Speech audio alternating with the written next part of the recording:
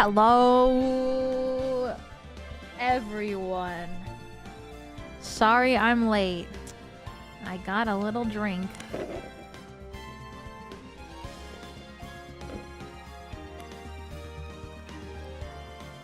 Ah! I hope your drink is delicious. It is.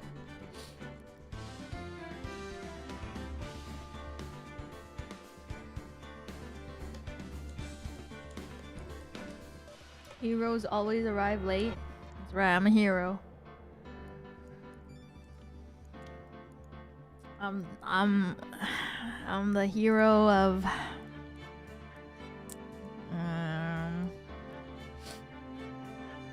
something.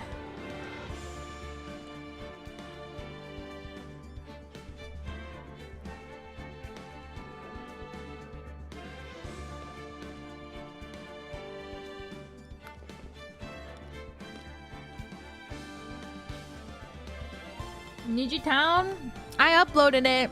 Are you proud of me?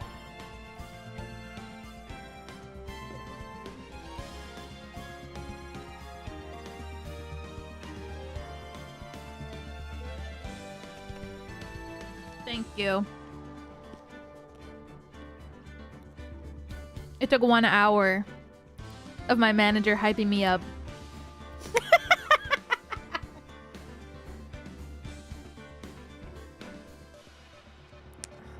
I make her work extra hard.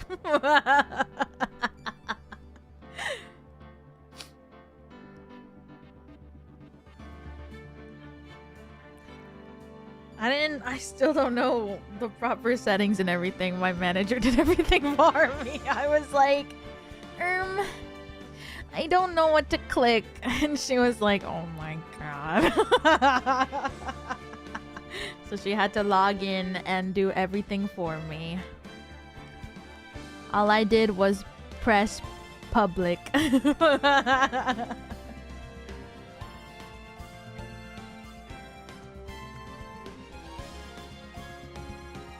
I did nothing. Next short when? Whoa, whoa, whoa, whoa. I just uploaded one. Gotta wait. I don't have that many shorts to upload, so maybe once a month. Maybe.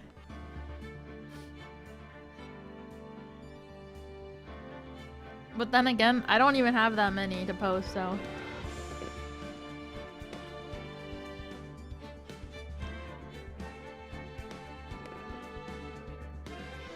once a month for 2 months.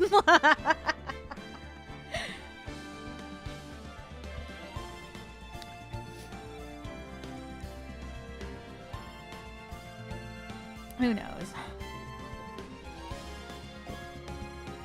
I'll take it. Maybe. I don't know. Clara-chan motivates me to do more singing. I've completely forgotten everything about this game. What? Kudo is a guy. And well, the last case, we already finished it. It was the one that went on forever with the... What was his name? Look at me? Yeah, that guy. The mask. We finished that one though, so...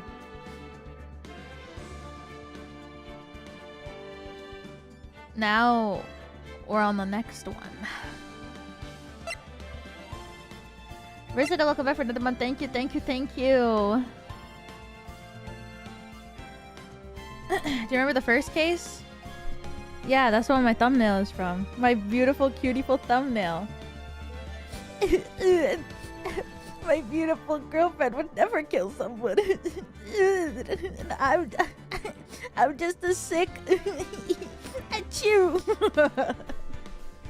That was the entirety of the first case. It was just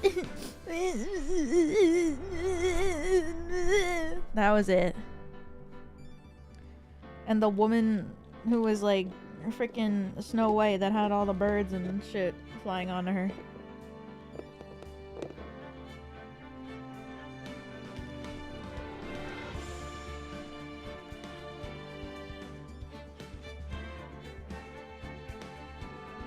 Dahlia girl?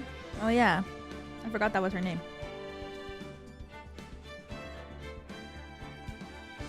But yeah. I think that's it, right?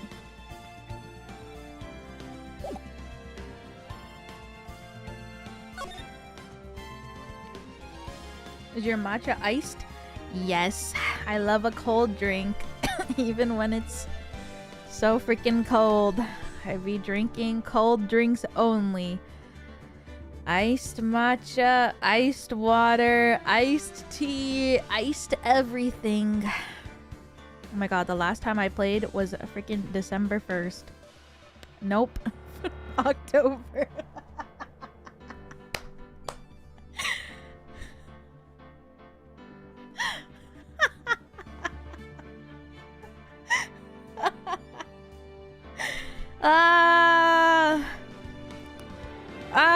Sorry, Mariah is in my brain, you know. I don't want a lot for Christmas.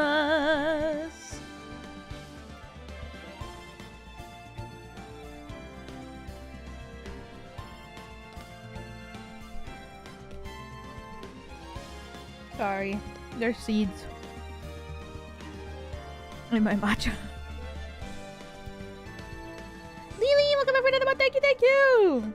You know what they say about almost Christmas? It means that it's not Christmas yet. Seeds? Yeah, there's like some kind of fruit mixed into it. It's like a matcha with a fruit. I don't know what the fruit was. I kind of just went for it. Honestly, I can't remember. Oh well.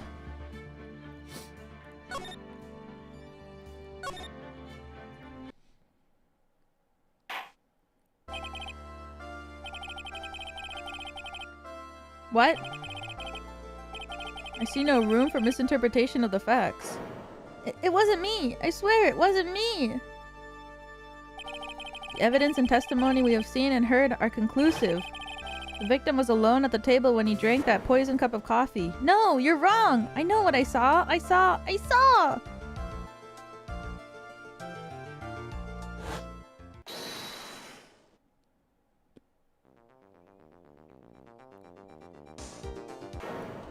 I saw someone else there. A man. He's the real killer. Hey, wait a minute.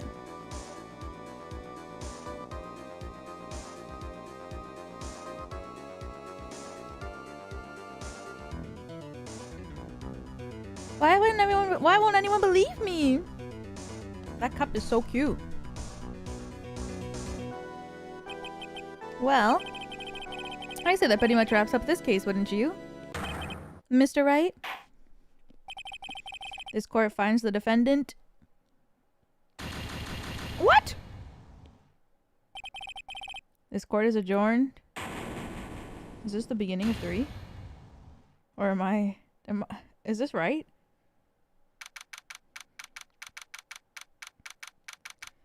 Nick, welcome back for another one. Thank you, thank you. Returning to the best courtroom Yaoi simulator. Thank you, thank you.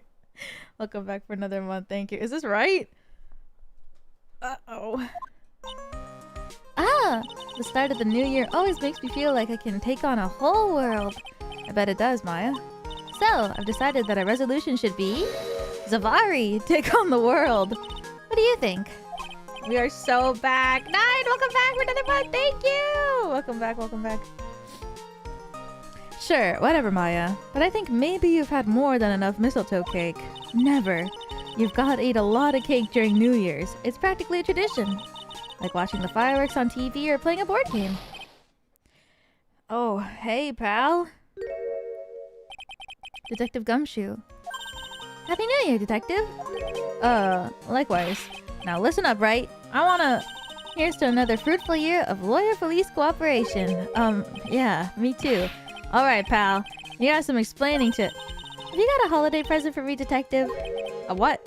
Well, here, have this. It's really nothing much, but...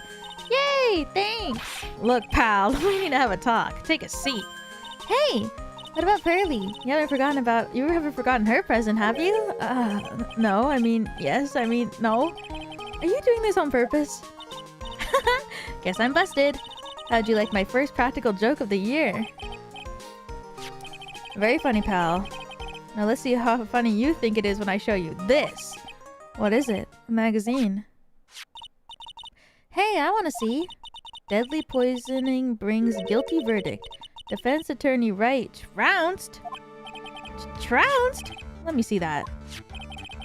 The defense attorney gave an almost childishly amateur performance yesterday. What the heck is this? It's a report, pal, about you. Listen to this. Mr. Wright must take full responsibility for the ruling in this case.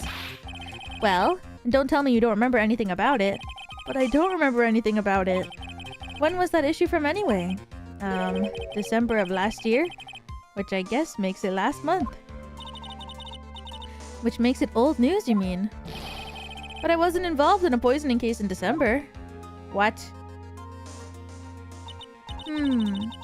What do you think this is all about, Nick? If it wasn't you, pal, then that leaves only one possibility. No way. You don't mean... A phony! This must be Gumshoe's idea of a joke. Guess he's starting off the year with one too. Article from December 5th says I was trounced and my client was found guilty. So, what are you gonna do about it, pal? What do you mean, what am I gonna do about it? Well, it's your fault that the judge found the defendant guilty in this case. My fault? How do you figure that? Because the Phoenix Wright is super famous now. Well, maybe only sort of. Yeah, see what happens when you hotshots start getting too full of yourselves? But I didn't do anything wrong. At least, not that I can remember. You better make this right, pal. Now. That means taking the case back to court. Got it? Sounds like we've got our first case of the new year. Let's tackle it with gusto. I don't know. The judge already issued the guilty verdict once in this case. It's not going to be easy to get it overturned. I guess that New Year's resolution is going to have to wait until next year. So you're taking the case, right? Good. I'm going to head over to the courthouse then. After that, I'll go back to the precinct. Drop by if you need something. Okay, pal? What? I guess people are starting to know the name Phoenix Wright. If a client entrusted a case to me based on my reputation, I guess I am kind of responsible. Why would someone want to impersonate me? What sort of guy would do that? I don't know. So, what's our first move? I guess we go down to the detention center and talk. Wait a sec, Nick. This person behind the bars because of you. Whoever it is isn't gonna be jumped at the chance to meet you, right? Hey, let's get one thing straight. It wasn't me. It was a fake me that did this. I wonder if he looks exactly like you. You're phony. What? I hope not. Shudder. And what kind of name for an evil double is Xing... What? It's Phoenix backwards? Oh. Nick, I got it. You're gonna ask whether I've got a twin brother. The answer is no. Spoil sport. I was like, what? Did you notice Gumshoe was acting weirder than usual, or was that just me? What do you mean? I mean, he was really worked up. Like a guy who just found out that he's going to be a dad or something. Yeah, I guess he was acting kind of strange. Maybe he realized he's got strong feelings. Huh? Considering how we interact, I seriously doubt that. Well, if he wasn't nervous because of you, then maybe it's because of our new guilty client. What? Yowie? To start off the new year? Still got that badge, huh? Well, I'm a lawyer, aren't I? Yeah, but I guess I just didn't think you'd keep it on your being one for this long. You have to admit, I had some close brushes with death because of your job. I failed to say how being a lawyer is more dangerous than channeling dead people. True! I can't believe you've got an impersonator. I can't either. Oh, but look on the bright side. Only famous stars have people impersonating them. This isn't funny, Maya. It's not just an impersonation. This guy stole my identity. Someone may have been wrongly convicted as a result. I guess you should have gone into showbiz, huh, Nick? I'll never understand how your mind works. True. Fujoing out. The first day of the new year. She's just like me for real. This is so nerve-wracking, waiting to meet our new client. I wonder just what kind of person you tricked and got found guilty? Keep it down, Maya. That kind of talk could ruin me. Ah! How could you, Mr. Wright? How could you do this to me? They put me in solidarity. I haven't been able to stop crying. Is this the bird person? Aren't you? Yes, I am. I'm totally and utterly let down. Are you? Don't pretend you don't know me. It's Maggie. Remember me? Maggie Byrde. Ah, I do remember. Maggie Byrde. Policewoman I defended that one time. Accused of murdering her lover. She was a cop too. Oh, so cute. What are you doing in here? Didn't I get you? Oh, sure. Very funny. After that fifth-rate defense job, you come in here and start making jokes? You better hurry up and tell her what happened, Nick. I love the ribbon. It's so cute. Oh, I see. So that's where we stand right now. I'm sorry you've been caught up in another murder. My whole life has been nothing but a whirlwind of bad luck and failures. I vaguely remember her saying the exact same thing last time.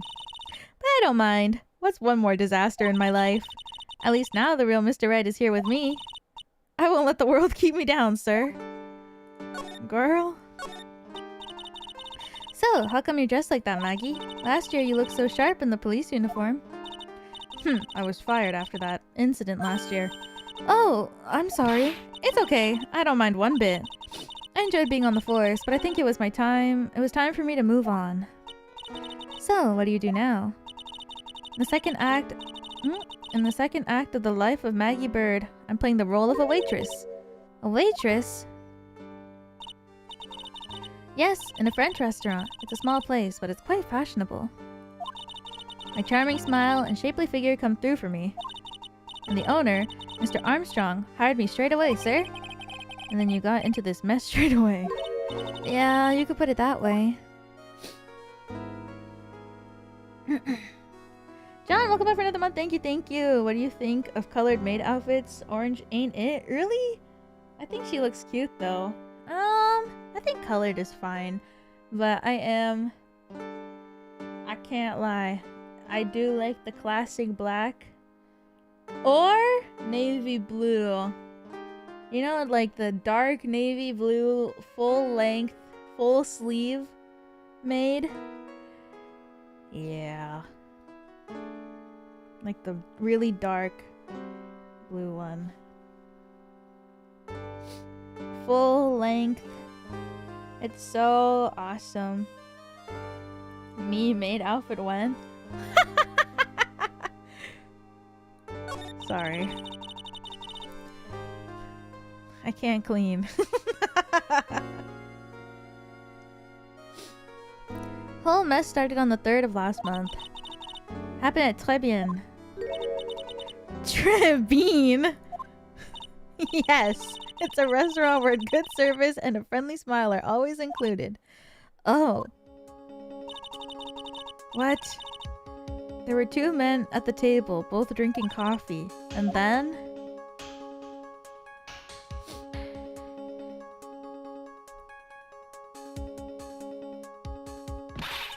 one of the men slipped some poison into the victim's cup. The victim took just 1 sip and was gasping for air. I was so shocked I passed out. Hey, hold on there, Maggie. What? You keep calling the guy the victim. Didn't you know the guy who was killed? Not at all. I've never seen the guy before. Oh. So she wouldn't have had a motive to kill him then, I guess. And the other man, the killer, you saw him, right? Of course. A good waitress must be attentive to the clientele. So, you saw the killer, but you were found guilty of the crime anyway? How come? You tell me, Mr. Wright! Guess the answer to my question is my phony. Anyway, she saw the killer. Better see if I can get a description of the guy. If you saw the murderer, why are you still convicted? Because no one else saw. Saw what? The other man. The one who put the poison in the victim's coffee. Everyone testified that way. Mr. Armstrong, the customer, everyone. The victim was sitting alone at his table the whole time. But how is that possible? I don't know, but nobody, not one person would believe me, sir. Even Phoenix Wright, my one last hope for a fair trial, failed me. What a pathetic defense. My granny could have done a better job. Look, that wasn't me, okay? And then, they found something a bit incriminating in my apron pocket. What? A small bottle of poison. What? Poison? It was in your pocket? Well, I passed out when the victim collapsed. The killer must have slipped the poison in my pocket when I was unconscious. And no one else saw this other guy? No, sir. That's what everyone said. But I don't see how they could have missed him. I was the one who took the coffee to the two men. Oh? And what was your impression of them? Well, when I first saw them, I kind of thought they might be in the music industry. In music? How come? Well, one of them has some sort of earpiece, and an emo musician's look about him. And there was a sample CD on the table, sir. An earpiece and a sample CD, huh?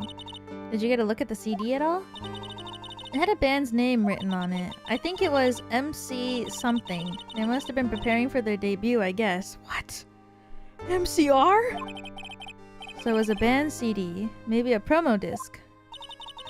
Maybe it was MC Screwdriver. Get serious. Would you buy the CD of a group named that? What was the name of that group again? MC Hacksaw? No, MC... What about the killer? What did he look like? Well, I don't really remember. Only that he was a young man. Well built like the victim, really. MC Screwdriver. Oh, yeah. I need to ask you about this. Hey, this article's about my case. Can you tell me anything about the guy who was pretending to be me? Yes, sir. It was the morning after I'd been arrested. I met you in the visitor's room here. You were wearing one of your super sharp suits. Me? Yes, you, Mr. Wright. Ugh. Hey, Maggie. Was my evil double... I am there too? No, I don't remember if only you, Maya. Oh, would have been so cool. Then you got really worked up and passionate. I'm gonna get you cleared of this crime, you said. Okay, I get the picture. But you met me in person before. So how come you didn't realize that guy wasn't the real me? I guess looking back now, it was a little strange. Only a little? Well, okay, so you were a bit taller than normal, and you looked a bit shady. And your voice was a bit weird. Oh, and you had this kind of funny accent, and so the guy was nothing like me then. But he had your spiky hair and blue suit. Is that all it takes for someone to imitate me? How about everyone else in the courtroom, like the judge and the observers? Didn't they realize he was an imposter? Everyone had these big question marks on their faces. Seemed that no one wanted to say anything, sir. This case just keeps getting weirder and weirder. Mr. Wright, do you think it's possible to get a retrial? Probably. The court ruled in absence of a genuine defense attorney, so we should be able to get a retrial. Mr. Wright? Do you think we'll win next time? Sir? My life has been a full-course meal of bad luck, complete with defeat for dessert. Since I was 6 months old, when I fell from the 9th floor of my apartment building! I've been hit by all sorts of vehicles, gotten sick from all sorts of foods, Failed at almost every test I've taken, experienced almost every kind of disaster. I even landed a phony lawyer when I had the misfortune of being accused of murder. But I will survive because Maggie Byrde always lives to fight another day. And one day I'll find it. Just you wait and see, sir. I'll find that one single moment of good luck. Shin Yope is really gonna pay for this. Why are you staring at me like that for? But she's right. Whoever it is that thought it was a good idea to use my name and get an innocent girl convicted of murder had better watch out. We'll find him. Don't you worry. We'll get Shin for you. Thank you. Oh, I'll tell you where Trés is then. Right, the restaurant where the murder took place. Yes, sir. When you go, please tell Mr. Armstrong I said hi. Sure. Alright, Nick. Let's go check out this restaurant and its food. Maya? That badge, is it the real? Of course it's real. That's what they all say. But I've been duped before. Give it to me for a sec. Ah! She bit into it. And I left a few teeth marks too. I can see that. I just wish I could remember if that means it's real or fake. I said it was real. I'll never complain about my baka stupid life again. I know. I can never ever complain about my stupid baka life because it's never going to be any more stupid and baka compared to the life that Maggie Byrde has had to live. As a baby, falling 9 floors down.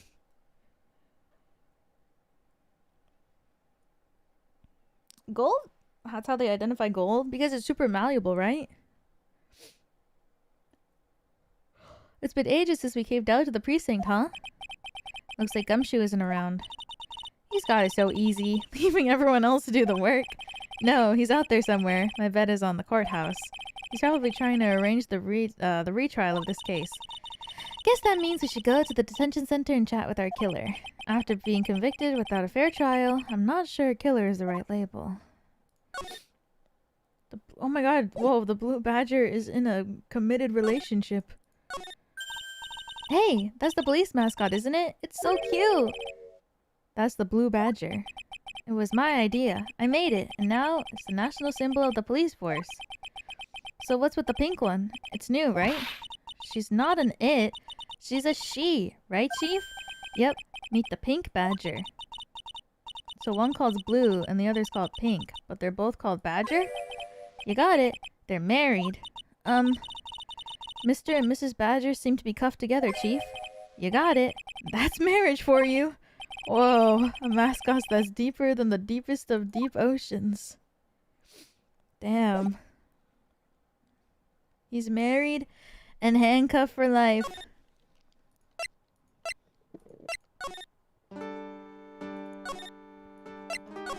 French music? Nope. Not what I was expecting. Wow, look at this place. Look? More like smell. What is with the suffocating scent of flowers in here? Then again, girls like that kind of thing, right? Actually, I'm not all that into it. Hello, welcome back for another month. Thank you. Late congrats on the plushie getting funded. Can't wait to get my Elira one. Yay! Oh my god, thank you for getting it. I'm so excited. I can't wait to get it too. It's so cute and so sittable. I can't wait to make her sit everywhere.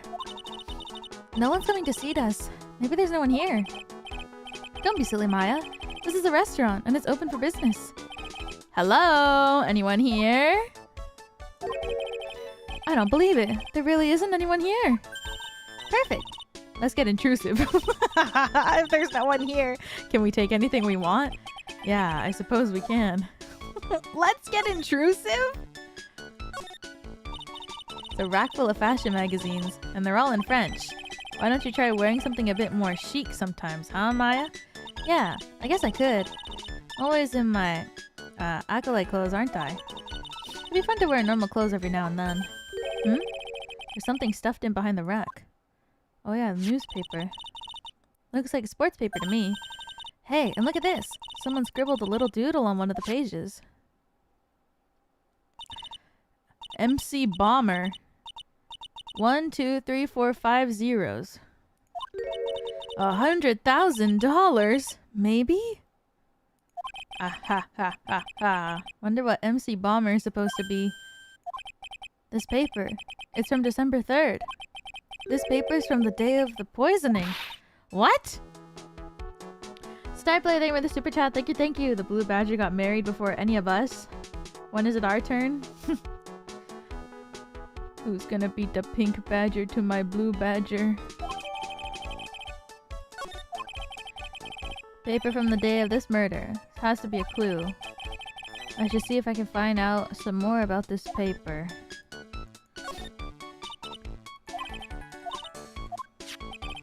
Found the sports magazine. Better try to find out everything that I can about it. What is this? Fair May. It's the restaurant's front entrance. There's a sign hanging on the door written in French. Probably says open or closed. Must be one or the other, but I don't know which since I don't know Jacques about French. Okay. Look at all the little trinkets tucked away in here. I bet Mr. Armstrong collected all of these personally. Let's see. A bouquet of flowers, some potpourri, and look! Fine bone china cups. I never knew you were so cultured. Come on, Maya! This is common knowledge. Any Joe Schmo would know this much. Not me. Look, it's one of those magical boxes that spits out money. You know, you're the only person who would ever describe a cash register that way. Slide. Murder. This table's set nicely. Just needs a customer. What do you think this flower is, Nick? Let's see. Well, it doesn't look like a tulip, and it's not a sunflower, I don't think.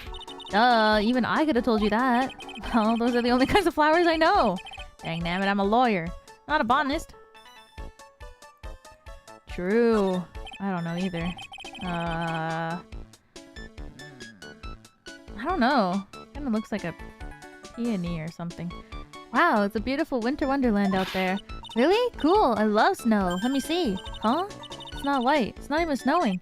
Gotcha. I was only kidding, Maya. Nick! There are lies that are okay to tell, and lies that definitely aren't. All I did was tell an itty-bitty white lie about non-existent white snow. The restaurant has partitions that separate the tables. When you're seated at a table, you can only see the tables to your right or to your left. Ah, I see. Okay. These lights are so cute. They're like flowers. Must be the table where the murder occurred. I guess so, with all this police tape all around it. And that stain must be from the poison coffee. Don't go licking the tablecloth, okay, Maya? Why would I lick it? I'm not a cat, you know. And why can I picture you doing just that?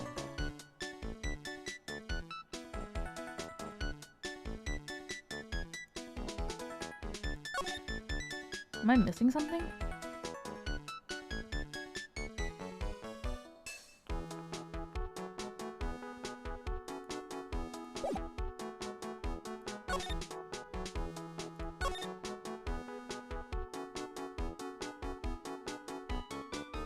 There's no, like, character triggering. I thought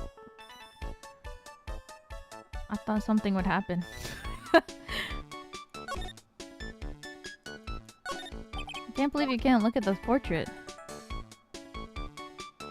The lights are so freaking cute. This song is really nice. I like it. What else am I supposed to look at? Maybe the crime scene again. Nope.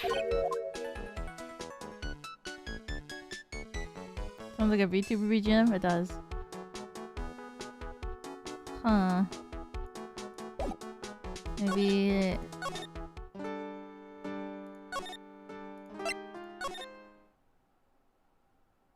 No.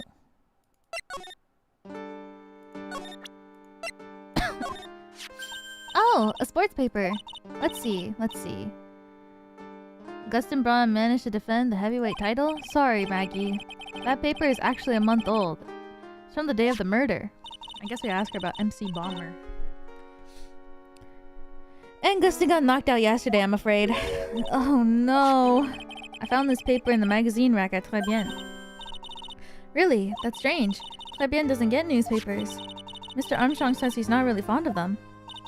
And maybe one of the customers left it behind? Anyway, what I want you to take a look at is the scribble here. Aha! That's it, sir! MC Bomber! That was the name that was written on the CD. Just as I thought. I guess it was an MC Screwdriver after all, huh? So, that $100,000 must be a down payment for a record deal, right? If someone gave me $100,000, I'd sing for sure. The Master of Krain, the Spirit Song, or even Maya's theme. Okay, Maya. So, if the sample CD was on the victim's table, that means this newspaper may have belonged to the victim. You're right!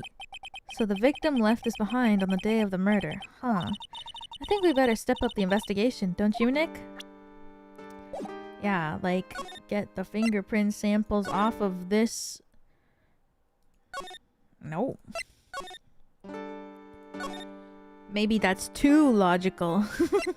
Someone's gonna show up here now. Mr. Armstrong? Oh la la, bonjour, welcome to Très Bien. Oh, hello. What happened to Maya? She's frozen stiff. Oh my god. Bienvenue! Welcome to my petit restaurant. Huh? B Avenue? Oh non, mon petit choulipe. Huh? Me? Look at his face. Like a kitten rejected by its own mother. You're fatigued, no? Alors? You need this? Aromatic bath oil mélangé au la neroli and la rosé, my personal recommendation. You think I need what? Oui, just add a couple of drops of this mixture into the bath water and voila. It will soothe your body and your mind. It's simply fantastique. Really? And for le monsieur? Who? Me? Look at that face. It's like a puppy rejected by life itself. You are fatigued, no? For you, monsieur, I recommend this. Oil of bergamot. It may be a hint of oui. I will add le peppermint and le clary sage for le fragrance exceptionnel. Such an invigorating recipe will bring out your delicious beauty, monsieur. My beauty! Hello. If you will be seated, I will bring you the special menu of the day. Actually, we're not here to eat. We're lawyers. Mais bien sûr. I know it's already, monsieur. You are Le Phoenix Wright, no? Yes. You know me? Mais oui. I never forget a man who flirts with me. Especially in court. Oh, I guess he was cross-examined by our mysterious Shin. Looks like everyone to do with this case knows who I am already. I wonder what sort of impressions Shin's been leaving on people, don't you?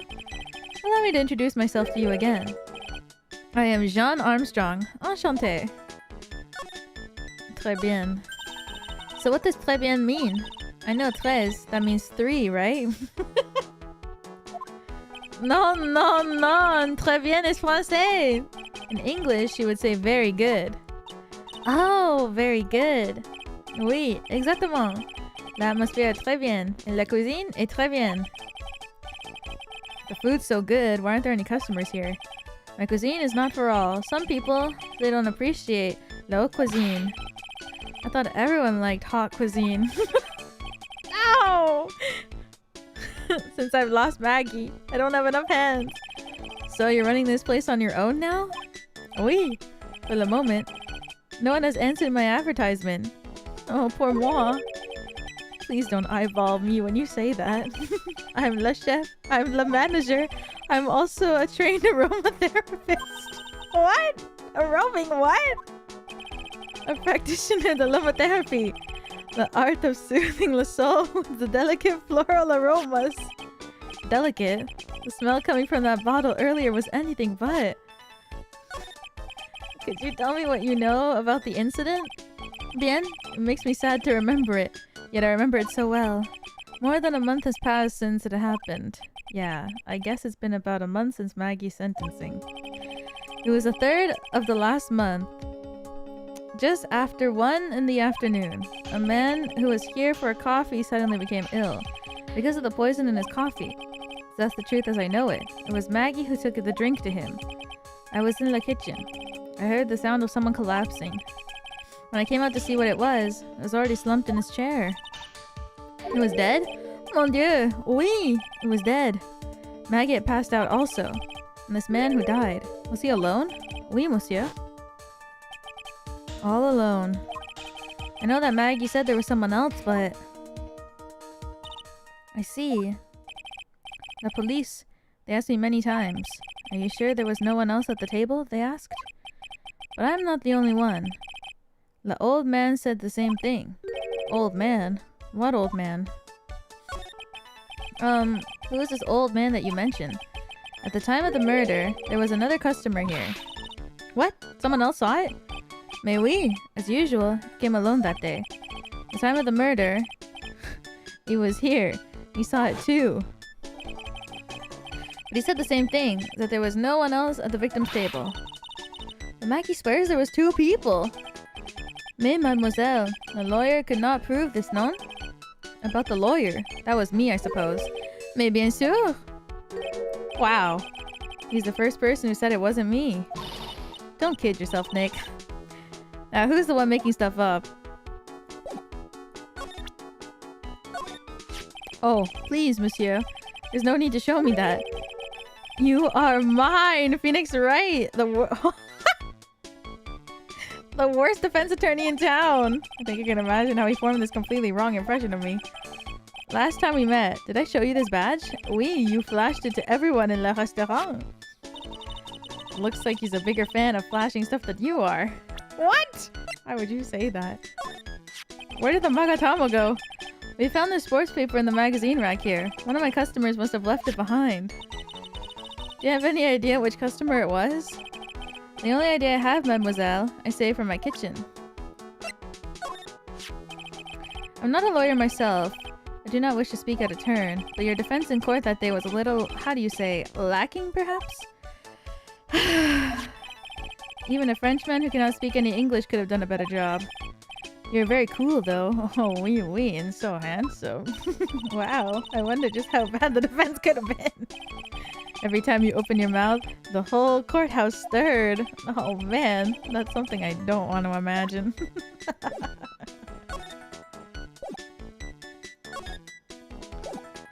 What?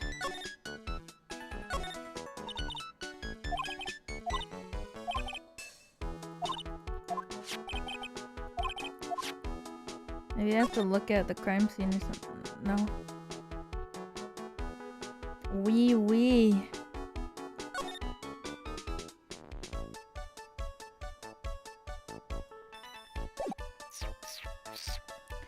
Maybe...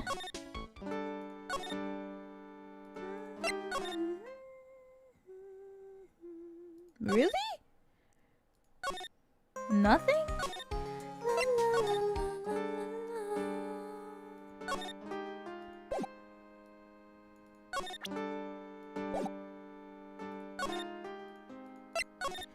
Très bien. Oh, right! You can do profiles. I totally forgot. Thank you. Maggie was a policewoman once, and n'est-ce pas? Yes, but she had to quit for reasons beyond her control. Oui, oui. She was the suspect in the murder investigation, no? Oh, you know about that? That's why I gave her the perfume for happiness. Happiness perfume. Oui, blended from bergamot, like I've given you before. But she's been arrested again and found guilty this time. This is true. Her natural aroma of unhappiness must have been very strong. Just admit it, your perfume doesn't work. I'm not surprised she was the prime suspect. After something like that took place before my very eyes. Something like what? What's this guy talking about? Does this mean Maggie did have a motive? I've gotta ask the guy for more info. Talk. Oh, I definitely read the start time wrong. Hello.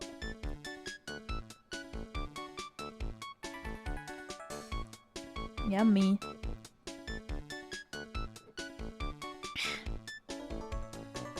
When Maggie took the coffee over to the victim, did anything happen?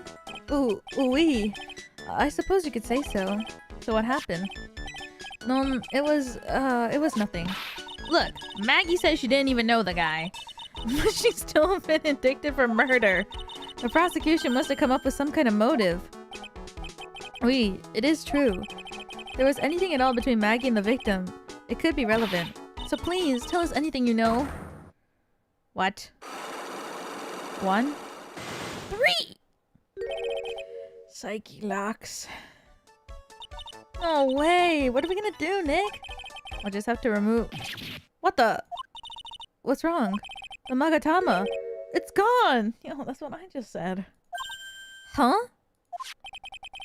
I had it in my pocket, but it vanished into thin air. What? But I could see the Psyche locks. Maybe that means the Magatama's nearby? Mr. Armstrong, could I just confirm something with you again? The table where the victim was sitting. Was anyone else sitting there? That's a question you'll have to ask him yourself. Huh? I'm? The old man spends all of his time dans le parc. The parc? Oh, a park? What park is that? Behind the restaurant. It's called Vitamin Square. Thank you. Je vous en prie, my dear. Let's go check out the Vitamin Square right now. Where's my Magatama?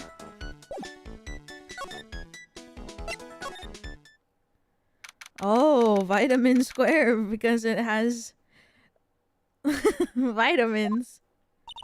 So this is Vitamin Square. Yeah.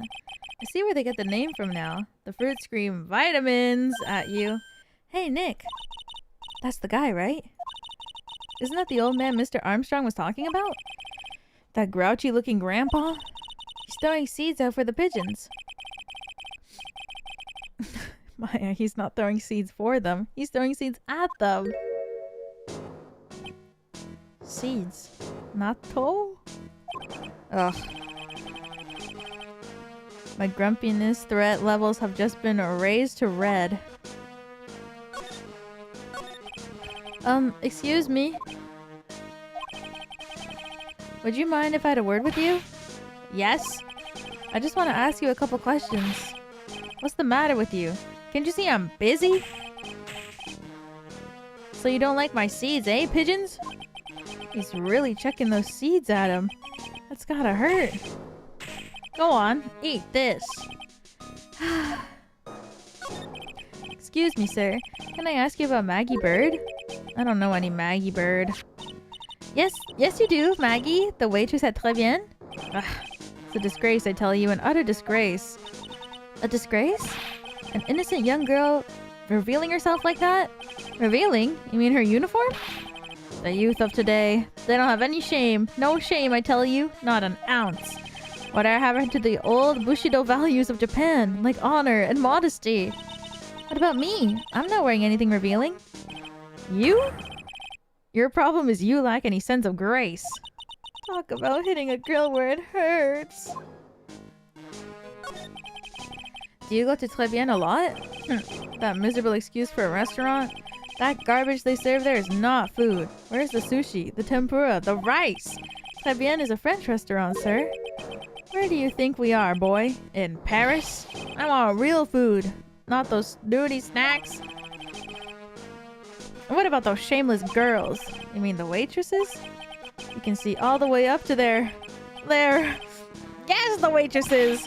They're practically naked! It's a disgrace, isn't it? Well, isn't it? Listen, it's not my restaurant. It's a miserable excuse of a restaurant, that place. Miserable! He certainly knows the place. He must be a regular. But if he hates it so much, why does he keep going? Are you a regular at that restaurant, sir? It's just, if you dislike it so much, why do you keep going there? Sir? There you are, you filthy pigeons. You want food? Haha, take that. He must be hiding something, right? If he is, I should be able to see a psyche lock or two. Oh, wait. I don't exactly have the Magatama right now, huh? Remember, Nick, that Magatama is only alone. You better find it or else. If Rose ever gets a wind of this, I'm gonna be in a world of pain.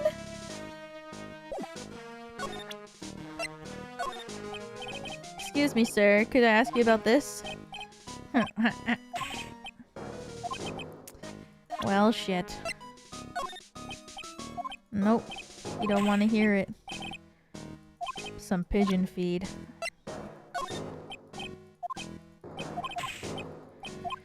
Ugh.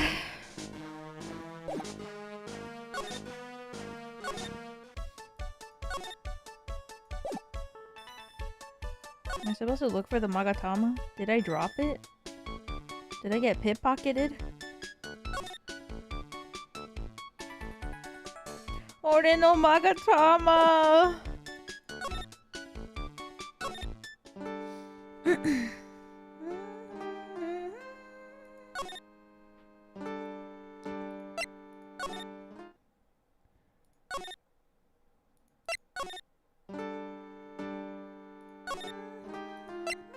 Maybe I should try and see what I need to have for Très bien. Oh wait, can I not do this until I have the Magatama? Wait, I have to present it. Maggie wouldn't have just put poison in the coffee of some guy she didn't even know. She's really guilty. There must have been something between her and the victim.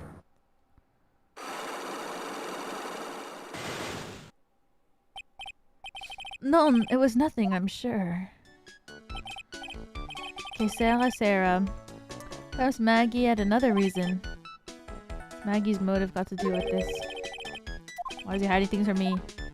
Another thing, where did I drop the Magatama? It's the fact that I can see the lock means it's nearby. I better find it. And here I thought it was mine to keep.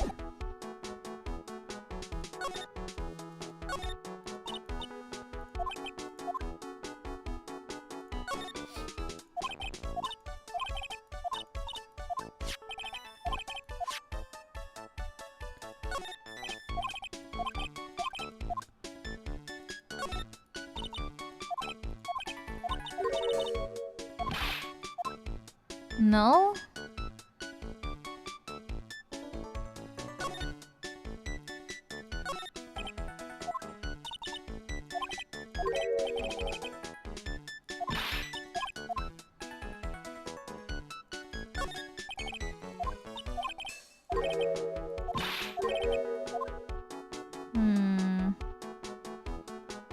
Where is my Magatama?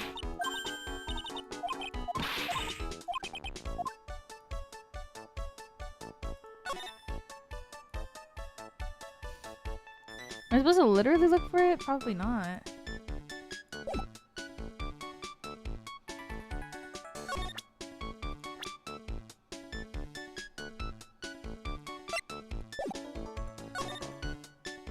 Can I present it? No, because I don't have it. Wait, oh, vitamin square.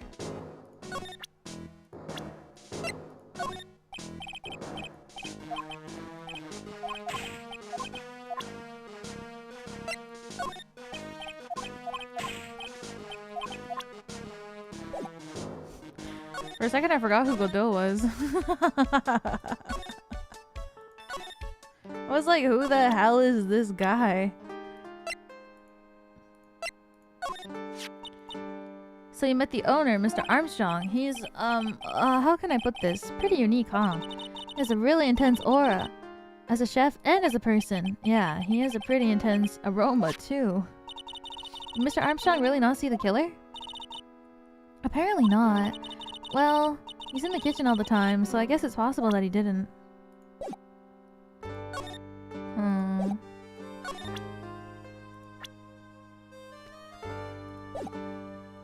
Kaito, thank you for the super chat. Thank you, thank you. It's my birthday today. Oh my god, of course! Happy birthday to you. Happy birthday to you. Happy birthday, dear Kaito. Happy birthday to you. Happy freaking birthday! Thank you so much for the super chat on your birthday. Love you for who you are. Oh, thank you. That's so sweet. Thank you. Love, love, love you too. I hope you have an awesome birthday. Thank you so much. Have a great day today. You deserve the bestest day.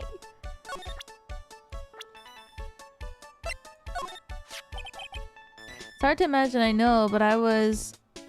It's hard to imagine, I know, but I was an apprentice for 5 years in the gay Paris. Wow, in Paris. Something the chef said to me... It was something the chefs here said to me that made me decide to open my own restaurant. What was it? That awful man said to me, you must train for another 10 years. It was such a shock, so unexpected. But you would have had to be a fool to do this, no? Maggie was a policewoman once. Yes.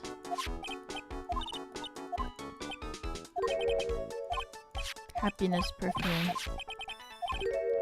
Something like that took place before my very eyes. I don't know. Félicitations, mais... Qu'est-ce que c'est? Je ne comprends.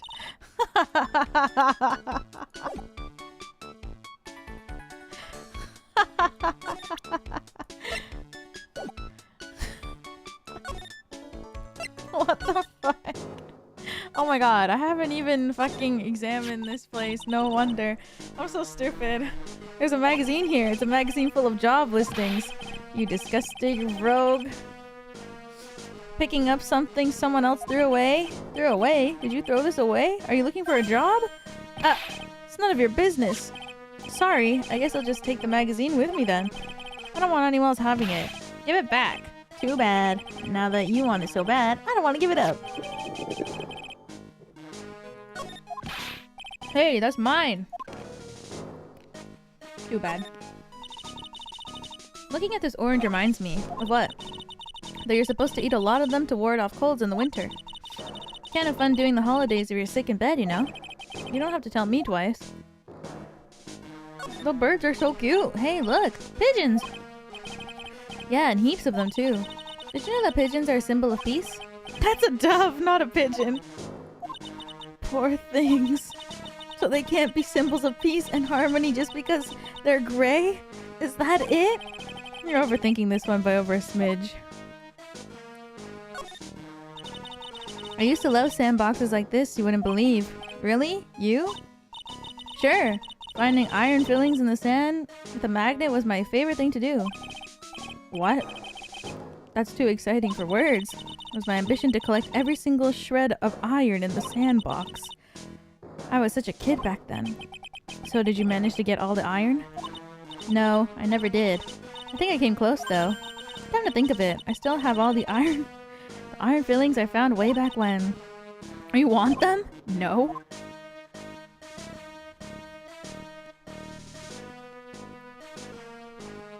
Iron.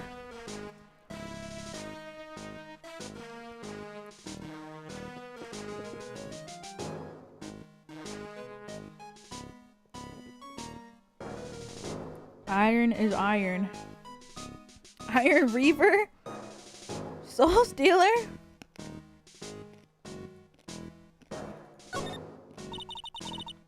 This place is so fruity. It's not a bad thing. Besides, I love apples. They're among my favorites. The apple slide is perfect for you. And what's so perfect about it? Oh, come on. Don't be a stick in the mud. Slide down it a few times. Go on. Woohoo! No way. I get covered in sand if I slid down that slide. Anyone can see that. Yeah, you're right. Otherwise, I'd give it a try too. I freaking love apples too.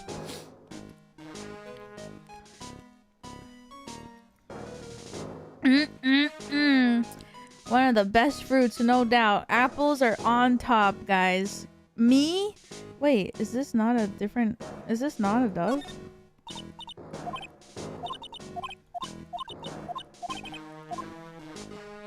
Which apple is Phoenix's favorite? I don't know. Me though? It's the Fuji apples. I could eat like 10 of those in one sitting easy. I think that's my opinion is that the Fuji apple is the best apple.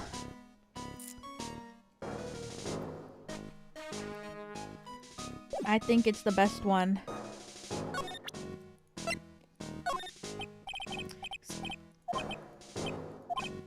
Sir? Oh.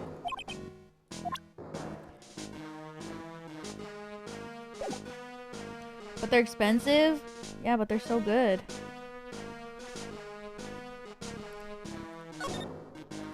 It's worth. Cosmic Crisp? I haven't tried it.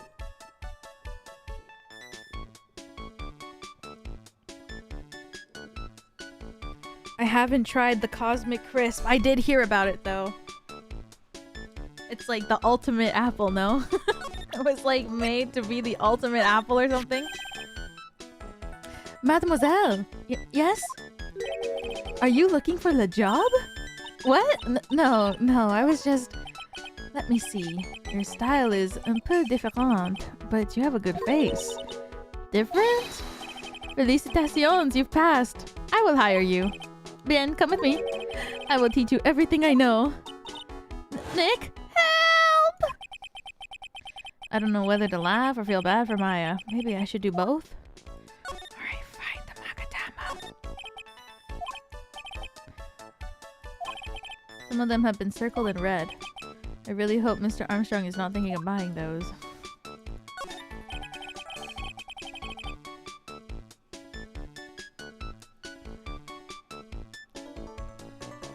Honeycrisp are more tart. Maybe I should buy a Honeycrisp next time. Because, okay, growing up, my favorite apple was the green apple. My favorite apple was a green apple growing up. And I ate one recently and oh my god, I felt like my face was gonna fall off. It's so sour! Granny Smith? I think so. It's so sour though. Yeah, it's so tart. Oh my god, I ate a whole green apple like the other day. I just cut it up and oh my god. Like the inside of my mouth is like it's so tart. There's a bunch of little trinkets on the shelf by the door. I bet Mr. Armstrong collected those. Did Mr. Armstrong even get in there? And if he got in, could he get out again? What's so bad about a little thick, huh? Scared of a little bit of thickness there? Phoenix, right? Mr. Armstrong must be a pretty big knee freak. He's already had this table ready to go. And if only the food in this place is edible. Looks pretty cold out there on the streets. Peaceful though. It's nice that people can take it easy after the holiday rush. This is the table where the poisoning occurred. Whole areas with the police tape under investigation. I swear it wants me to find the Magatama. But I can't find it, so maybe not. What if I just leave her? Hey. Nope.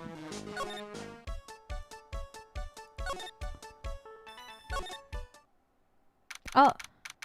She's gone. Looks like they have Maggie in questioning. I guess they asked her pretty much everything. I'll come back if there's anything else I need to ask her later. Oh, finally. Well, pal, have you found the evidence yet? The one that's gonna find her innocent? No, not yet. We've only just started our investigation. Well, whatever you need to know, I'll give you the dirt on it. I'm putting off all my other cases for now, pal. Gumshoe's really fired up about this. Oh yeah, one more thing. The retrial's been approved. Court sitting at 10 AM tomorrow morning. And Kudo's gonna be the prosecutor. Oh, Him. Now, listen up, pal. If Maggie's found guilty again... Yes? I'll make sure you get locked up for good. Got it? Oh, I forgot he has like a crush on her. So the guilty party was Maggie Byrde, huh? Yeah. Back when she was on the police force. You were her mentor when she was a rookie, right? Yeah, I kept a close eye on her. I mean, not too close, you know.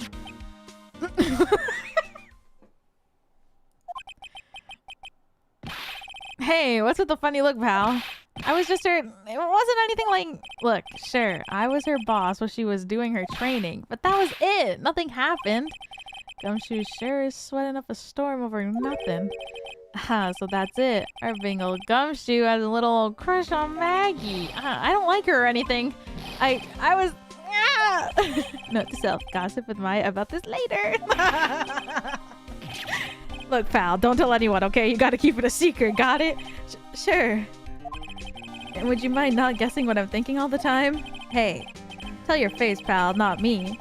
You have to be blind not to see what's on your mind.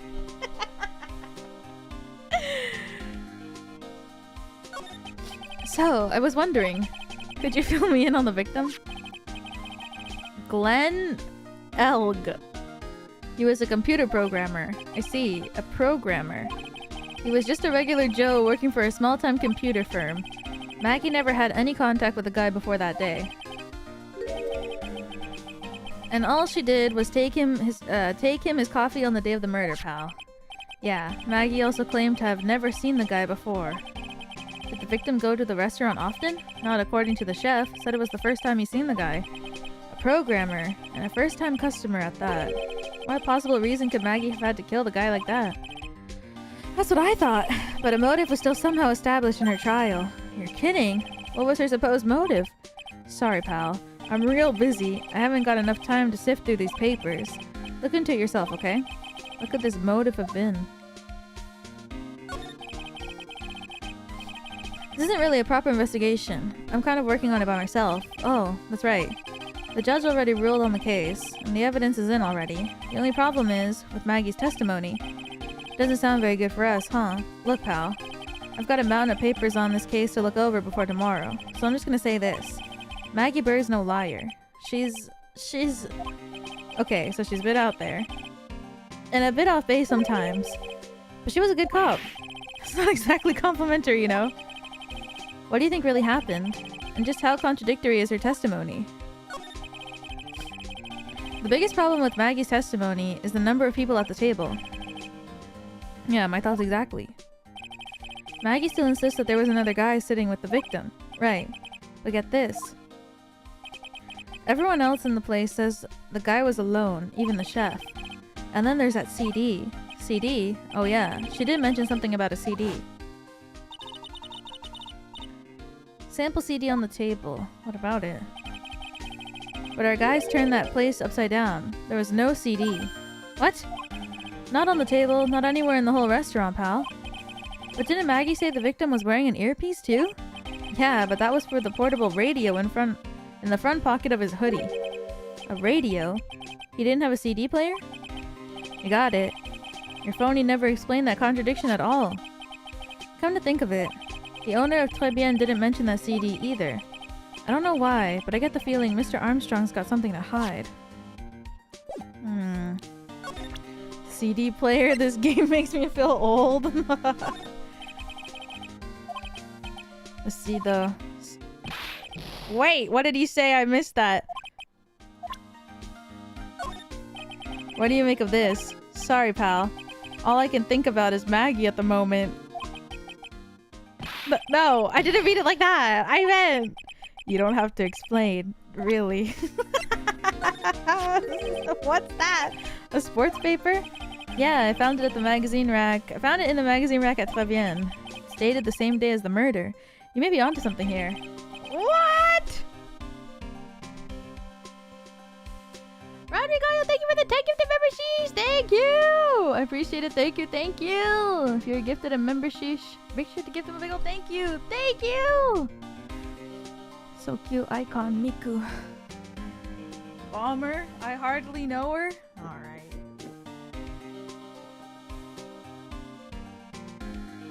Take a look at this. See this writing here? MC Bomber. Hey, what is it? I've heard that name somewhere before. Yeah, MC Bomber. Wow, he actually seems to be thinking for once. It's no good, I can't remember. And he goes back to being the Gumshoe we all know and love. Hey pal, I'm gonna borrow this paper for a bit, okay? I want to get a handwriting analysis done on the scribble. Handwriting, huh? It could be good to know more about that in any case. Thanks, pal. I bet this will turn out to be an interesting clue. Okay. I wasn't at the trial myself, but I asked this one detective I know how your defense was. And what did he say? He started off by saying, I'm at a complete loss for words. But he must have found some quick because he went on about how bad you were for an hour. But he said you sucked so much, it seemed like you were trying to get Maggie found guilty. It looked like I was trying to get her found guilty. Interesting. Is that thing real, pal? Why does everyone keep asking me that? I wonder what this phony of yours is like. Had Maggie found guilty for murder. Doesn't that tell you? Gotta track this creep down. Alright. They're probably done now. What? Serious? Oh, duh. I gotta show people to Gumshoe. It's so interesting how they make you walk like a specific path to get to people.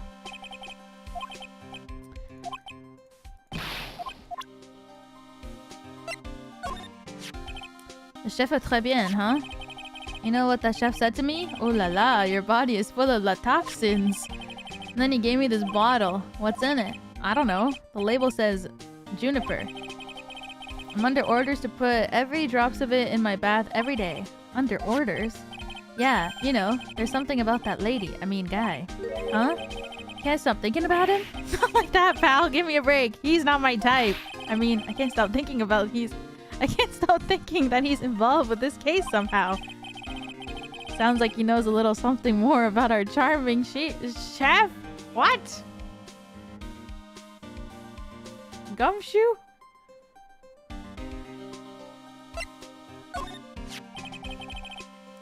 I didn't know you swang both ways. Have you gone to see Maggie? Of course I have, but I wasn't much good at consoling her. I'm not very good with words. Oh, yeah, I guess I must have looked a bit down. Maggie was really supportive of me. It was great to have someone to talk to. Did he go for her or for himself? For real! So what exactly is it about, that caught your attention about the chef at Très Bien? It's, kind of hard to say. The guy's probably not even connected with the case anyway. Hey, come on, detective. Didn't you say you give me the dirt on anything? Well, this sort of stuff is kinda unimportant. Gossipy stuff, you know, pal? Look, how about this? You go to Très Bien and investigate the place yourself, and if you find out anything suspicious about the guy, you report it back to me, okay? Don't suppose I get a choice in this, huh? Guess I better find out more about the chef and Très Bien, then report back to Gumshoe. Alright, now we go to Très Bien.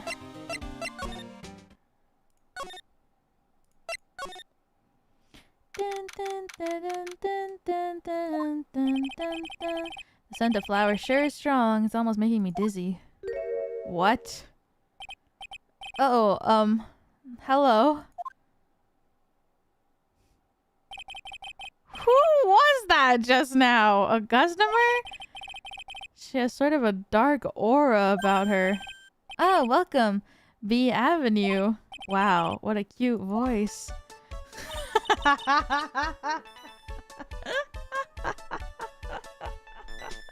Oh, it's just you, Nick. Maya. Well, how do I look? Maybe you should quit being a spirit medium.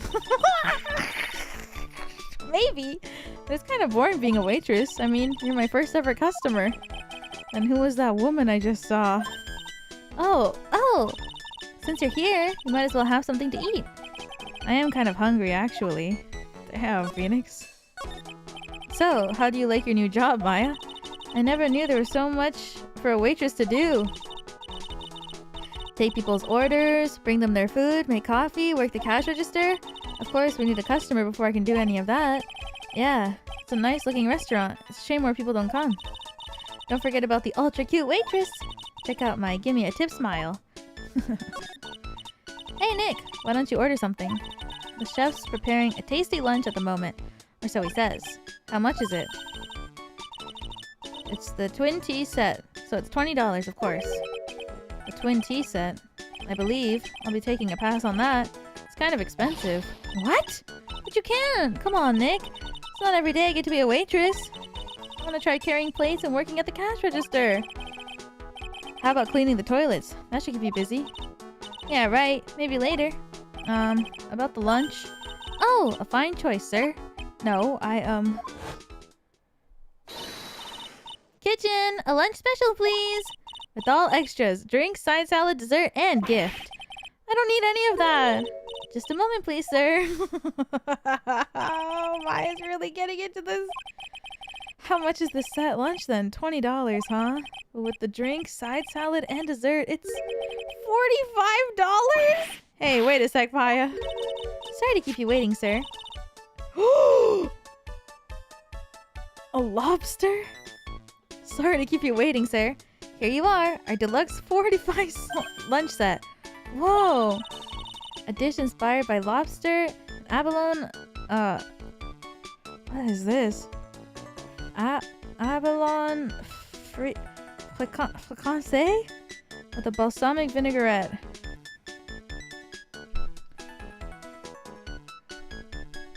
What is this? Bon appetit. Thanks. Come on, Nick. Hurry up and try it already. Lobster, huh? Alright, down the hatch it goes. Well? Are you hungry, Maya? I'm starving.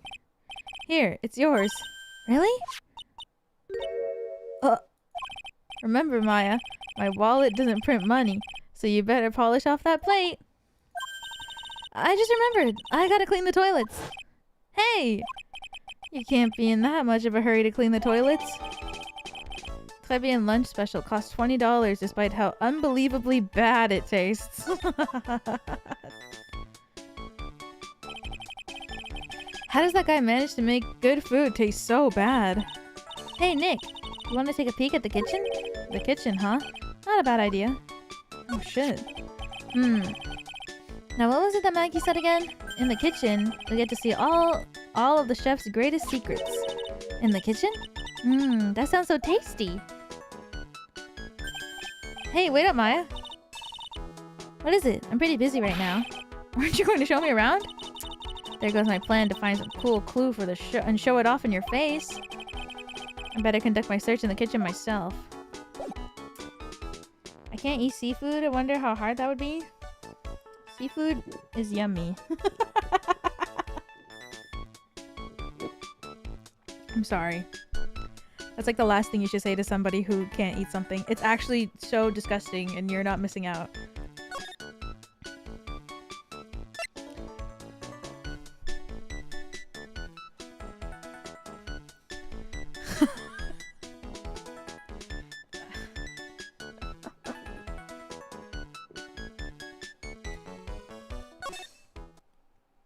Oh my god, it's so cute!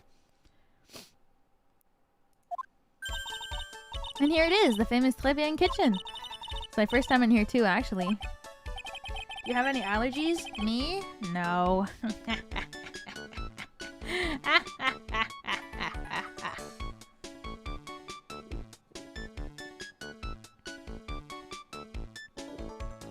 Not the curtains on top of the burners. Yeah.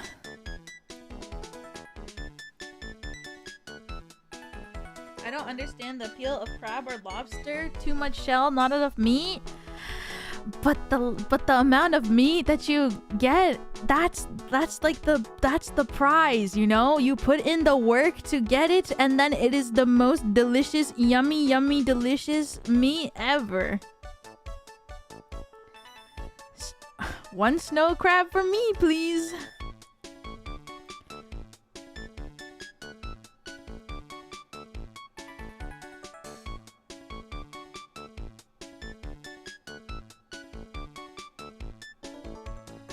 I think snow crab is like one of the bestest things ever. I'm okay with. I feel like lobster is okay, but I ordered my first snow crab due to your suggestion. It was the best thing ever. It's so good. I think that snow crab is better than king crab. King crab is good too, but snow crab is just so sweet and so yummy. Crab over lobster? Yeah. Crab is like my number one seafood. It's so good. Ah. Snow crab. It's a weird atmosphere in here, that's for sure. Mr. Armstrong will be back soon, so you better search quickly. Chop chop. Now I know I'm in a French restaurant. I've never heard of most of these seasonings. Hey Nick, this container has oyster sauce? What's that? Isn't that used in Chinese food? Ah, look! Right there on the counter.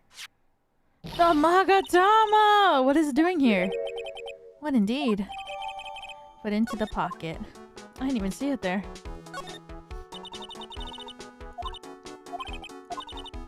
Look at these knives, they're really sharp.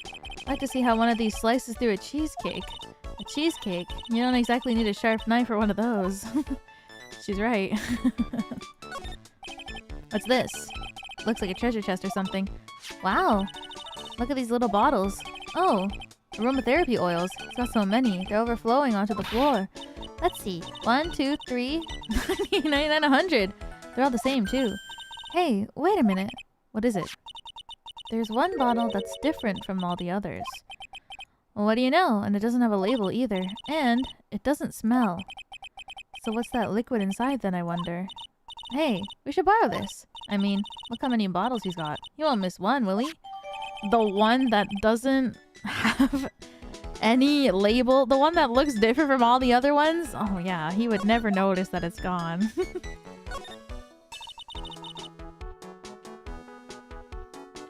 Now this is one large mirror. I bet this is where he makes himself look pretty. There's a book on the dresser. Clarice Armstrong's bedtime literature. Not exactly Pulitzer Prize material. Looks like a collection of poems he's written. Poems? Cool, read one out. And say it in your best French accent with intensity, okay? Okay, here's one. It's called Printemps. The two of them like actors for a film. The coffee still undrunk. Sweet nothings over too soon on that sad Sunday morning. The foolish cocktail so delicious. Take the last sip of your tea and I know what I will do. I must lie to you. I must. Huh? That's it? Yep. That's a poem for you.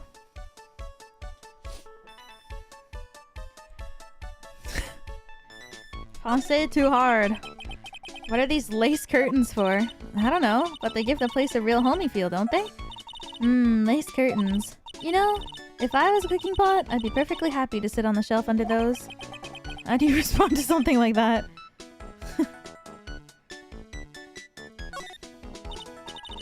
It smells good. Something's bubbling away nicely in that pot. Must be the lobster and abalone fricassee with balsamic vinaigrette. Isn't that what I just ate for lunch? Maybe. What you ate is the only French dish I know the name of. Your French accent is pretty good. Oh, merci.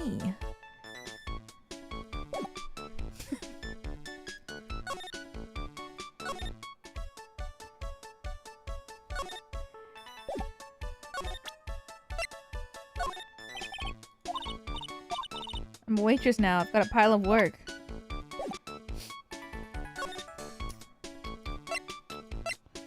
Maybe I can give it to Gumshoe? Well, he's not here.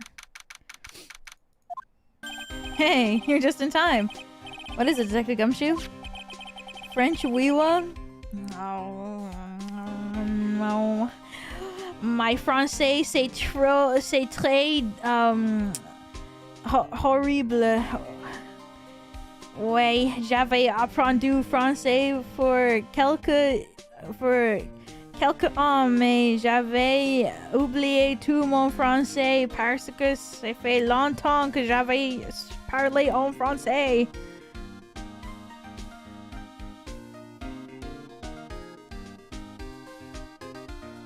C'est un peu mal. Oh, c'est plus de un peu.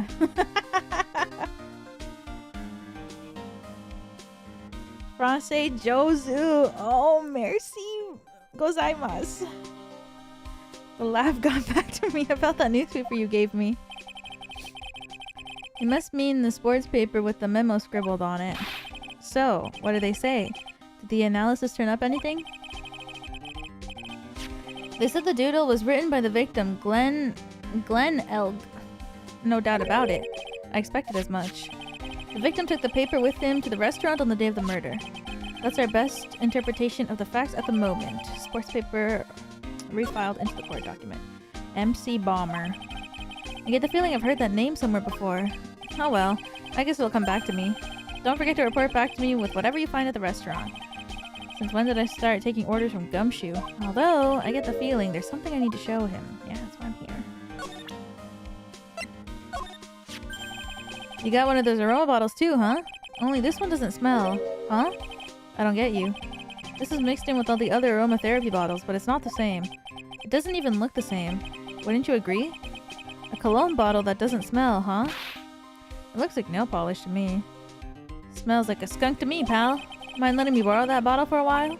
I want to send it to the lab for analysis. The victim was poisoned, so the contents of this bottle are pretty important. Small bottle given to Detective Gumshoe. I had a hunch there was something funny about that chef. You suspect Jean Armstrong? I've got that guy's number. I know what his secret is. What? That must be the same secret Gumshoe was talking about before. I guess I better fill you in on the details. About this Armstrong guy's secret, I mean. So what's Mr. Armstrong's secret? You ever had lunch at Très Bien, pal? Yes. So, how was it? To put it nicely, it was inedible. Hey, don't worry about being nice around me, pal. You and I both know the reason that place is so empty is because of the food. I mean, the place is clean. But you got a girl like Maggie as a waitress, so... yeah, I guess it's probably the food. The real scoop on the guy is... he's up to his ears in debt. Really? How much does he owe? This is a copy of his loan contract. He's about $500,000 in the red? $500,000? Are we talking dollars? Yeah. Hey. If it was sterling, he'd really be in trouble. Sorry, that figure just took me by surprise. Yeah, this case is full of surprises. And I'd be willing to bet that chef's got something to do with most of them. That's my hunch. Jean's debt is $500,000. The owner of the loan is tender lender. It's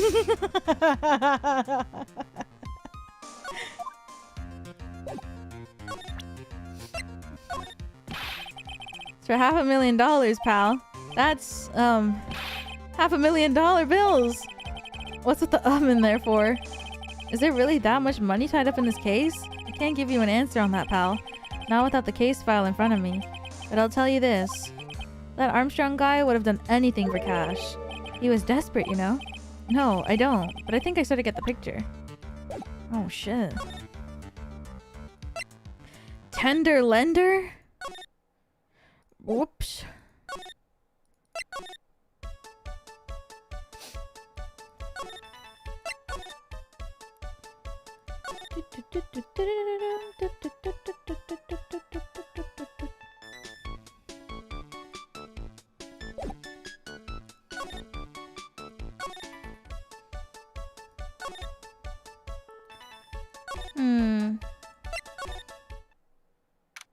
What the? Scooter. The old guy's not here anymore. Drat. And I still have some unanswered questions for him. A scooter, huh? Who'd leave it right in the middle of a park like this? The wheel guard and the light are busted. I guess it must have been an accident. It's totally wrecked.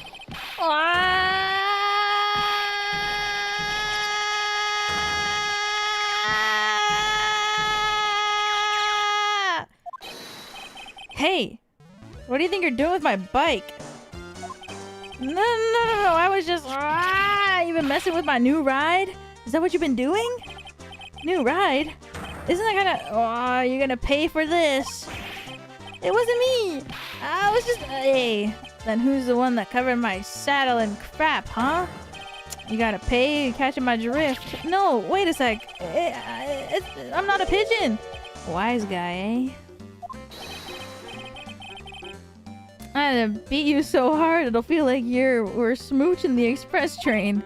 Uh-oh. You better watch your back. This ain't over. I'm gonna round up a group of lawyers and then you're gonna pay. Actually, I'm a lawyer myself. What'd you say? I'm Phoenix Wright, attorney at law. Oh. Phoenix Wright? You're saying you, Phoenix Wright? Yeah, I am. So you're a wise guy too, huh? Because I'm Phoenix Wright. The one and only. What? Out of my way. I gotta cruise. He's gone. Surely that guy wasn't my phony. Was he? He wasn't anything like me. Guess I better make a note of the scooter. Pathetic. Oh, it's you. You threaten a little brat like that? And you look like a pigeon that's got seeds in its eyes. Have you been here the whole time then? I was in that strawberry. I had some thinking to do. More like you had some cowering to do. Are you a regular at that restaurant, sir? It's just that if you dislike it so much, why would you keep going there? Sir?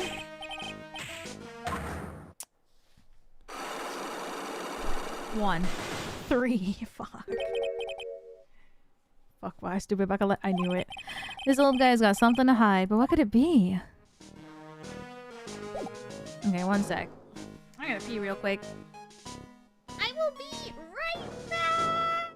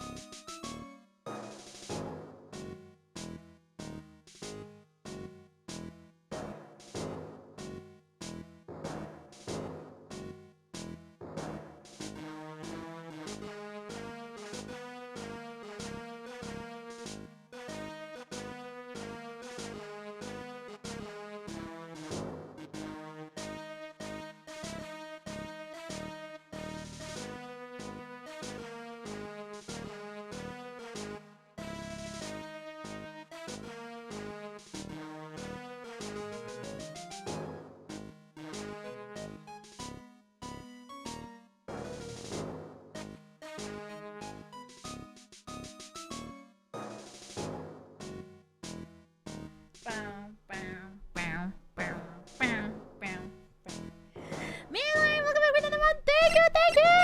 And Jackson is LT0, thank you for the flush. Thank you! Welcome back. Thank you. I'm back!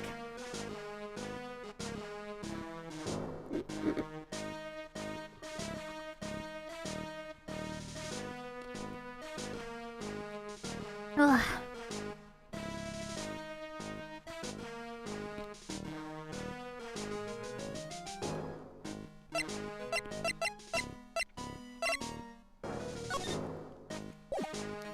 It's Magatama time, bitches.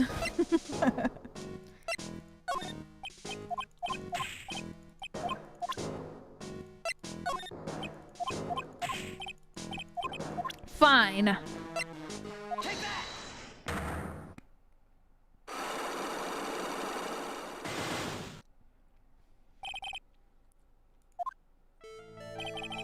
It's time you told me the truth.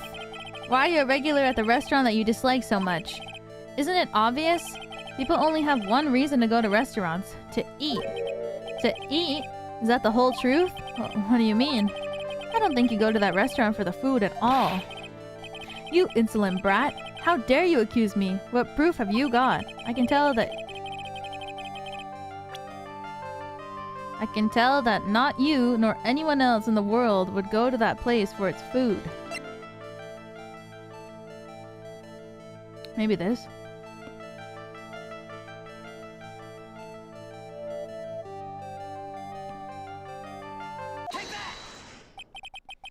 The proof is in the pudding, or in this case, the lunch menu.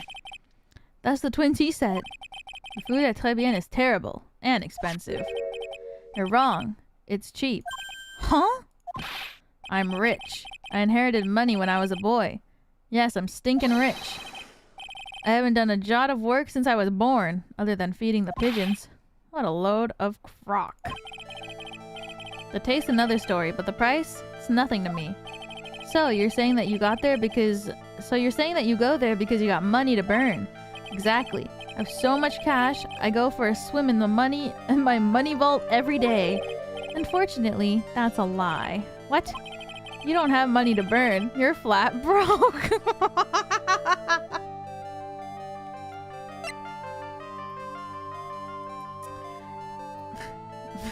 Literally, me holding a job application in front of him. This is yours, right? My magazine. Why would a rich retiree be looking for a job? I was...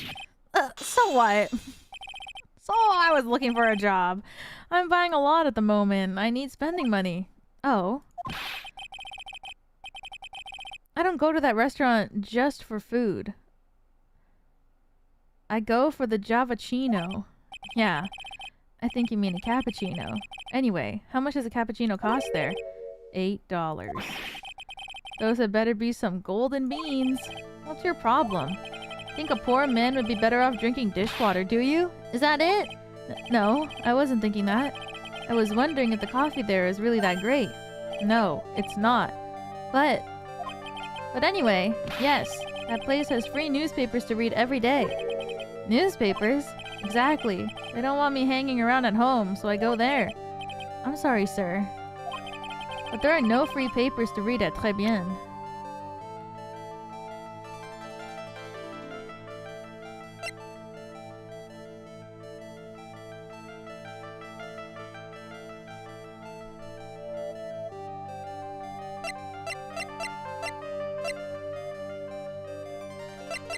Is it just this?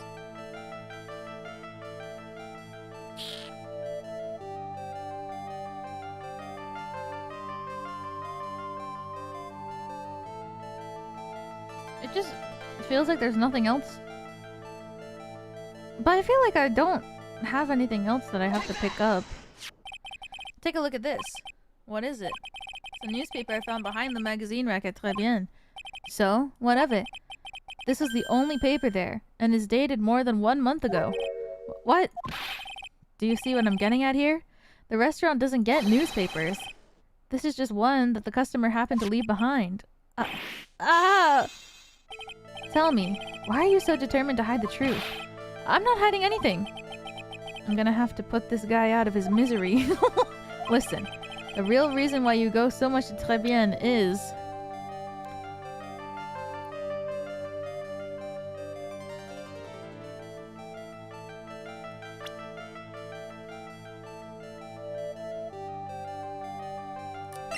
At first I thought it was Armstrong, but maybe it's Maggie.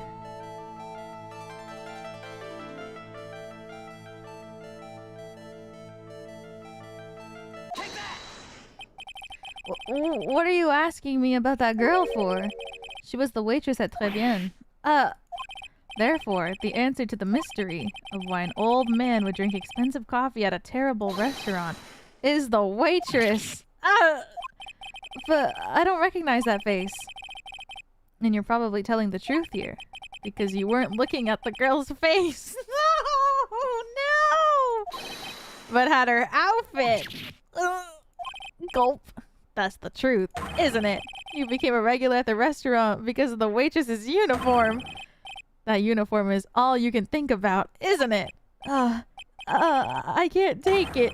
To you, that waitress was your... Enough! Please, no more! Stop saying that word! Stop saying waitress! Stop it, stop it, stop it!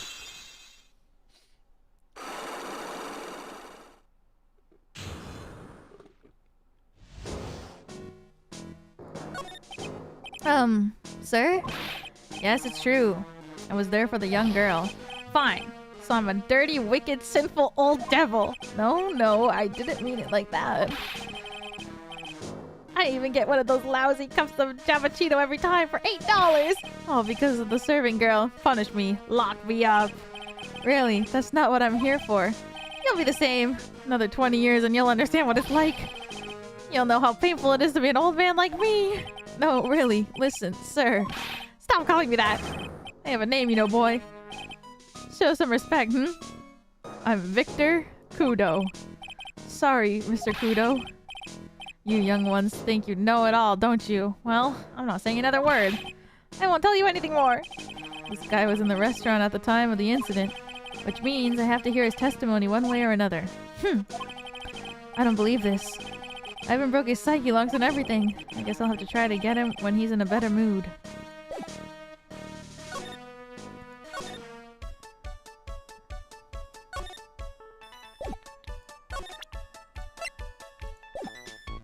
Maybe I can ask him about the bike. I just want to ask about everything.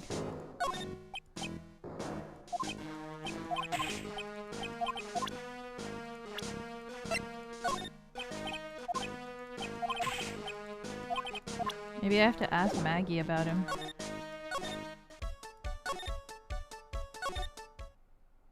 Nope.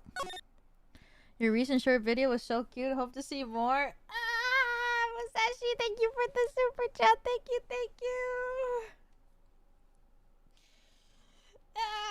Thank you. I'm so embarrassed. Thank you. Thank you for the super chat. Thank you, thank you.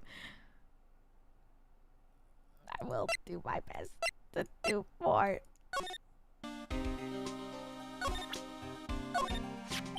Oops. Showing off my badge without even meaning it. He looks like one of those grouchy old man types. Yeah, it's okay though. I don't mind guys like that. But if he's involved with the case somehow, that's a different story. Sure. Here's a tip for you, pal. If you want to get information out of a guy like that, you're gonna have to find his weakness and try to get under his skin. His weakness? I wonder what that might be.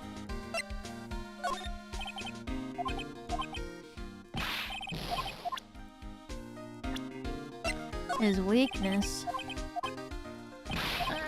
No, I didn't mean it like that. But I thought Maya was with me. Oh? Poor Maya. It looks like Mr. Armstrong's really taking a shine to her. I suppose I'll just have to let her work at the restaurant for a while. I'll go pick her up from Très Bien once things have cooled off. Oh. So she's working. You have to come with me. Oh, it's that old man. Is he still feeding the pigeons? Yeah. He fed me as well. I got a bunch of those C's in my eyes. Oh, ouch. Hey, Maya, would you mind coming with me for a while? Huh? Me? Why? There's something I really wanted to ask that old man. Sure, okay. I'll just get changed. No, hang on. Can you go like that? I guess? Sir? You again?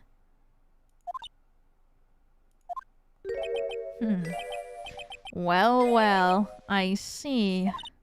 Nick? His eyes are burning into me. It's okay. I think it's going pretty well. Ah. Huh? You're still just a little child. Run along and play on the slide, alright? Play on the slide? Ah, we were so close. Just a little more and he would have spilled. Pigeon. How can we crack this guy? Excuse me please, sir. Quiet. Can't you see I'm feeding the... pigeon? Oh!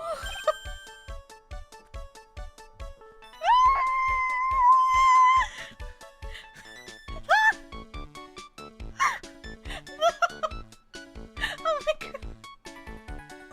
Mia! Well... If you don't mind, sir, I'd really love to talk with you.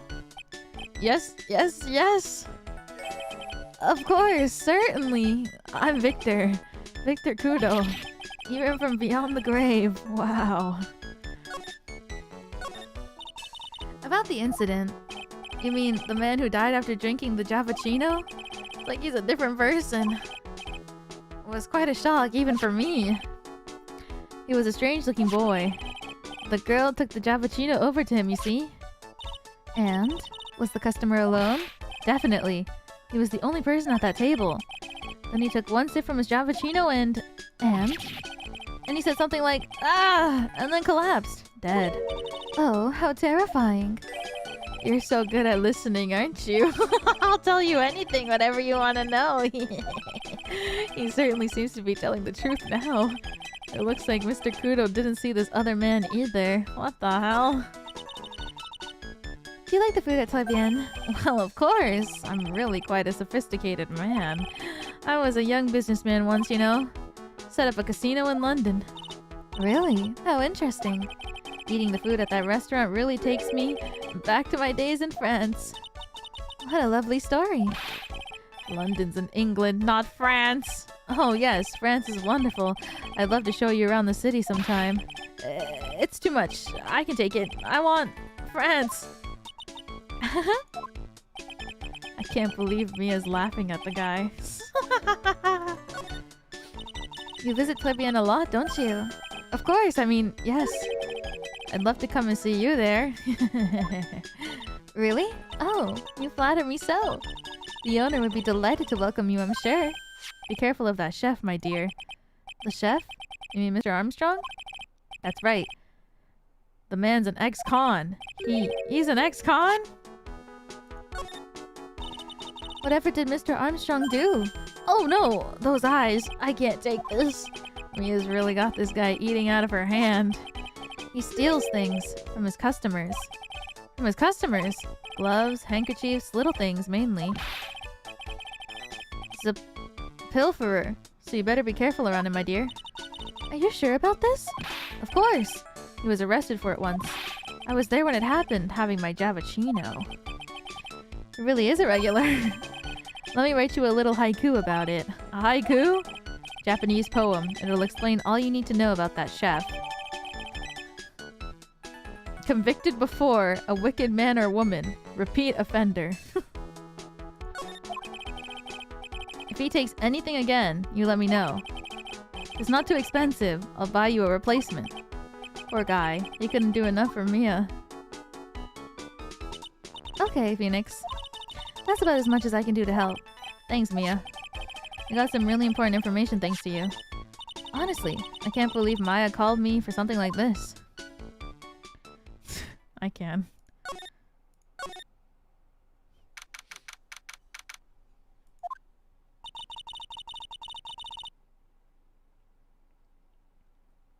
What?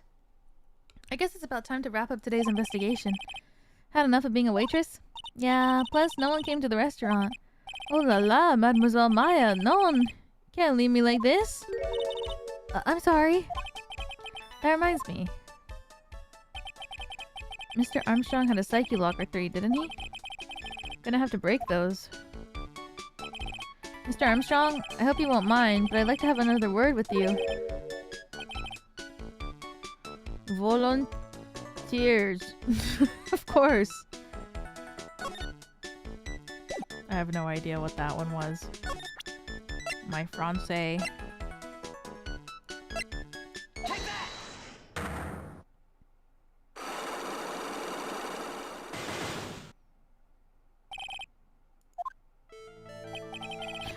What's happening? I don't like this horrible feeling. I have to know the truth. What happened that day? Alors, I will confess everything. Just don't hurt me. Huh? Well, that was a new world record. It was a lottery ticket. A lottery ticket? The man who died here had a lottery ticket. For $500,000.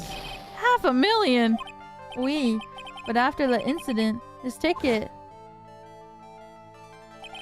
it disappeared. The ticket disappeared? This is the motive of the prosecution gave for Maggie. They said that she poisoned the man to get the $500,000 lottery ticket. The coincidence.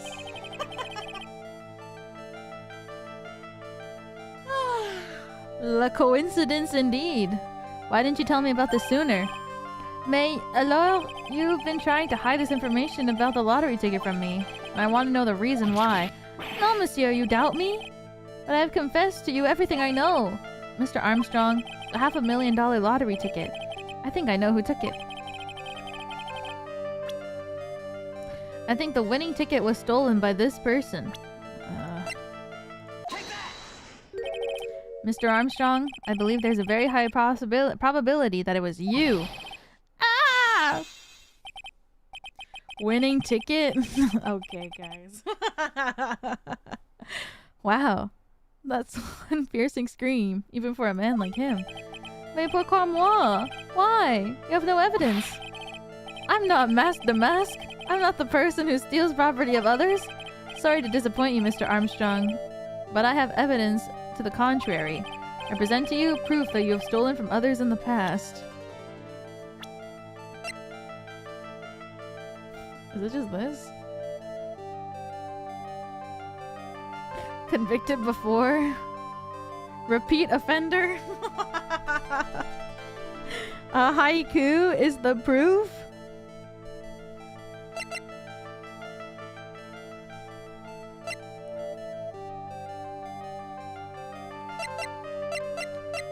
I guess so. What is this? A poem? Oh, monsieur, you know me so well. I adore poems. Please read it and put some feeling into it. Convicted before, a wicked man or woman, repeat offender? I'm sorry to have to bring it up, Mr. Armstrong, but you've been arrested for stealing from your customers before, haven't you? Mon Dieu! Le mensonge. You're a liar. You deny it? Do not make la false accusation, s'il vous plaît. So, do you have any proof? I want to see proof that I've ever stolen from one of my customers. Oh, God.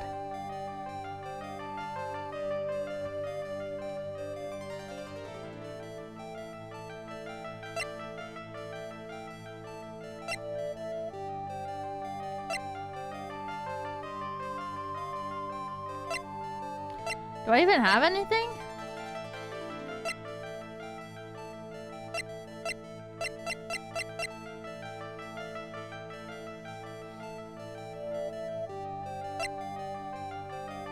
Oh! Recovered in the kitchen.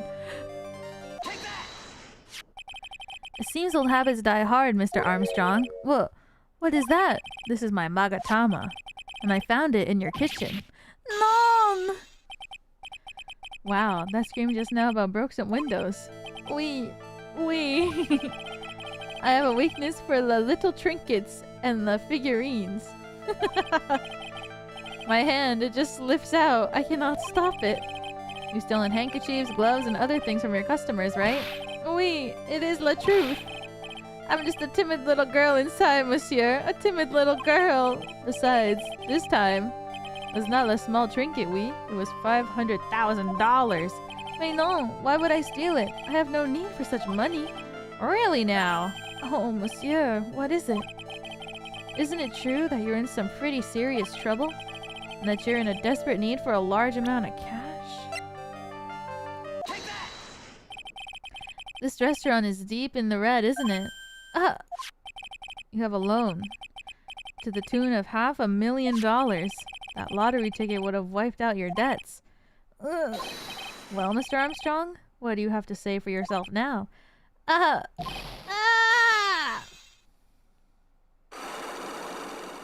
Yay! Mr. Armstrong, you said that the victim had a winning lottery ticket for $500,000. How did you know he had something like that in the first place? The man who was listening to the radio with his earpiece. Maggie said something about that too. The winning number was announced on the news, I think. All of a sudden, exploded. Yes, $500,000, he shouted. And the ticket? Wait. He had all of his tickets spread out on the table. I was so desperately in need of money, so I put the poison in his coffee? No, no, no, no, no! Oh, no, you naughty man! I simply helped myself to one of his tickets. What? After he died? The victim collapsed and Maggie passed out. I thought to myself, pourquoi pas? He has so many of them. Yeah, but only one of them was the winning ticket, right? How could you do that, Mr. Armstrong? Maggie was arrested because of you. No, it's not true. Oh my god. Uma Musume reference? Winning ticket? I did not take it. The ticket for $500,000, I mean. But you just told us you did. You said you took a ticket. Mais non. Mais non, ma fille. It was not. That's enough. Huh? Ah! What? Mr. Kudo, what the heck are you doing here? Ugh. This is without a doubt the worst coffee I've ever tasted, Mr. Armstrong. You came in here for coffee? Does this craving for coffee know no bounds? Perhaps Mr. Armstrong stole one of the victim's tickets on the day in question. I am la airhead, no? Just a pretty little girl who everyone is laughing at. But in that case, Maggie shouldn't be the only one under suspicion. He had the wrong ticket. What? Mr. Armstrong made off with the winning ticket's pretty neighbor. So, the ticket he took was worthless? Not quite. He did win something. $1. You see? I'm just a pretty face. Without my looks, I have nothing. So, what happened to the winning ticket then? The one he meant to steal. Indeed, what did happen to it? I don't like spoiling myself by watching trailers, so we'll just wait and see how the movie turns out tomorrow, won't we? Okay. He just showed up just to say that and then left. Voila, you two. Time to laugh at the pretty little airhead. Looks like I won't be needing this note anymore. Why? Looks like we got a new mystery now. Namely, where did the winning ticket go? I've got a bad feeling about this. Well, anyway, I can't let Maggie suffer any longer for this. Certainly not again.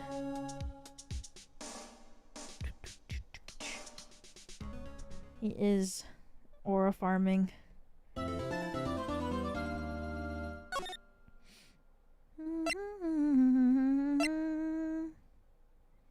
don't know why I have this saved.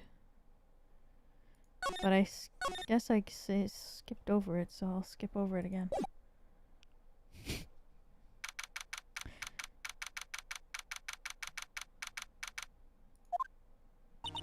Oh, I see. I guess I should have expected this. Nobody saw the other guy, huh? But he was there when I took the coffee over, sir. Scout's honor! Maggie! Detective Gumshoe! Are you doing alright? How are you feeling?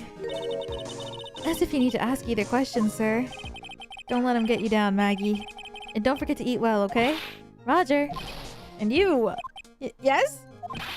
You better square this case away, got it, pal? Maggie's innocent, you hear? you screw up, then I'll be doing some squaring away myself. Squaring away some paperwork for your arrest. I think you're serious. Hey, detective. You're on our side for once, right? Yep. So you'll be able to help Maggie out, right? Really? Can you, sir? Oh, of course. I've got the situation under control. I'm gonna be the first witness on the stand today. If something I say doesn't mesh with the facts, make sure you point it out, alright? Sure. Okay. We're forming a united front today, pal. You got me? I hope so. I can't tell you how grateful I am, sir. I've always admired you so much, detective. I know I can count on you. Looks like it should all go pretty smoothly today, huh? I can only wish.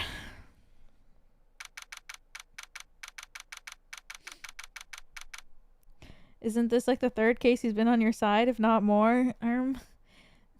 Yeah. Maybe Maya just associates Gumshoe with Edgeworth. I mean, at this point, I would too. Court is now in session for the trial of Maggie Byrde. The defense is ready, Your Honor. Fuck. This guy. Bitter. I mean, Mr. Wright? Yes, Your Honor? What's wrong? Nothing. It's just whenever I addressed you in the previous trial, your response was... You was talking to me? It was a little, well, intimidating. No, that wasn't me. That was the phony Phoenix. I see. So our trusty Phoenix Wright is back with us now, is he? Our trusty... So, Mr. Kudo, your opening statement, please. Mr. Treit, whether you're fake or the real deal, we'll find out soon enough through this trial today. But I can already tell you, I'm the real Phoenix Wright. I wasn't questioning whether you're Phoenix Wright or not. I was questioning whether you had studied law or not. That's what I intend to find out. There's no denying it. Behind that mask is a man who really hates me for some reason or another. As everyone is aware, the court has already given its verdict on this case once. Therefore, I won't stand for irrelevant testimony during this trial. Nor will I stand for a simple repetition of the evidence presented in the last trial. I'm not planning on repeating anything that phony me said, trust me. Now then, Mr. Kudo, please summon your first witness. Let's start with the formalities, shall we? Name and occupation. Witness, state your name for the court. Huh? Oh, sorry, sir. The name's Police Department Detective. Occupation, Dick Gumshoe. Other way around, detective. Huh? Oh, sorry. Anyway, I'm the officer in charge of this case since yesterday, sir. Since yesterday? Yeah, the guy who was on the initial investigation tied up with another case now. Oh, Gumshoe's really got everything under control for everyone's sake. I see. So, Detective Gumshoe, would you outline for the court the basic facts for the case? Yes, sir. The victim's name was Glenn Elg. He was a professional programmer. He was on the payroll of Blue Screens, Inc., a local company. This is the victim's autopsy report. The court accepts this into the evidence. Potassium cyanide poisoning. Time of death was between 1:30 and 2:30? That's such a big time frame! And here are the floor plans for the restaurant.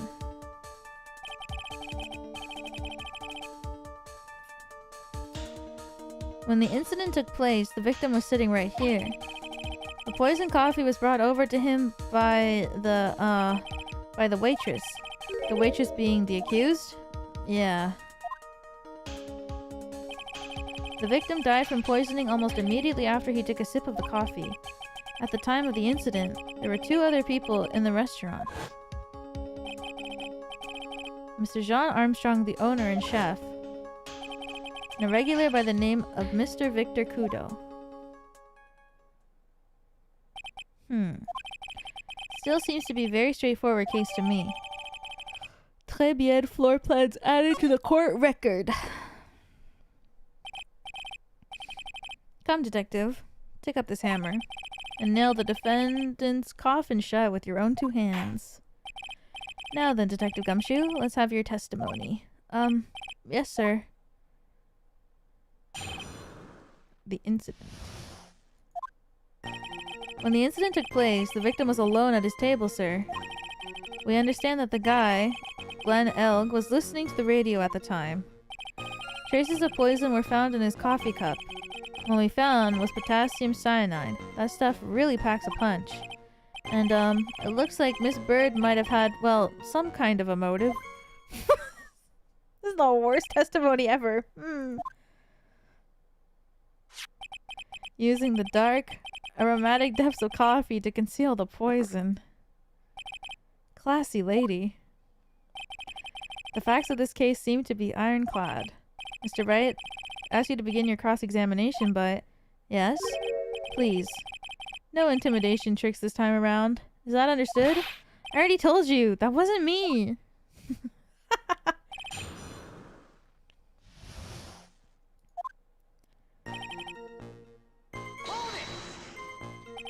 Can I stop you for just a minute?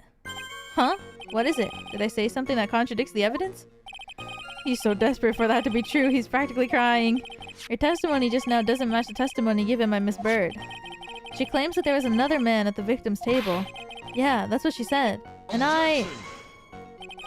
What killer wouldn't say that when faced with a homicide conviction? Hey! Sadly, her testimony isn't supported by the owner or the other customer. Isn't that right, Detective Gumshoe? Yeah, it's true. There are two testimonies tie up on that. They both said that there was no other guy at the table. What should I do? Should I press on this point a little harder? Sure. Well, maybe the other witness just missed him. Perhaps their view of the victim's table was obscured in some way. Huh. That argument is as weak as the coffee at Très bien. I have here in my possession a ticket. A ticket? Looks more like a photo to me. Yes. One-way ticket to Guiltyville.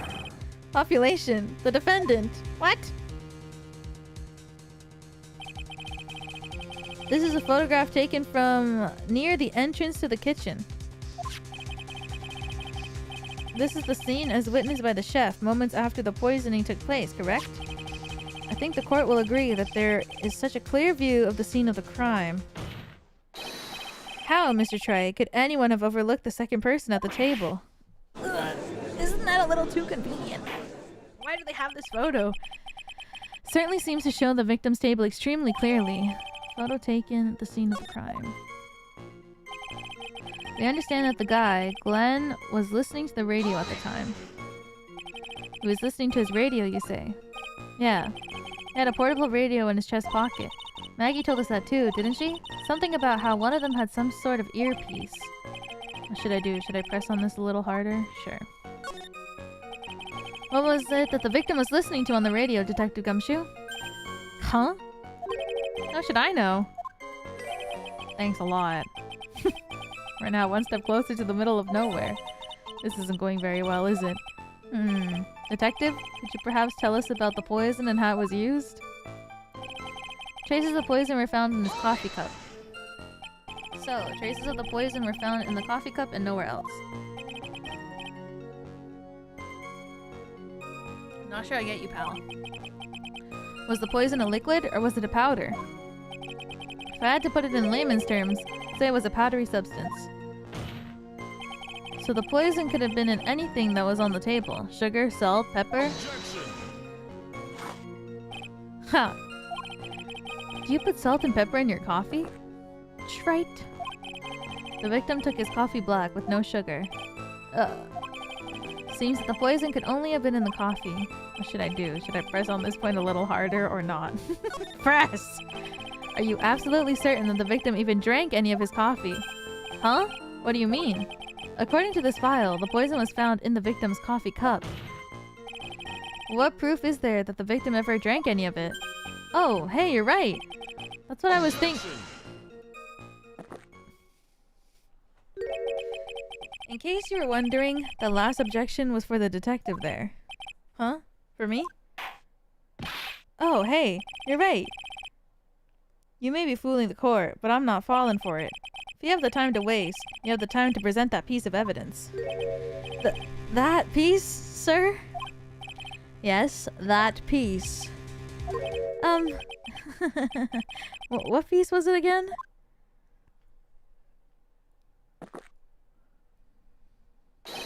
This. Should I be grateful this coffee's only hot enough to give me first-degree burns? Oh, now I remember. This is the, victim's coffee cup. Yes, the victim's cup. Take a good look at the rim. It's unmistakable. There's clearly a coffee stain on it. What? It looks like lipstick. Conclusive proof that the victim did drink the poison coffee was in this cup. The victim gulped down the bitter death that the waitress brought to him. Like this. Jesus. For the record, the only prints on the cup are the victim's and the defendant's. Coffee contained potassium covered with the victim and Maggie's fingerprints. On further investigation of this cup, we found a certain chemical substance. What we found was potassium cyanide. Potassium cyanide? I've heard of that chemical before. Exactly how strong is this poison, Detective Gumshoe? It's, well, that stuff's lethal. Eat too much and your history. How much is too much? A lethal dose is 0.2 grams. That's about enough to finish anyone off. Jeez. That's so little. How much is that? You know when you stab your ears for earwax? About that much. Earwax, huh? Sounds like something Gumshoe's got an abundance of. Such a small quantity of poison could have been concealed anywhere. It looks like Miss Byrde might have had, well, some kind of motive. Some kind of motive? Yeah, but if you ask me, it's been blown way out of proportion. You know what my golden rule is, Detective? Check out a bad cup of coffee, you can always get another. Huh? I don't get it. I'm saying we can always get another witness on the stand if we have to check you out. Gulp. So stick to the facts, Detective. Now then, what was Miss Byrde's motive? Come on, Gumshoe. She was... They said she wanted to steal a lottery ticket. I knew it. That's what we heard yesterday, too. Disappeared from the scene of the crime. And it wasn't just any lottery ticket. It was a winning ticket for $500,000. Mr. Armstrong knew about the ticket too, didn't he? But he stole the wrong one. Then, is it possible Maggie stole the winning one? What should I do? Should I press? Yes. Wait a minute. The mere fact that the lottery ticket disappeared in no way implicates my client. Huh. I have here in my hand the very ticket in question. That's the $500,000 lottery ticket? One of the female police officers found it when they were conducting a search of the defendant. What? But she was unconscious. Order! Order! She's quite a lucky bird, our little waitress. You will submit that ticket as evidence to the court immediately. I better keep my eye on that ticket. The way the judge's voice is quivering. Winning ticket for $500,000 found during a body search of Maggie. This ticket was presented to the court in the previous trial too, but it feels heavier now somehow. $500,000, you say? It's just a scrap of paper. What matters is where it was found, Your Honor. And that's on Maggie's person, unfortunately. That's enough. The facts of this case seem overwhelmingly clear to me. The defendant had ample opportunity to commit the crime in which she is charged. Furthermore, it seems beyond reasonable doubt that she did indeed commit the crime. I like an old man who knows the score. There's also the matter of the $500,000 lottery ticket. That alone provides a very credible motive. I mean, for that sum of money, even I might be tempted to bend the rules. I don't mind an old man who's weak to the siren call of money. Not good, Nick. The evidence against Maggie is starting to pile up fast. Yeah, that's because the court has ruled guilty once already. I say it's about time to wrap up this repeat performance with one final decisive piece of evidence. He's got more evidence against Maggie? This is the apron that the delightful Miss Byrde was wearing at the time. Wow, that's not the cleanest apron I've seen. That stain looks like Can't be blood, can it? It seems the star of our play was a little flustered. Isabel spilled coffee on herself. The coffee? That's not exactly the first thing that caught my eye. Of course, the coffee stain is the most interesting thing about this apron. No, there's something else that stands out even more. Something else? I presume you mean, of course. I'm referring to the pocket. The pocket. A search carried out right after the incident uncovered this. Potassium cyanide. The very poison used by the killer was in her apron pocket. A bottle of poison in her pocket? Yeah. And her prints were the only ones on it. What?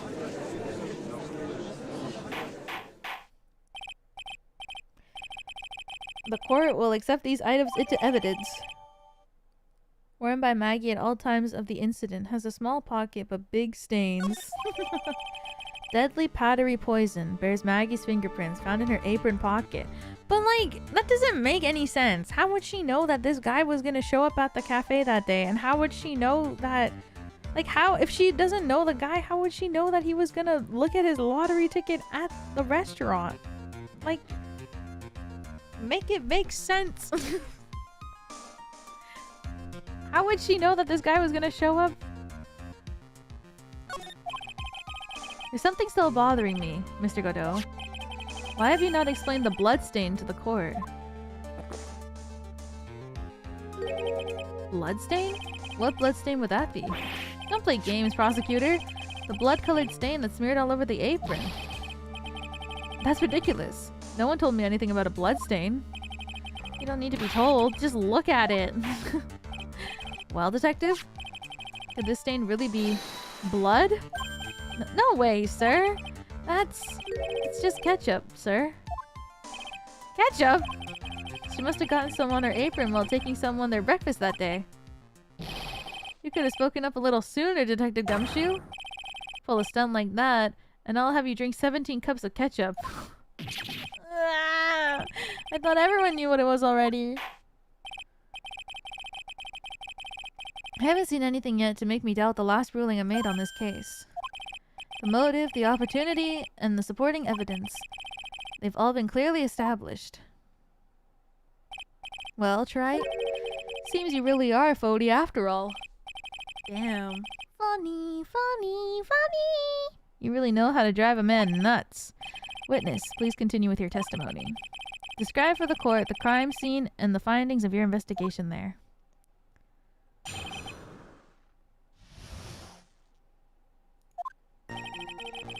The crime was reported at 2:25 p.m. by a kind of scary old man, sir. Poor Maggie had passed out from the shock. It must have been a real tough for her. Oh, she looks so cute. The victim didn't have any identification on him. We figured out who he was pretty quick, and then the investigation went smoothly. When Maggie was searched, we found a lottery ticket and the bottle of poison.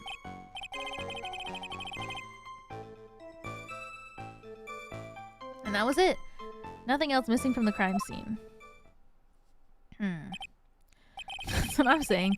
You identified the victim and secured your prime suspect. Very good.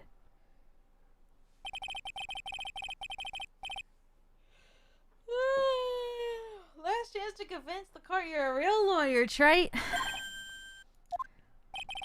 Don't count on any more cross-examinations after this one, so let the fun begin. Oh, I'm gonna cross-examine. The crime was reported at 2:25 p.m. by a kind of scary old man. Scary old man? Detective Gumshoe? There's an old man who's a regular at the restaurant where the incident happened. Oh, we're obviously talking about the same old man. Officers were dispatched right after the report came in, but the old guy still made a fuss. What took you so long? Then he hurled abuse at them. And seeds. Seeds. Was nothing. I caught each one of them with my teeth. I guess not even the mighty Godot can avoid being attacked by that guy. The old man was the only other customer in that place at the time. He took his time finding a payphone apparently, so he was late reporting the crime. Oh. That's why there's a time frame. Poor Maggie had passed out from shock. It must have been real tough for her. How long was the defendant unconscious for? The officers got to the crime scene at around 2:40. Maggie was still out cold in the kitchen at the time. It took another 10 minutes or so before she came to. Would have liked to have been on the scene myself. I bet you would have liked to have carried out the search too. Wow! I would have loved to see Maggie asleep like that, all pretty and peaceful.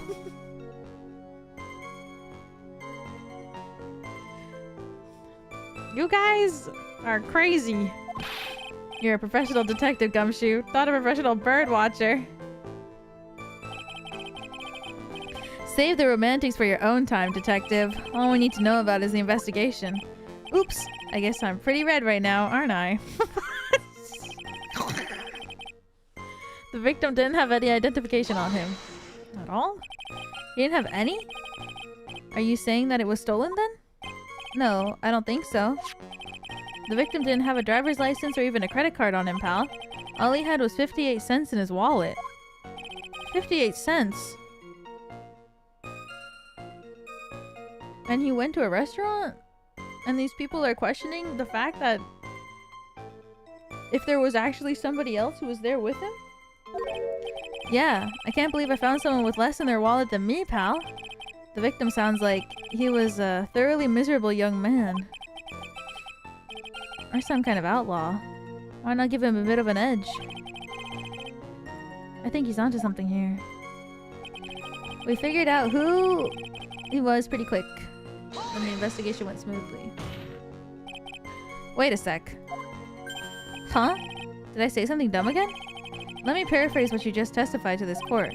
The victim didn't have any form of ID on him. That's basically what you said, yes? Yeah, basically. In that case, how were you able to identify the victim so quickly? Oh, that? He's so let down. He's got the whole sagging shoulders and puppy eyes things going. There was a prescription bag on the victim's table along with the lottery ticket. See, Mr. Glenn visited the doctor before he went to Trés bien. We got the victim's name from the medical records of the doctor who prescribed the meds. That's a reliable enough source for the court. What? Ask about his health insurance. How could he get a prescription if he had no ID and no money? Even in Canada, we have free healthcare, but you have to pay a little bit of money for your medicine.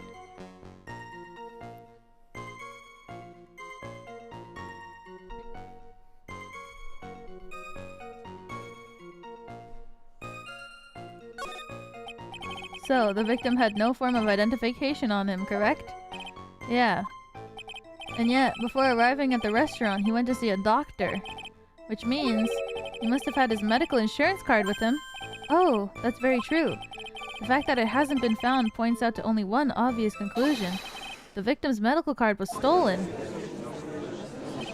Ha! True, the victim didn't have a medical insurance card. But why? Because Mr. Glenn didn't have medical insurance to begin with. Huh? As I thought. A thoroughly miserable young man. Or some kind of outlaw. A bit of an edge never hurt anyone. Looks like we're off course again. Witness, please continue with your testimony. Explain for the court the events following the preliminary investigation.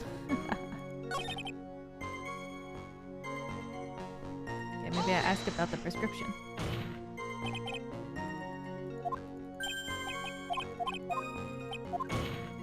Yeah, what kind of medicine was it? I want to know.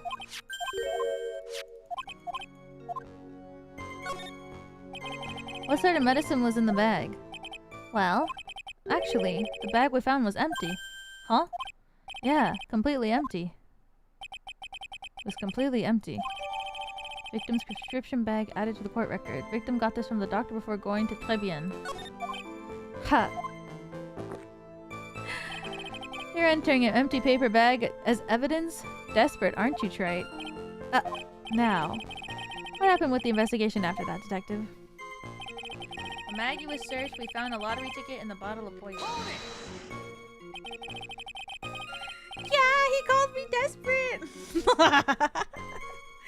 But the defendant had been passed out for a while, correct? In that case, isn't it possible someone planted the evidence on her pocket? Hey, yeah, you nailed it, pal. Happens to me all the time. We had a department party the other day, and when I got home, I was wearing the boss's shoes. Keep up this crazy testimony, detective, and those shoes will end up down your throat. Sorry. So trite. Someone planted the evidence on Maggie's pocket? That's a pretty bold statement. Care to back it up with some evidence? Well, I'd love to, if I had any. It appears you have no evidence to support your theory, Mr. Wright. Continue with your testimony, witness. My bad. And that was it. There was nothing else missing from the crime scene. So the $500,000 lottery ticket and the bottle of poison were accounted for. Yeah. Interesting. It's true that those two items are accounted for, but wasn't there another lottery ticket that was stolen that day? Oh yeah. The one the restaurant owner took. He won a whole dollar with it. What a lucky guy, huh? And they're just gonna let him get away with it? It was just $1, detective. I guess no one cares when it's that little. Except for Gumshoe.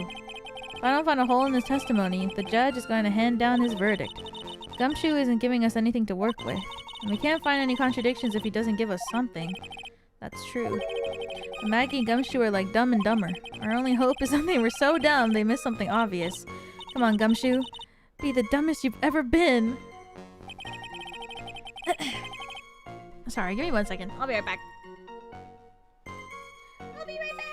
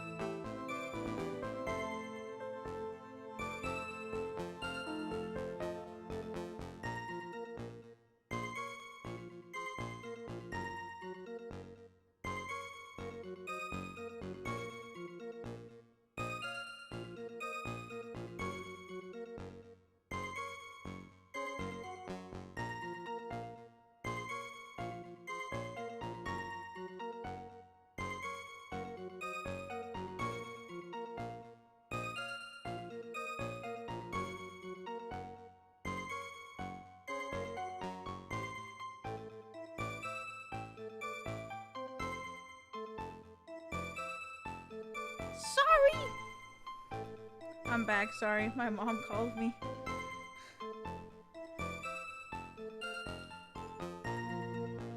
Ugh. Alright. I'm back.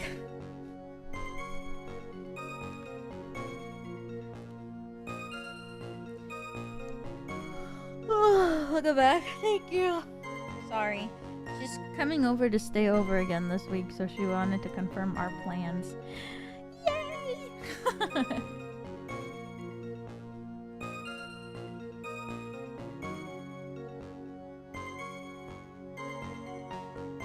Jujutsu Kaisen? Yep. More like she wanted to ask how early I could wake up in the morning. She's like, yeah, I know your brother won't wake up, so I need to know what the earliest that you'll wake up. I was like, whenever you want to be here, Mom, I can wake up.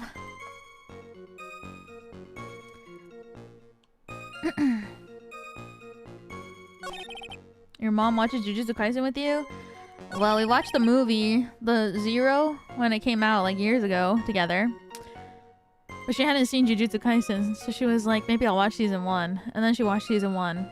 And she's like, next time I come over, let's watch season 2. And I was like, okay.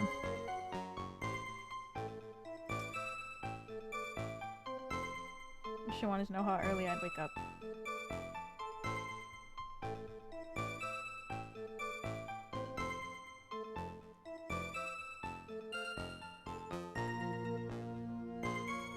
Yeah, Mel will finally get to see his Oshi. I know.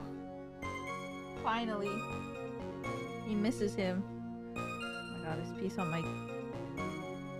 Does she know that Gojo is Meow Meow's Oshi? Yeah, she does. My mom also loves Gojo, so...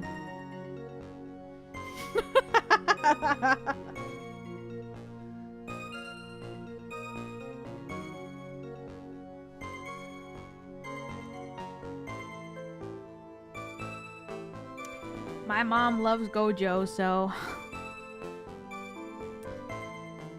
Alright, Gojo's her favorite character. I thought she would like Nanami the most, but no, she likes Gojo the most.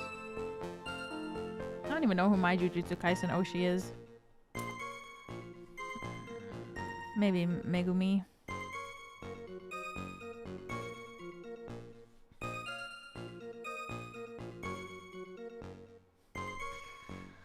Maybe Megumi is my favorite.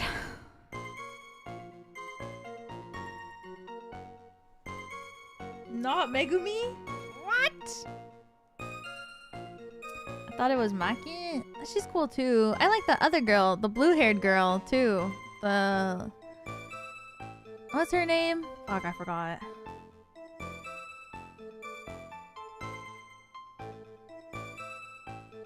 Miwa, yeah, Miwa-chan. Yeah, I like her a lot too. Miwa-chan, I like her. She's so silly. I can't remember anything else about Jujutsu. Oh, yeah, Choso. I still haven't watched season 2, and I literally... Oh my god. Dude, I don't know if you guys remember that story. When I was like... When I saw Choso for the first time, and I was like, yeah, I think I'm gonna like this guy. And I fucking pre-ordered his Nendoroid, and because I was like, I know I'm gonna like him, and I'm gonna regret not pre-ordering this Nendoroid. So I pre-ordered it, and I still haven't even watched Jujutsu Kaisen, so I don't know. I know the manga's over!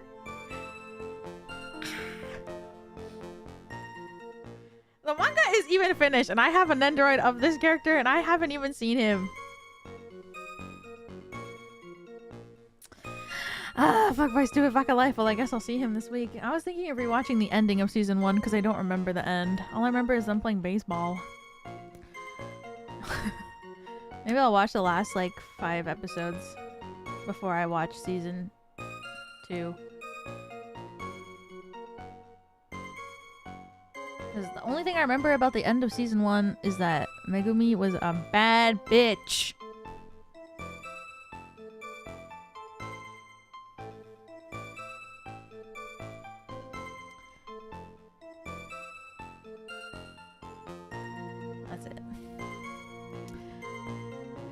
Crime was reported at 2:25 p.m. by a kind of scary old man.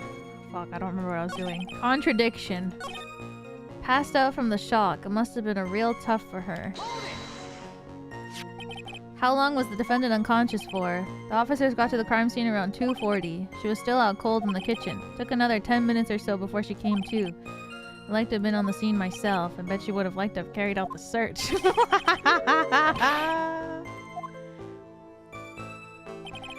Say the romantics for your own time. Okay, not this, I guess. The victim didn't have any identification on him. What do I have? Magatama. Article. Victim's handwriting. What does this say again? Ah ha ha ha ha. MC Bomber. 500,000. 100,000. Jobs. Lunch special. The loan. The bicycle. Time of death was between 1:30 and 2:30. Victim... Wait, what? X marks what? Victim seat. Dude, I wish they'd be a little more specific.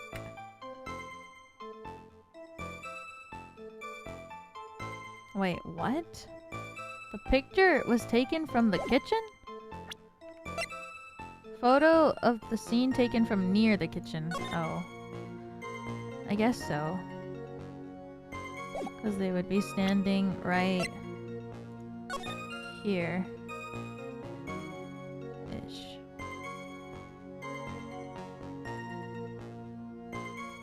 Right? No, it'd have to be like here. So if you were standing here and you took a photo, you wouldn't be able to see. Well, I guess it depends on how long the partition is. Now we're getting into the little technicals. But on here, it looks really long compared to the chair.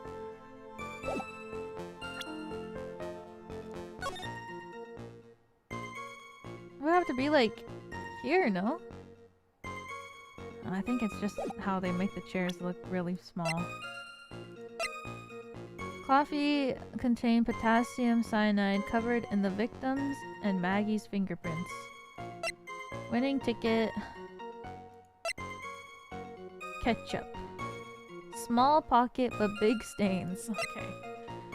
Okay. Deadly powdery poison. Fingerprints found on her apron pocket. The victim got from the doctor before going to Trés bien. The bag is empty.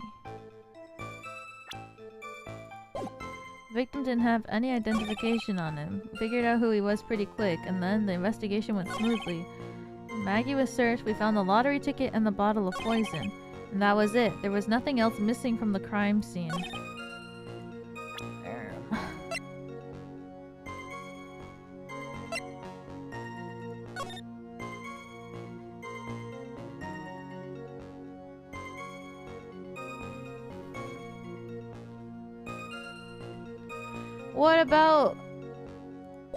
What about the medicine?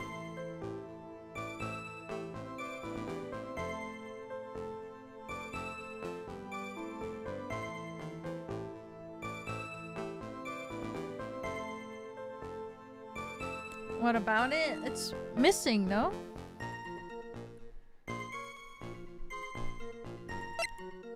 That... Oh, wrong one. There was nothing else missing from the crime scene, but the medicine was gone.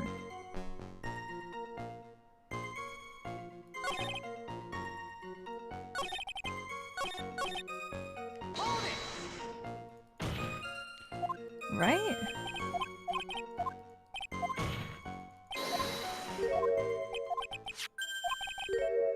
He visited the doctor before he went to Trés bien. We got the victim's name and medical records from the doc who prescribed the meds. That's a reliable enough source for the court. Shit, they said other stuff there.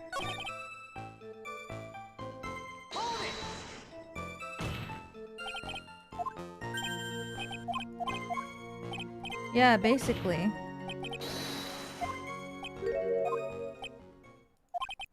There was a prescription bag on the victim's table along with the lottery ticket. What about the newspaper? Seems Mr. Glenn visited the doctor before he went to Trés bien. We got the victim's name from the medical records of the doctor who prescribed the meds. Nothing else missing from the crime scene. What about this?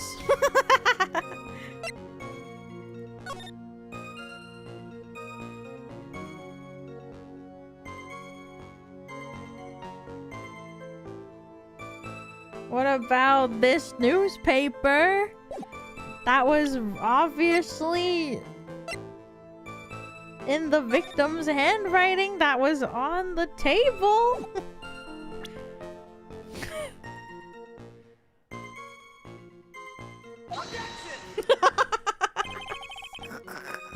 Okay, not a contradiction. Well, technically.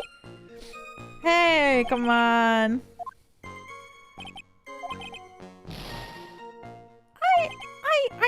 I am thinking over the facts.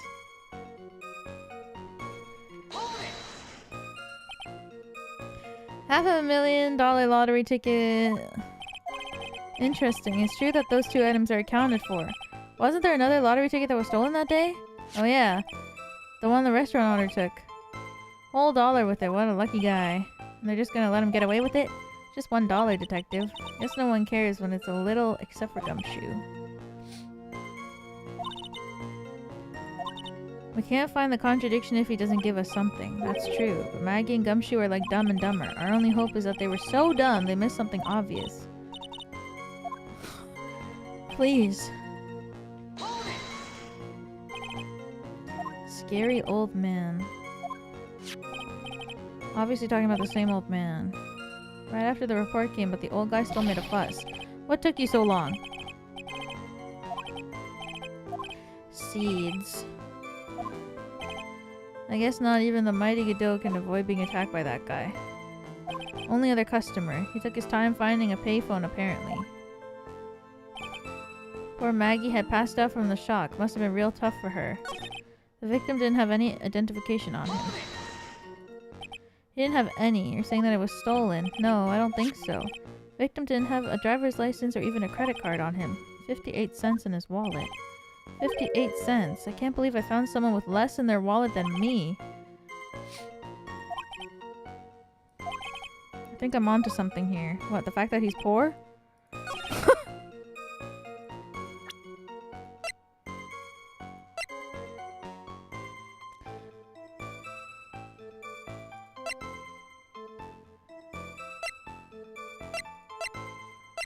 Why is he drinking coffee if he's got no money? Isn't the coffee $8?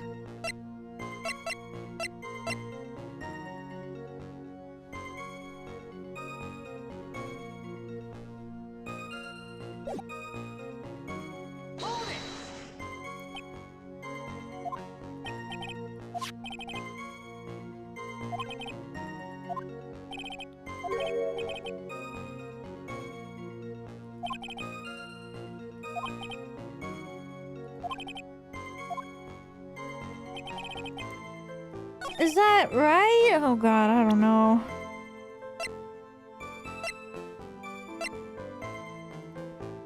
I mean, it makes sense to me in my mind. The victim didn't have any identification on him.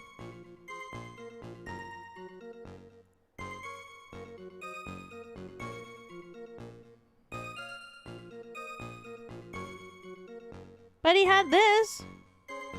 I'm so confused. He could have just already paid.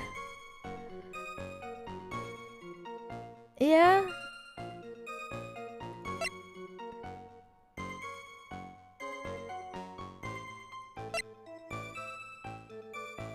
I guess.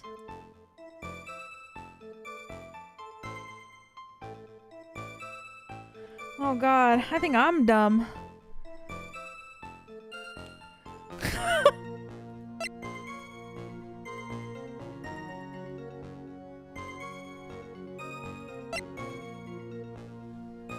Nobody with $9 in their wallet is buying an $8 coffee.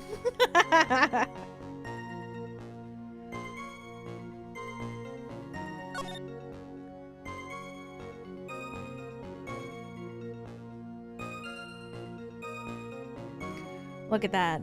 $8 spilt all over. $8 spilt all over that cloth. Well, Phoenix is definitely telling me that this is the one that I'm supposed to press on. Right? That's why he's like making a comment.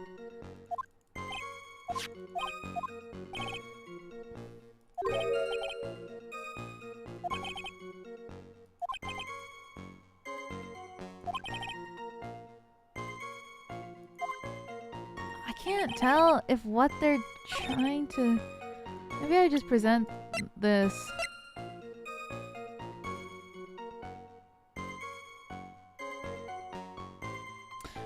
But it doesn't make any sense. Well, I mean, it does kinda, but...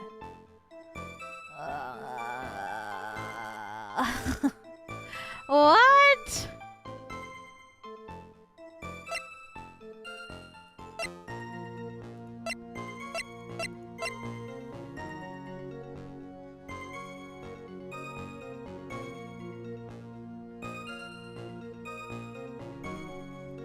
Depends on what they mean by identification. Don't overthink it. I overthink everything, though.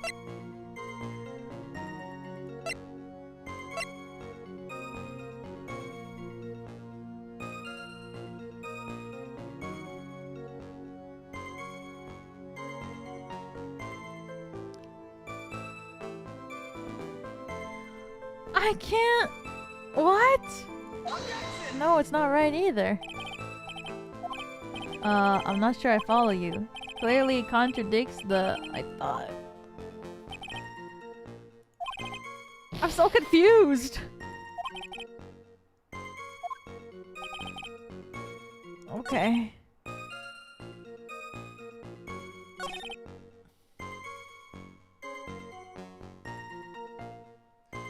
I'm so confused.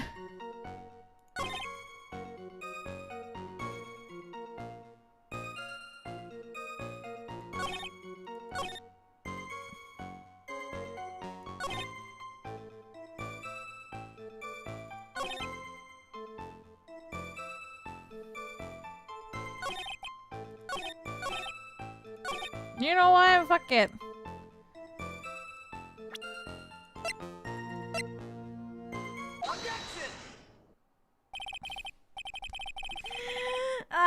Like my stupid baka brain. I should just click on the things that I think of first instead. I think I should point something out to you. There's just one small contradiction in your testimony. Finally! Getting all anxious just waiting, so hurry up, will you?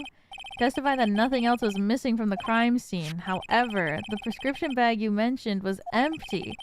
Did the officers recover the medicine from the scene of the crime later? No, they didn't. The victim was given a prescription right before going to Tribulations.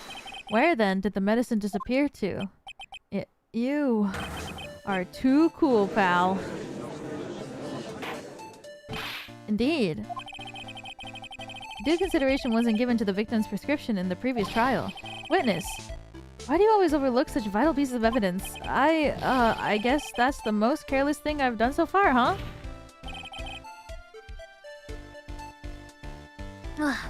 The victim was killed by poison, and the victim's medicine mysteriously disappeared? The victim's own prescription could have been the lethal poison itself. Oh. Order! Order! Well, Mr. Kudo, what do you have to say to that? That's all. What? Read for the court the name of the clinic on the prescription bag, if you will. What's the clinic's name got to do with anything? New Ear Otolaryngological Clinic. Otolaryngological... What? Just what kind of illness was the victim suffering from, Mr. Kudo? Hardly an illness, Your Honor. More like a bitter war wound, you could say. A war wound? The day before the incident, Mr. Elg found himself in a fight. Took a blow to the side of his head and ruptured his eardrum. He ruptured his eardrum?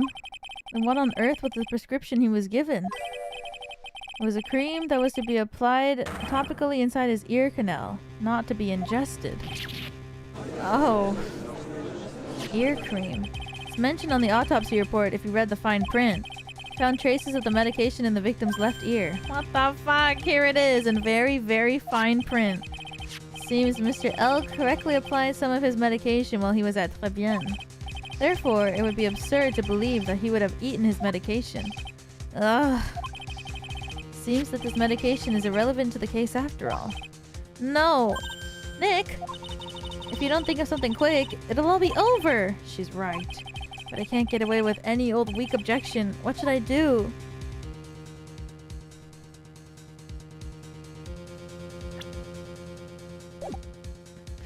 Oh no!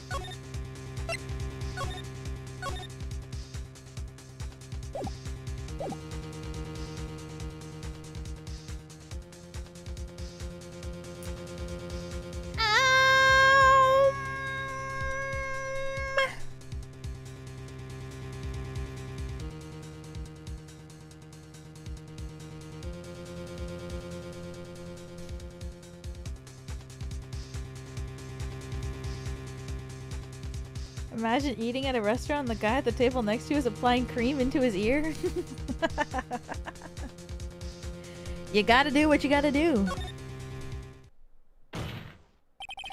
Only moments ago, Mr. Kudo made the following statement. It seems Mr. L correctly applied some of his medication while he was at Très Bien. If that's the case, then why was the medication not found at the scene of the crime? Oh shit. You go, Phoenix. But the medication in question was for topical use inside the ear canal. It doesn't change the fact that it cannot be found at the crime scene. However, insignificant it may seem, it's the lawyer's duty to pursue the truth. You know as well as I do that the medication is irrelevant. It hardly seems like a prescription drug would contain potassium cyanide. It hardly seems likely that the coffee the waitress served would contain it either. But it did. The possibility is undeniable. Oh shit. Ah. Okay, Phoenix Cook! That's enough. Mr. Kudo, is the detective the only witness the prosecution wishes to call? This is such a cute sprite. I know he's like angry, but this is like, you know, when these kinds of characters, when they get a little embarrassed and then their like mechanical parts start being yeah. Get a hold of yourself. I'm sorry, Mr. Kudo. I've got my own witness I'd like to call, sir. It's the old man who was there at the restaurant on the day of the murder. Victor Kudo, the pigeon hater. Very well. The matter of disappearing medication seems a little more than trivial at best. However, it wasn't explored at all in the previous trial. And that's something that bothers me. Yay! Good job, Nick. The court will adjourn for a 10-minute recess. After which, we will hear the prosecution's next witness. Ha! I suppose this means I'll just have to finish you off in my last 6 cups. Court is adjourned for recess. Oh god.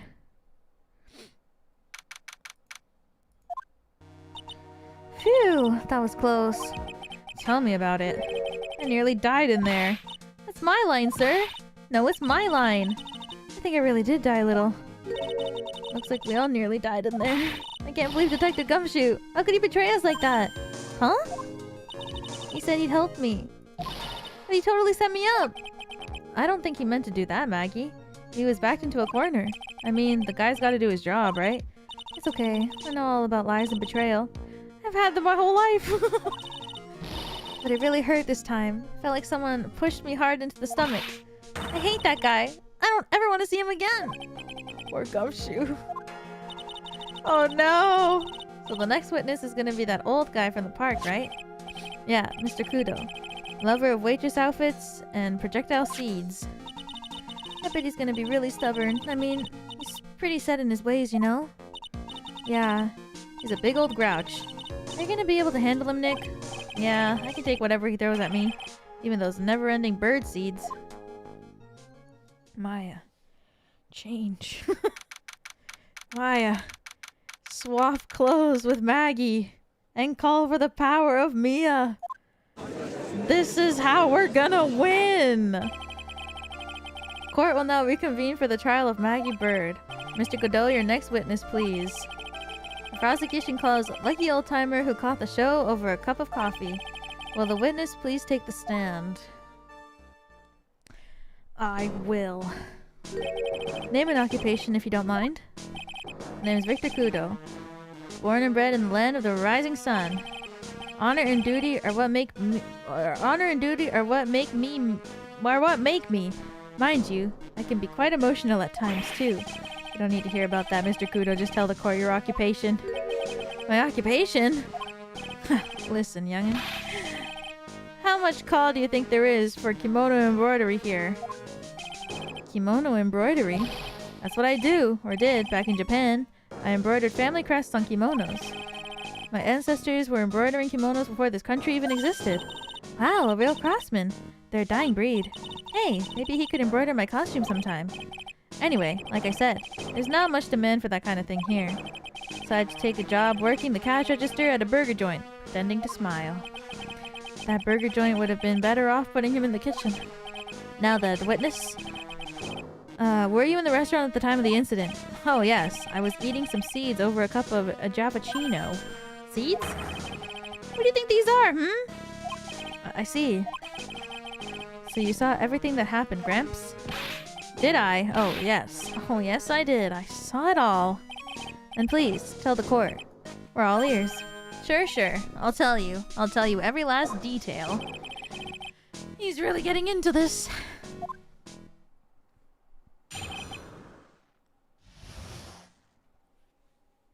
Embroidering? Dude, embroidering sounds so fun, and I always want to try it, but it looks tedious as fuck. It looks tedious as fuck. It is, right? Oh, my goal, I guess not for this year, but for 2026, my goal is to make a handmade nui.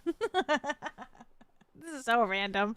But my friend and I, we were talking the other day and we want to make like our own nui. But oh my god, it's probably going to be so freaking hard because I don't know how to use a sewing machine. But my mom is like a professional sewer at this point. She loves sewing, and I was like, if I can make a nui, I will make my mom make clothes.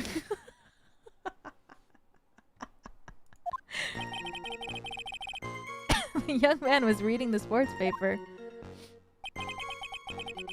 Serving girl brought him a Jappuccino, but she put something in it. The man took one sip of it, looked like he was in terrible pain, and then collapsed. That's the serving girl right there, in the defendant's chair. I remember her well. Sewing shouldn't be that bad if you want to embroider. Yeah, like, I can sew. Well, I can quote-unquote sew. But, like, I want to embroider the face on, and that's the part that's gonna be a little... Well, I don't know. My mom has like one of those sewing machines that has embroidery machine like in it. So maybe if I go to my parents' house, I can upload a file and it can do the embroidery for me. But I kind of want to try doing like the hand done embroidery as well because it looks fun. It looks fun. I don't know. Or maybe not embroidery, but I forgot what the other one was. You know the ones where you like punch? Is it like punch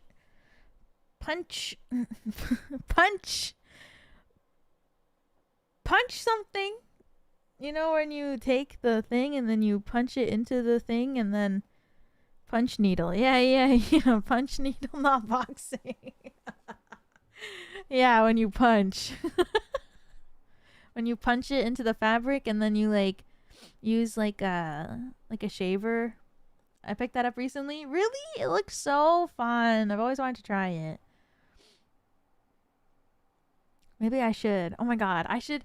Oh my, recently I've been putting on like on the TV, I've been putting on like the fucking like fireplace channel.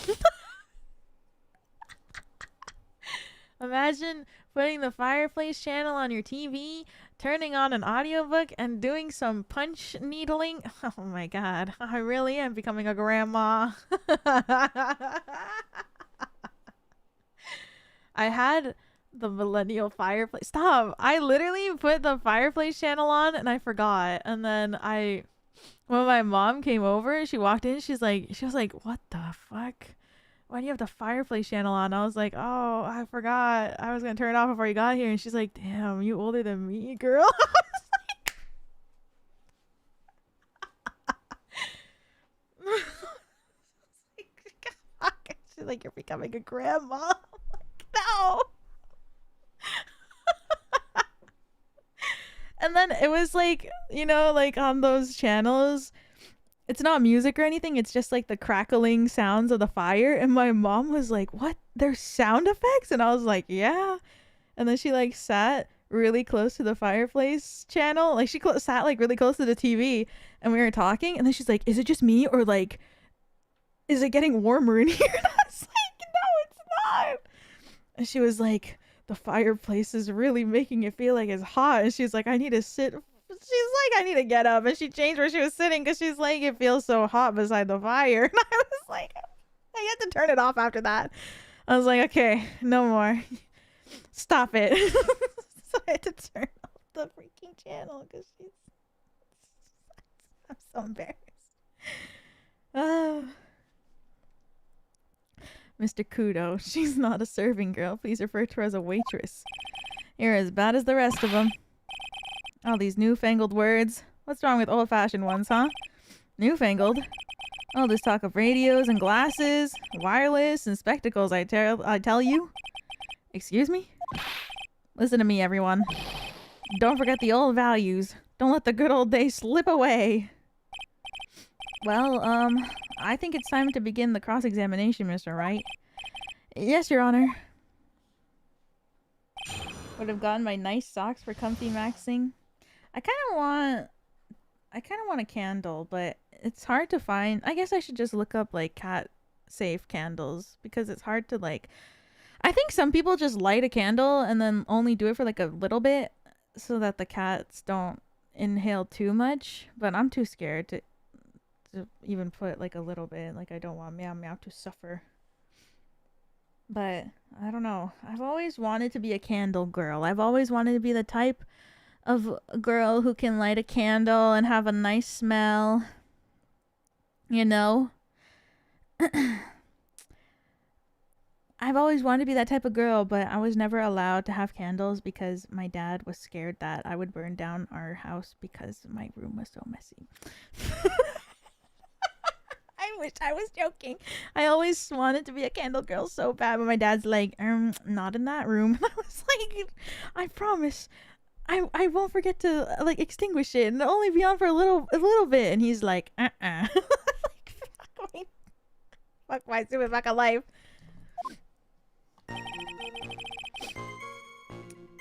The young man was reading the sports paper. Oh shit. Anyway, so you saw the victim then. You saw Mr. Glenn Elg. Montes, welcome back for another month. Thank you, thank you, thank you. I appreciate it. Thank you. I wanted to know if Gusten Braun retained his championship or not. So he was looking at the sports paper the victim was reading, huh? Not the location in question. There are partitions between the tables on the same side of the restaurant, right? So what if there are? You say that you could see the victim. That means that you were sitting at the table on the other side of the restaurant, correct? I go to that place to drink Javachino. I don't go to sit. I don't remember which table I was sitting at. I mean, you go there to eye the waitress. Serving girl brought him a Javachino, but she put something in it. Mr. Kudo, that's a very grave accusation. Are you sure about what you saw? Victor Kudo never makes mistakes. I dot every T and cross every I. I see. My eyesight is fine. The doctor said I only need spectacles for reading and driving. I bet his eyes are only really fine when he's scooping out a waitress. And I saw what the server girl put into that Javachino as well. I bet I know what's coming up, but something tells me I'm not gonna like it.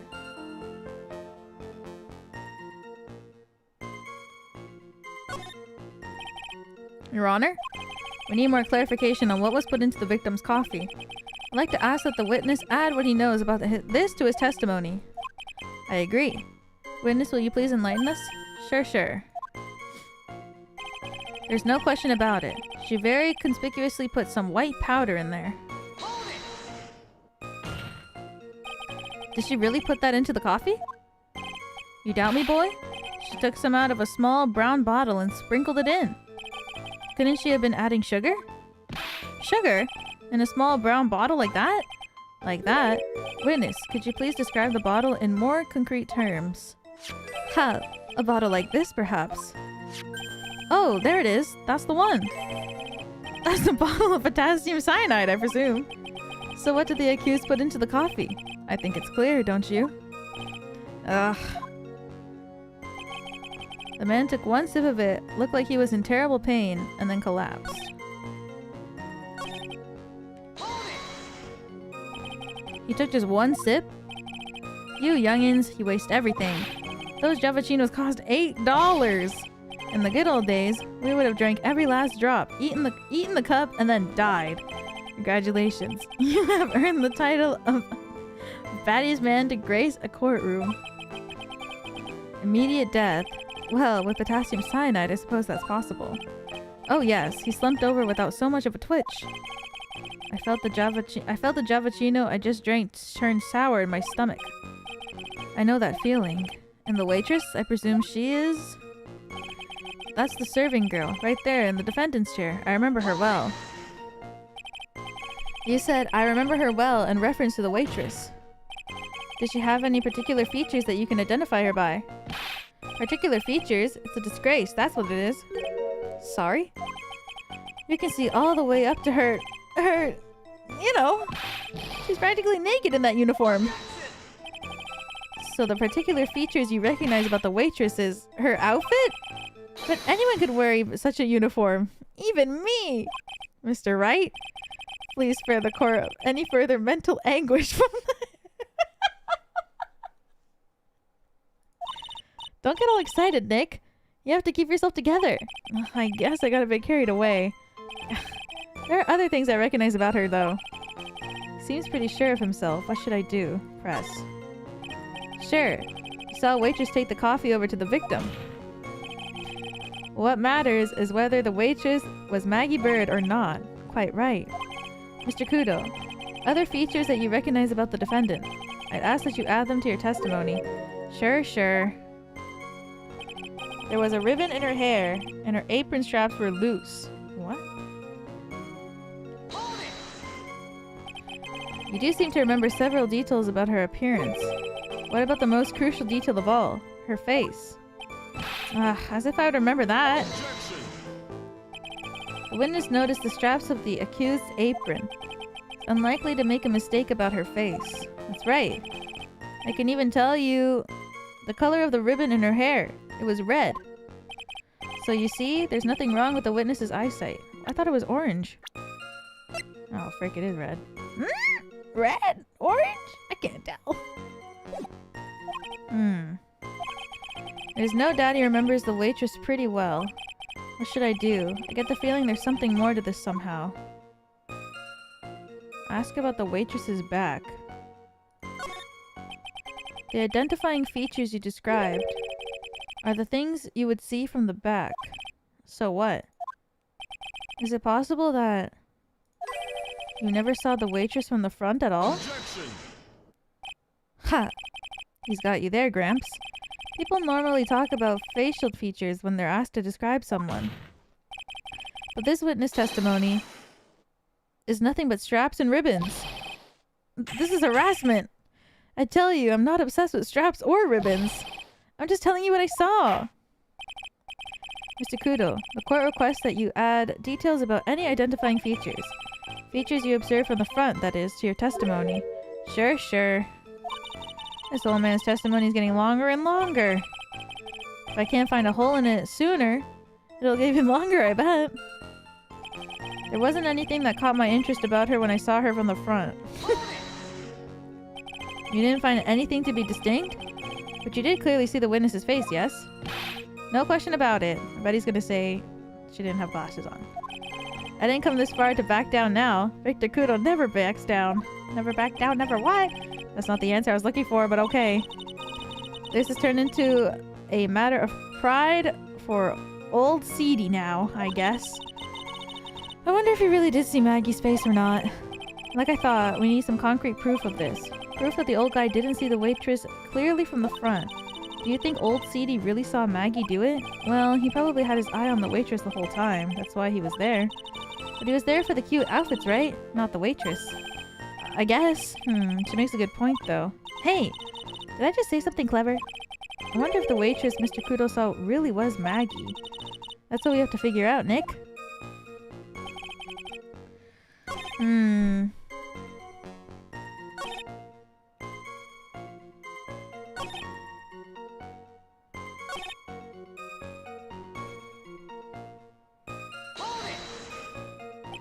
You said, I remember her well in reference to the waitress. Does she have any particular features that you can identify her by? You can see all the way up to her. Gulp. You know.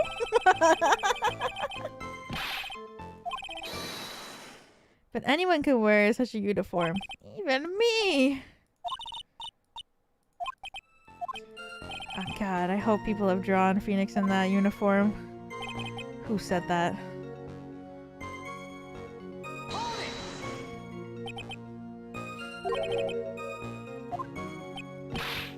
Objection. Y'all hear something?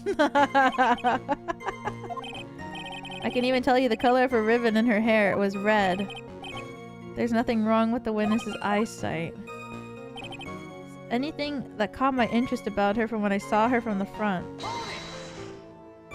You didn't find anything to be distinct, but you did clearly see the witness's face. No question about it. I didn't come this far to back down now. I never back down.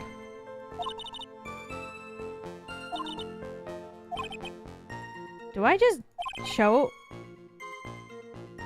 proof that the old guy didn't see the waitress clearly from the front?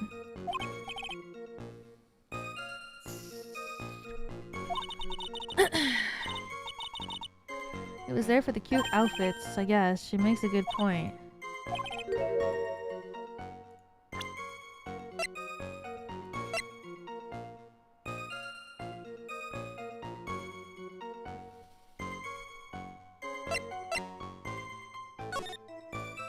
Did I show the apron?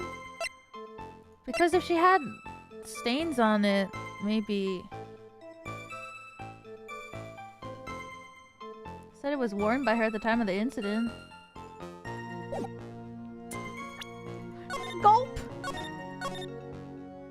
This is the only part of her from the front. Let's try it out!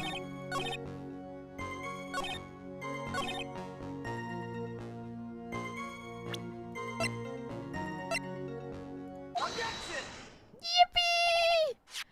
Mr. Kudo, I'd like you to please take a look at this. Huh, that filthy thing would suit filth like you just perfectly. Actually, reminds me of what my grandson looks like after he's done eating. Have you ever seen this before? Of course I haven't. Do you think I forget something as dirty as that? Well, you half-witted clot. It's like a vine boom.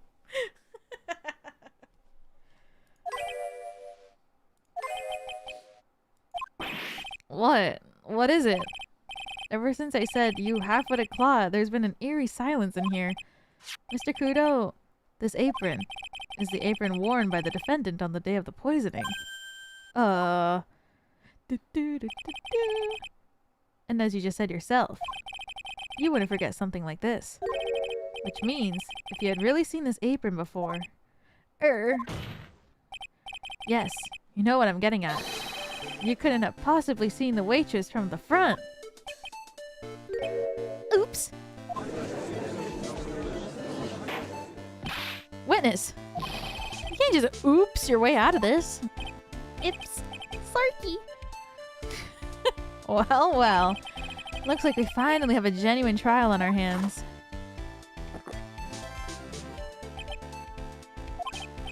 Listen, Trés. Here are the facts. On the day of the incident, there was only one waitress in the restaurant. That being the defendant, Miss Maggie Byrde. Exactly. When that one waitress put the poison into the coffee cup, this old guy was watching. I hope you understand the gravity of the situation, Mr. Kudo. The fate of the defendant may rest on what you say you remember seeing. Just tell the court exactly what you saw, Gramps. You can rely on me, Captain. My noggin is perfect working order. I can't remember a single occasion when I forgot what burger a customer wanted. You can't remember? Probably more like you messed up so many times he's blocking it out. Come here, meow meow. Okay, or just ignore me. What the fuck? Very well. Let's test just how good your memory and attention to detail is, Mr. Kudo. Tell us what you remember about the victim. He ran away. Recently, guys, I've been thinking I want another cat. But you know, not for me or anything. More like, you know, cats are social animals, and you know, sometimes a cat needs another cat to be a happy cat, you know? You know what I'm saying? I just can't tell if Meow Meow is a solo cat or not, though, because some of them are, but... What do you think, Meow Meow? We got our cat another cat and it worked out great. That's the thing that I'm scared of, too, is, like, if I get another one, it's gonna take, like... I'm gonna need to spend a lot of time making sure that if they don't like each other, that... I gotta, like, be on the watch. Meow Meow is shy. Yeah, he is shy. That's why I don't know. That's why I'm not sure. Being a mother. Ugh.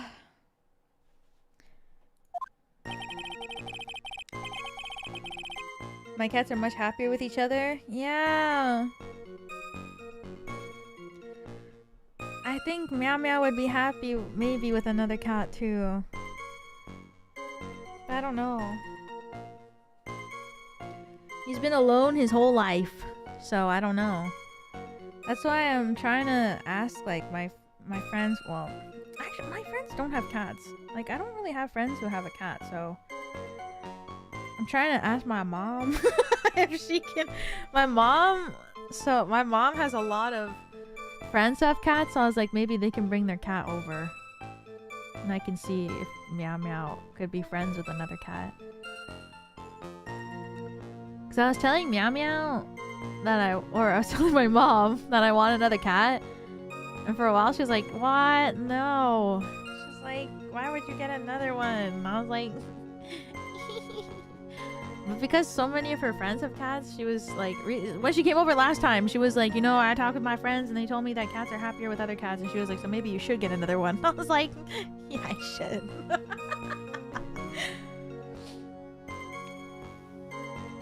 Yeah, I should.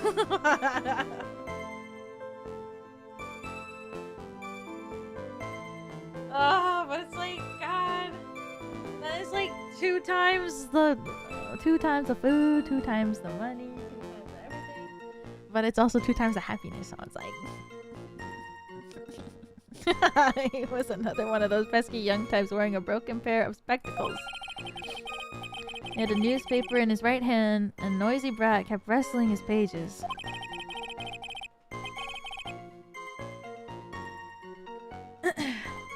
Fostering? Yeah, I might try. But I don't know. The thing that I'm worried about is that Meow Meow is like he he's not food motivated. Like, he doesn't really care about food. Like, I free feed him at this point. He just has a bowl of food at all times, and he just eats whenever he wants. And also, his food is medicated because he has like a urinary problem. So my only fear about getting another cat is that if the other cat loves eating, I'm gonna eat Meow Meow's food.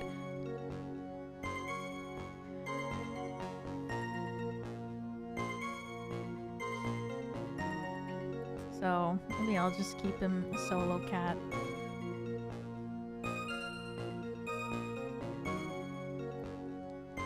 Because I'm not able to like keep watch constantly, you know? Because Meow Meow is shy. And he's also really independent. So he free feeds. Kitty greed sickens me. The kitty greed. Yeah. He's not really food motivated. He likes snacks, but he doesn't care about his actual food. But he does eat, so. It's hard. That's my only issue. Is that the other cat will be like, mmm. The other cat will be like, oh, don't mind if I do. The young man was listening to the wireless. I remember that well. Serving in question brought over the Javachino. Little Fidget picked up the cup and with his free hand and took a sip. Being a mom is so hard. It really is.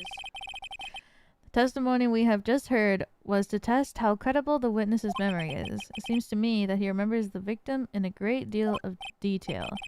I hate those you-know-what types who are so vague about everything. How are we gonna handle this, Nick? We only need to do one thing. We just need to prove that the old man's memory is short. Just trip him up, you mean? Isn't that kind of cruel? I suppose, but it's what I do best. What would you name this new cat? I don't know. Meow Meow and... Nya Nya. It was another one of those pesky young types wearing a broken piece of pair of spectacles. Spectacles. Dark glasses to you. One of the lenses was green, but the other one was broken. Newfangled rubbish. That's why I remember him so well. Did he have some kind of lens over his left eye? I wouldn't have called it a pair of glasses. Seemed to have been wearing some rather modern-looking shades. Perhaps I should take into wearing some and rival Mr. Godot's sharp appearance. We better come up with something sharp and quick. Guess I'll wait and see if I should challenge him about the spectacles. Had a newspaper in his right hand, and the noisy brat kept rustling its pages. Newspaper was a sports paper, was it? That young hooligan. I nearly asked him, can you even read without fidgeting? How was I supposed to be able to read the back page with all that wrestling going on? I needed to find out if Gustin Braun retired his championship title. It was his paper, not yours. If you wanted to know so bad, why didn't you buy your own? What are you looking at me like that for, Ow, ow! Gustin Braun got beaten yesterday, by the way. Anyway. The young man was listening to the wireless. I remember that well. The wireless. Decadent young rascal. My day was one or the other. Read the paper or listen to the wireless. Oh boy. Using an earpiece. It's selfish, that's what it is. I was training my ears, but I couldn't catch any of it. Was he that desperate to listen to the radio? What are you looking at me like that for, How dare you feel sorry for me? Ow! Ow! Then the serving girl in question brought over the Javachino. My Day mentioned? This game is like 20 years older than My Day. You mean the waitress who only saw you from behind, right? You're one of those, are you? Never let anything go. Isn't that right? Maybe. What does it matter if I saw her from the front or the behind? My eyes don't lie. Ow, ow. Better not push it until I got some hard evidence. Little Fidget picked up the cup with his free hand and took a sip. His free hand. Yes. Which hand was that? Weren't you listening before? Cloth ears? I said he was rustling the paper with his right hand, didn't I? If his free hand wasn't his right hand... Ow! Ow! Perhaps the great Mr. Trés has 3 hands. Yeesh. I was only asking. No need to gang up on me and treat me like a freak. The whole point of this cross-examination is to establish just one thing. That this old guy's memory has more holes than a slice of Swiss. I guess we just need to find the contradiction in his testimony somewhere, huh? Is it not the glasses part? That's the only thing I could really think of. Anything will do. Even the smallest detail. We just need one mistake and he's ours. Another of those pesky young types wearing a broken pair of spectacles. One of the lenses was green, but the other was broken. That's why I remember him so well. Did he have some kind of lens on his left eye? I wouldn't have called it a pair of glasses. Oh shit, I can't see his face.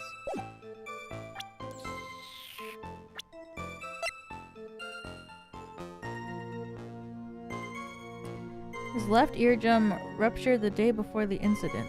Why would he be listening to the radio? The thing is, why would he be listening to the radio with an earphone if he would just put medicine inside of his ear? It's cream, no?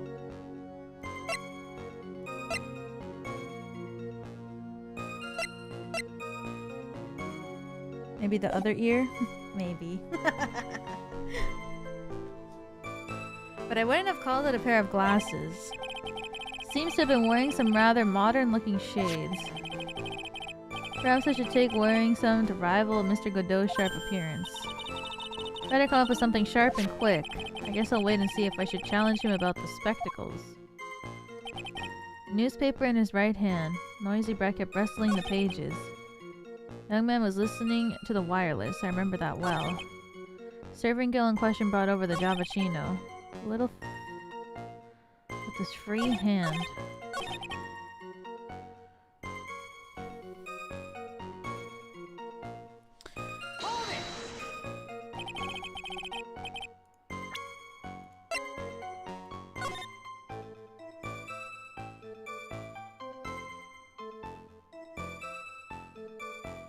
I can't really tell from the photo which hand was holding the cup. It could be either.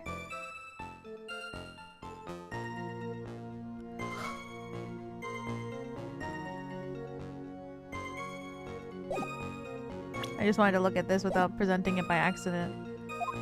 Sports paper, I guess?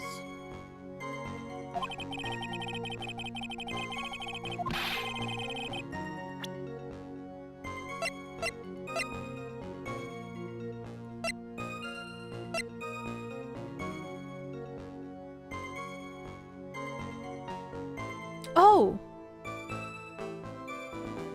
No! He had to hold it with his right hand because the lips are here. Oh my god.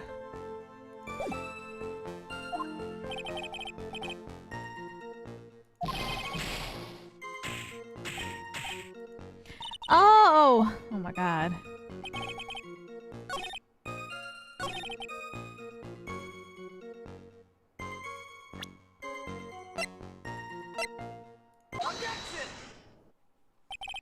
Mr. Kudo, do you remember what you were told at the start of this testimony? That this is a way of testing your credibility of your memory. I know. There's nothing wrong with my memory, I'll tell you. Nothing. If I got anything wrong, I'll eat these seeds and sing the pigeon song. Care to tell us where this is going, Wright? According to Mr. Kudo, the victim was holding the paper in his right hand, while drinking coffee with his free hand, which would make that the left. What is it? Kindergarten? What is this, kindergarten? But I would like the court to please take a look at this. It's the cup the victim used, correct? Yes, and on the rim you'll notice the mark left by the victim's lips. Yes, there is a stain left by the coffee. If you consider where that stain is, you'll clearly see that the victim was holding the cup in his right hand. But how? Well, Mr. Kudo, the court is waiting for your epic performance. You said you'd eat those seeds and sing the pigeon song. Ah! Mr. Kudo, I'm afraid this is simply not acceptable. I think the witness had better go back to the park. What? Wait!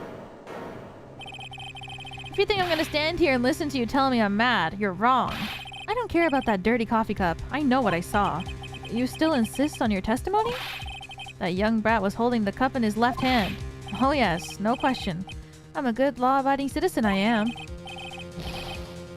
It's that dead, young, hot bot and you spiky-haired yahoo, you're at fault. Me? Thank you, old man. We've heard quite enough from you already. Don't call me old man, old man. Been around for 68 years, I have. You can't ignore me. Listen to what I've got to say! I'm sorry, Mr. Kudo, but... Sure, why not hear a little more? Mr. Godot. Oh, but this is my 16th cup of coffee. So this is your final stand. Thank you, Captain. You can rely on Victor. Left hand or right hand? The boy was wearing the earpiece on the same side as the green lens of his specs. That's his bad ear, though. He kept fiddling with it all the time. He was fiddling with it just before he picked up the coffee cup, too. And then he used the same hand to pick up the cup. His left hand. We know that the victim was wearing an unusual monocle over his left eye. It wasn't a monocle, Your Honor.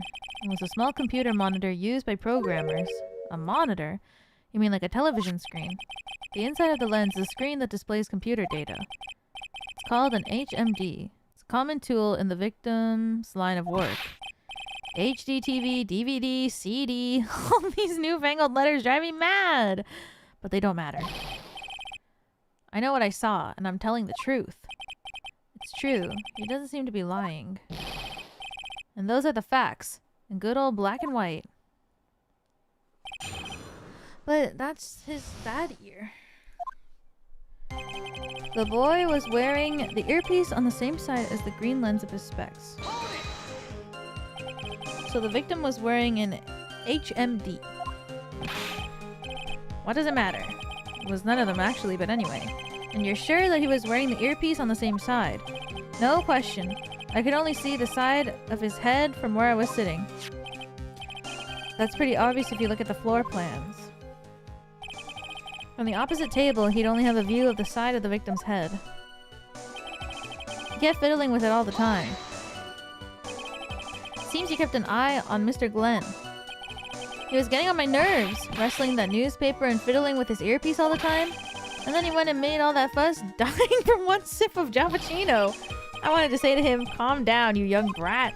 Just looking at him made me suddenly speed up my seed eating. I could have choked. So I take it the victim was a walking ball of nervous energy. He was fiddling with it just before he picked up the cup, too. The earpiece you mentioned.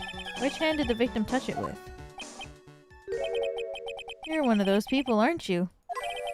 You're the type that uses your left hand to get things out of your right pocket. Maybe. Or fastens your left cuff with your right hand. And when the tour guide says, on your right side, you'll see the famous blah blah blah. You're the only one who deliberately looks left. Well, aren't you? No, I didn't mean... Obviously, he used the hand on the same side of his body that the earpiece was in. Ow, ow, ow! So, if he had the HMD on his left side, then I guess it was his left hand. And then he used the same hand to pick up the cup. His left hand. Oh my god. You seem very sure of yourself, Mr. Kudo. Because I know what I saw, no matter how many tricks you try to play on me. It looks like you really did see the guy picking up the cup with his left hand. This is a dead end. Well, Nick? What do you think? I think the guy's telling the truth. But even so, something's not quite right. Then check evidence at him until he breaks. But if he's not lying, there wouldn't be any contradictions in his testimony, right?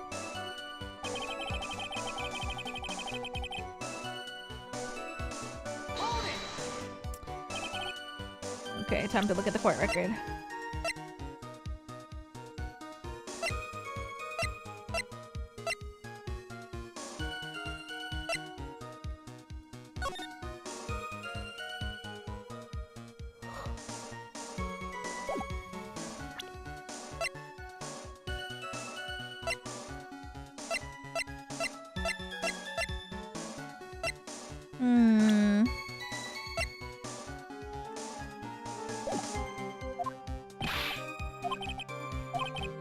sure that he was wearing the earpiece on the same side. No question. You could only see that side of his head from where I was sitting.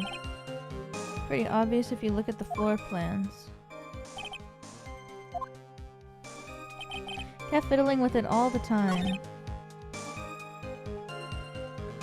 But why would he wear it on the same side if that ear was fractured?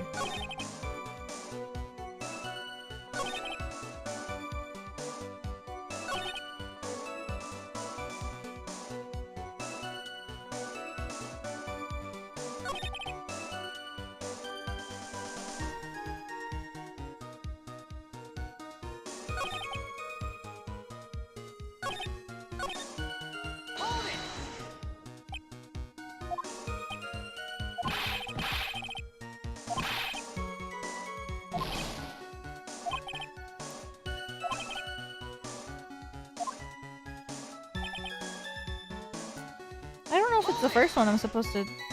The earpiece you mentioned, which hand did the victim touch it with? Maybe the first one is good enough. Obviously it was the hand that he had on his left side, then it was his left hand, I guess.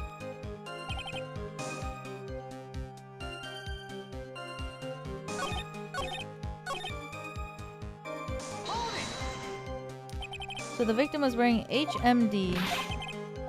And you're sure that he was wearing the earpiece on the same side? No question. Pretty obvious if you look at the floor plans. Maybe I just present it. Fuck it, bro. What's the worst that can happen? Yippee! I'm not sure what the relevance of this is, but...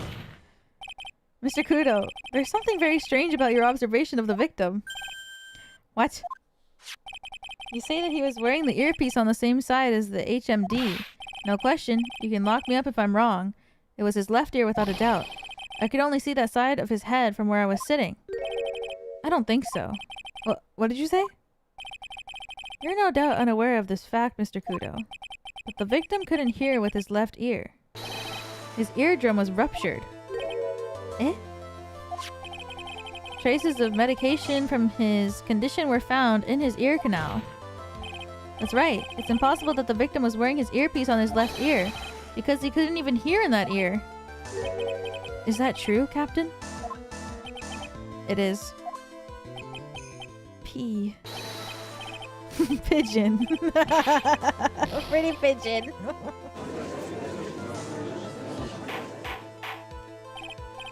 Order! Order! Order!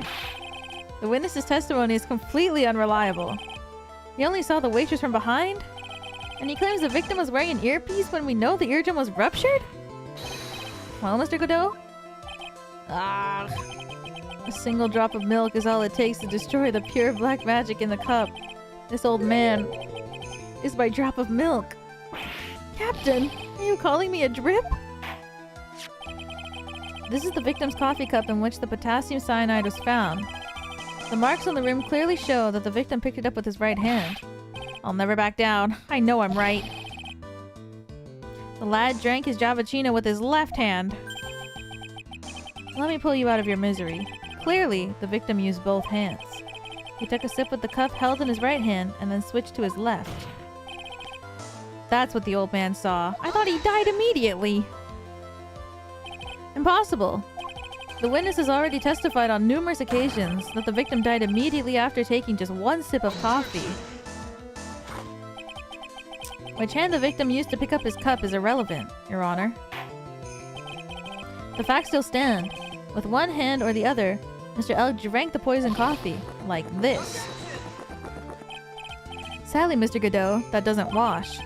The point of this testimony was to establish whether the witness's memory is credible. And the results are clear. The testimony given by this witness is useless. God dang. I believe it's time to conclude today's proceedings. I'm satisfied that the witness is not deceiving the court. But to be frank, his testimony is a farce. Did you have to be so frank? Take that, you pompous old man. I'm sorry, Mr. Kudo. You can't reach me from there. I'm ordering the defense and the prosecution to investigate the case further. That's all for now. This court is adjourned. Shit. Oh no. What the fuck? Oh, wait! If we stop now, where does that leave me? Leave you, Mr. Kudo. Thanks to that blue-suited young upstart over there, I'm just a bumbling old man who can't even dot his T's or cross his I's now. How is your bad memory my fault? I'm sorry, Mr. Kudo, but there's nothing I can do. I've kept my mouth shut until now. But there's something else the court should know. What? There's more? To be perfectly honest, it might not be anything. I want another chance. I want another crack at you, you young shark. But me? He's looking at me like I'm some sort of evil shogun. Well, everyone, what do you say to one final showdown? A final chapter in this eccentric old man's scrapbook. Sorry, Gramps. I've already had my 17th cup of coffee. What have you got to lose, Captain? I'll give you all the Javachinos you want if you come to my house after the trial. I may be 68 years old, but Victor Kudo is still a man. That's enough, witness. I believe it'll be quicker for the court just to hear your testimony. You bet. Much, much quicker. I can't believe this is happening. You better get ready, youngster. I get the picture. Just quit throwing these seeds at me, would you? He's got to be using some sort of infinite ammo code with that box of seeds. Alright, what do you got to say? First of all, I want to stress that this might be nothing. I'm not too sure of it myself. The young boy slumped over the table as soon as he took one sip of his Javachino. Well, the clumsy idiot upset the vase. He knocked it right over. It broke, and the strip of cloth covering the table got completely soaked. Well, how about that? Turn things upside down now, What? Well, it's right there.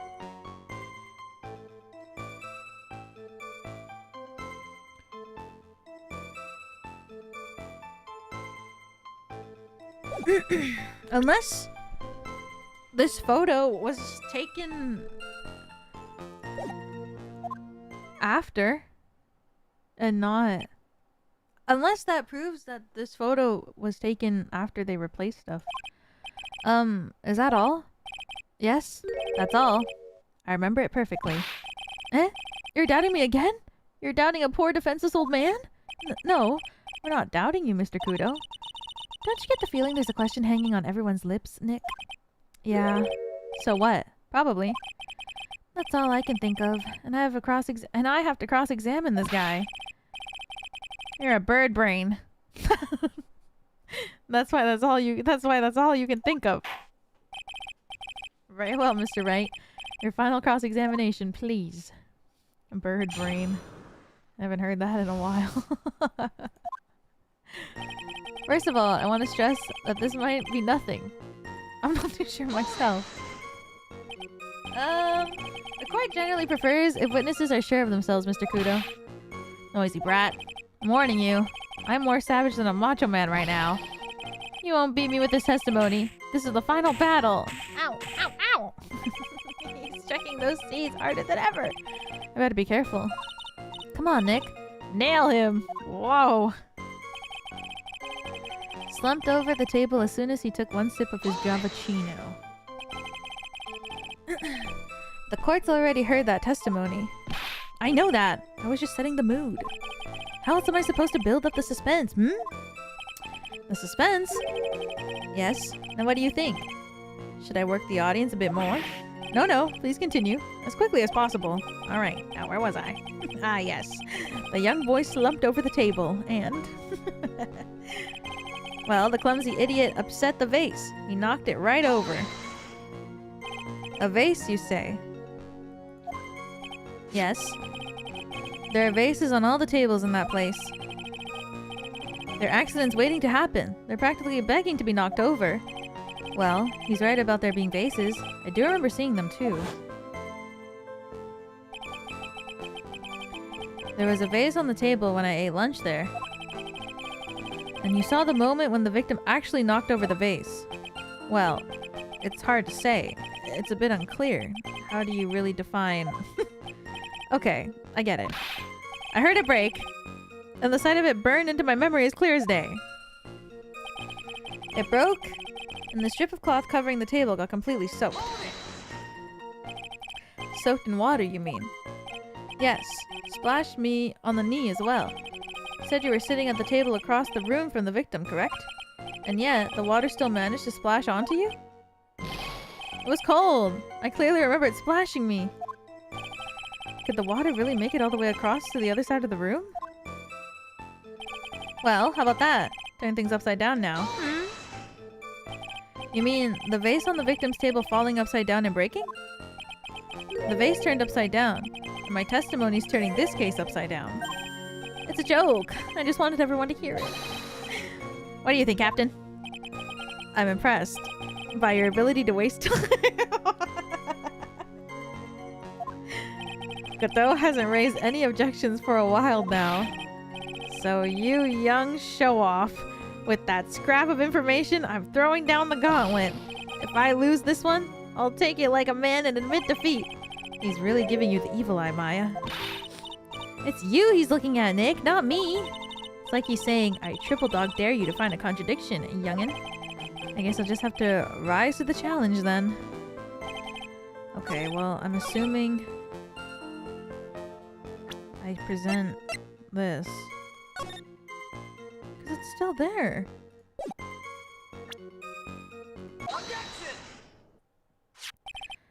Mr. Kudo, this is a photograph of the crime scene. So what? Look carefully at the table. The vase is there, intact. Huh? Lost your tongue, Granddad? I'm no granddad of yours. Ow! Ow! Enough! If you throw any more seeds in this courtroom, the cleaners... Ah! What is it now? I just remembered something. Yes? Go on. The broken vase. It was on my table. What? Well, you see... It startled me when that young lad collapsed. So I stood up. That must have been when it fell over. The vase on my table, I mean. The vase on your table? Yes, it was on my table. And that's how my groin came to be completely soaked. The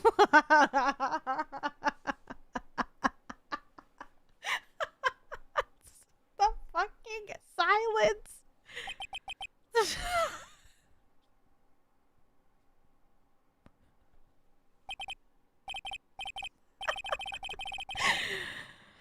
Ah, thank you, Mr. Kudo. You certainly earned your kudos for today. I'd like to ask a question now. Have I been any use at all? Perhaps that's something you should reflect on yourself, Mr. Kudo. Wait a minute! If that's the case, there's more! I've got more to say! Oh, yes, I remember something else. Bailiff, escort the witness out of the courtroom. Wait! Listen to me!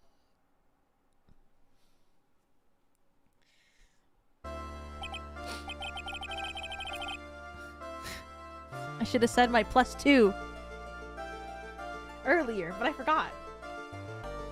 When the judge said you've earned your kudos for today, I'll be like, what I say when I finish reading a great fic on AO3. Me when I finish reading a fic on AO3.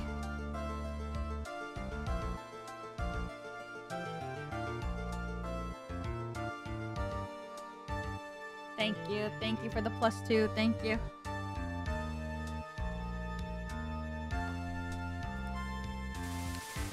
Well, we seem to have been considerably sidetracked, and I'm still not in a position to deliver a verdict. The defendant has not been positively identified as the waitress in question. Additionally, there are 2 discrepancies in the testimony we've heard thus far. The mark on the coffee cup that the victim supposedly drank from with his left hand. and the earpiece, which was inserted into his left ear. Oh my god. Out of which he couldn't hear. How, Nick? You did it! I therefore require both the defense and the prosecution to further investigate the facts. Yes, Your Honor. There is one more thing before I call today's session to an end. One more thing, Your Honor. The witness we just heard from. He is the most insistent that his testimony should be of use. So he summarized it accordingly into the statement. Oh god, is it a haiku? You may each have a copy of it if you wish. Whatever. The prosecution doesn't need props like that. Kudo is really mad, huh? Yeah, I would be too. Very well. Here you are then, Mr. Wright. Here are 3 copies. My own, yours, and Mr. Kudo's. Yes, Your Honor. When the incident occurred, I broke the vase at my seat. I'm sorry. Oh. I feel bad. I'm sorry? This isn't a piece of testimony. More like a 5-year-old's apology. What the heck are we supposed to do with 3 copies? That is all. This court is adjourned. When he just wanted to be helpful? Question mark. Helpful? Maybe? I don't know if helpful is the right word. Shit, this is like a good place to stop, but...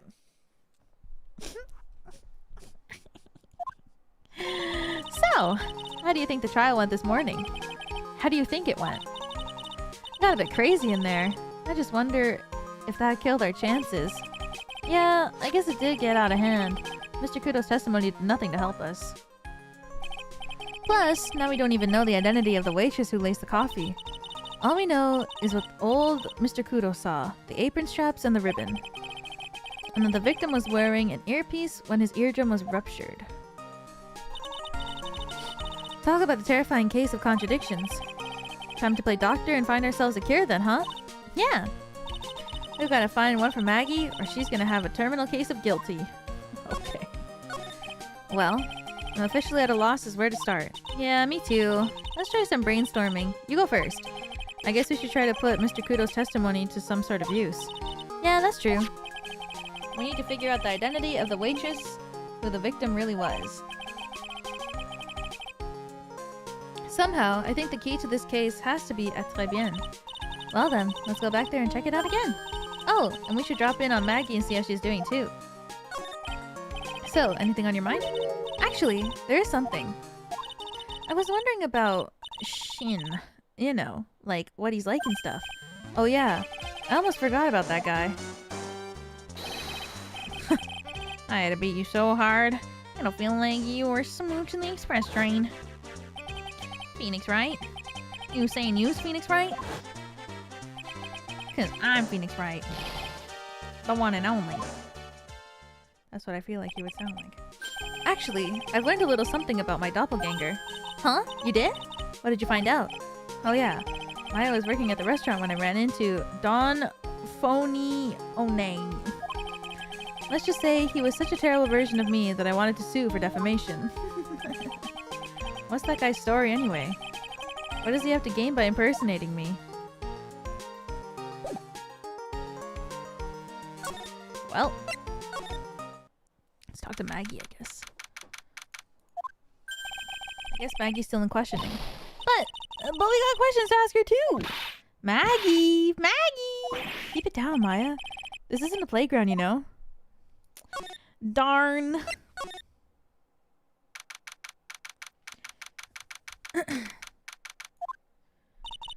Looks like Gumshoe's not here. Never mind that. What's going on? Feels different in here somehow. You think? Ugh, my headphone is hurting my ear. So much. Yeah, everyone seems to be on edge. What are you doing? Call in the officers for the briefing, quick! Can't you shut down the station server? Chief, quit playing on the internet. But my email pen pal, Lead Asian princess?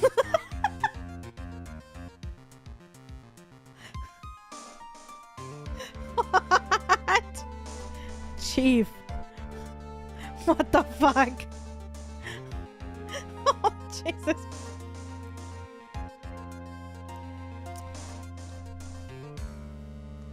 This is like... What year did this game come out? This is some 2005... I don't know what year this game came out. This is like some 2007, 2006 ABG. Save it for later. I'm turning it off now. No! Elite Asian princess. Everyone's keeping busy in here, huh? Keeping busy? More like panicking if you ask me. Something's going on. Something big. This must be the chief of the detectives. He looks lost, now that the power to his computer has been cut. Oh well. I guess I'll just have to write her a real letter instead of an email. Alternately, you should write up some reports. Just a suggestion. Dear Elite Asian Princess, how are you? I'm okay. How was the show last night? Wow, what an awesome job. Maybe I should send my resume and become a chief.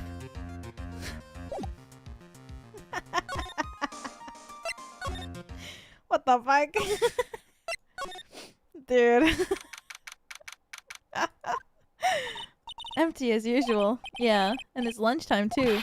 That's it. Come on, come on, come on. Hey, that sounds like...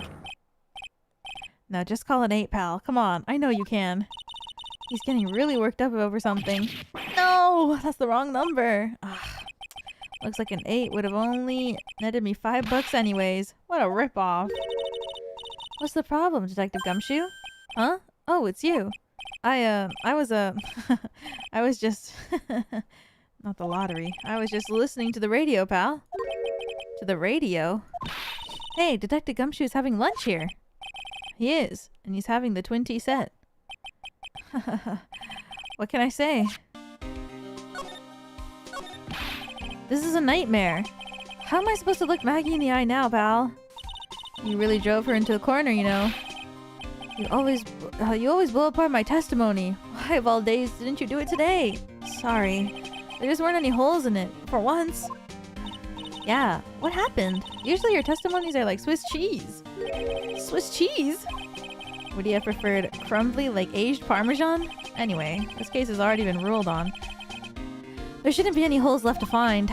So, did Maggie say anything to you? About me, I mean? How did she put it again? I can't believe Detective Gumshoe. I hate him, sir. I mean it. I don't ever want to see him again. Something like that. No way he ran away. Please, Detective Gumshoe, I didn't mean... Why? Why is this happening? He's banging his head against the wall. Nick! Oh man. Poor Gumshoe. So, did you like the twin tea set? Never paid that much money for lunch before. I was so nervous my hands were shaking. So, how did it taste? Well, for $20, I guess. I don't know how to describe it, really. It was delicate. Finana, thank you for the raid!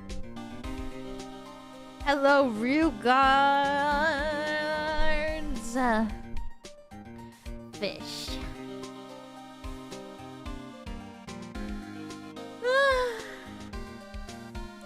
We're playing the third Ace Attorney game. And we're on case 3. Part 3. Yeah. We're like halfway through the third case.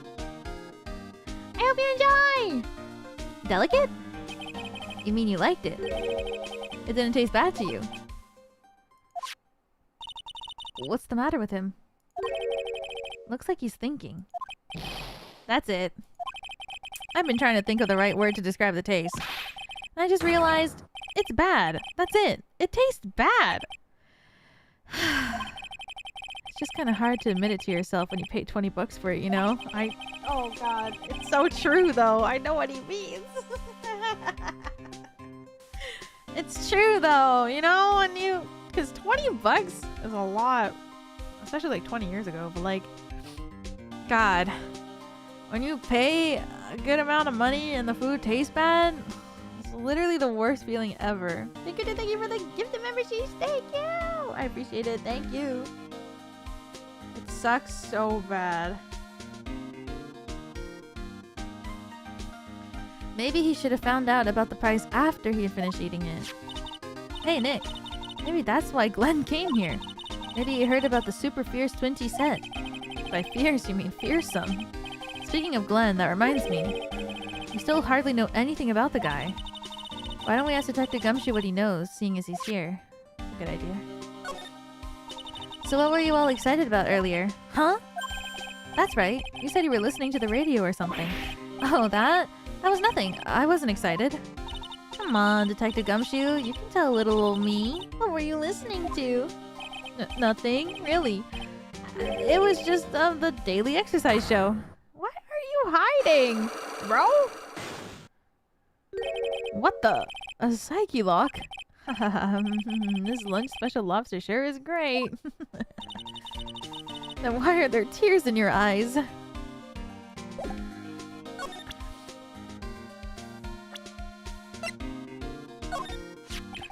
This guy was a real programming genius. They called him the walking computer at the place where he worked. What happened when he crashes though? Does he just stop moving all of a sudden? Ugh, he wasn't literally a computer, Maya. Anyway, there's nothing between Maggie and the victim. Yeah, that's what we found out yesterday too. Hey, Detective Gumshoe, don't you have any information that's a bit more fun? Fun? Oh, I know. So, have you paid a visit to where Mr. Elg works yet? You might as well. His workplace? Where is that? A computer firm called Blue Screens. Or something like that. Sounds like a real stable company. This could be fun, Nick. Let's go! Computers aren't really my thing, Maya. We'll be fine. I know all about that high-tech stuff. I wonder about that. It's just around the corner from this joint. You should take a look. A computer firm called Blue Screens Inc., huh? Girl. Alright, what does he want? What are you hiding, buddy? The radio. Alright, Detective Gumshoe, tell me the truth. What were you listening to? No way, pal. Now that you made a big thing of it, I'm not gonna tell you. We'll see about that, pal.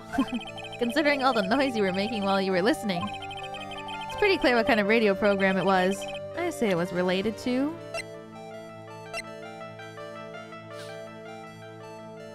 Has to be the lottery. Wait, my HP is healed!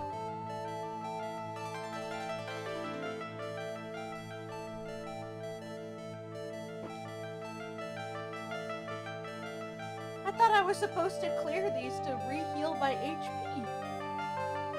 What happened?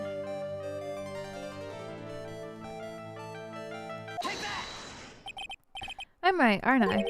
You were listening to the lottery results, weren't you? You thought you'd try to win big, just like Glenn did. It's like you can see right through me. Huh? I've cracked him already? See, pal? That's why I said it was nothing.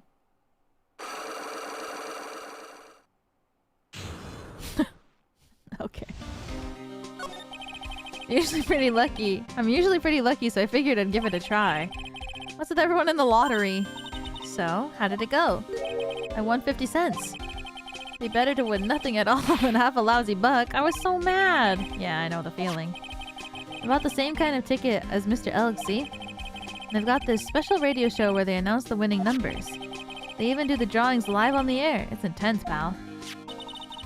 I bet that's what Mr. Elg was listening to on the day he was killed. Yeah. What time is it now? It's just after 1:30. Now the lottery results always broadcasted at the same time? Yeah. Look, I got this flyer when I bought the ticket. Millionaire Radio. 1:30. Millionaire Radio. That sounds cool. I want to try it, Nick. Then buy a ticket, Maya. With your own money.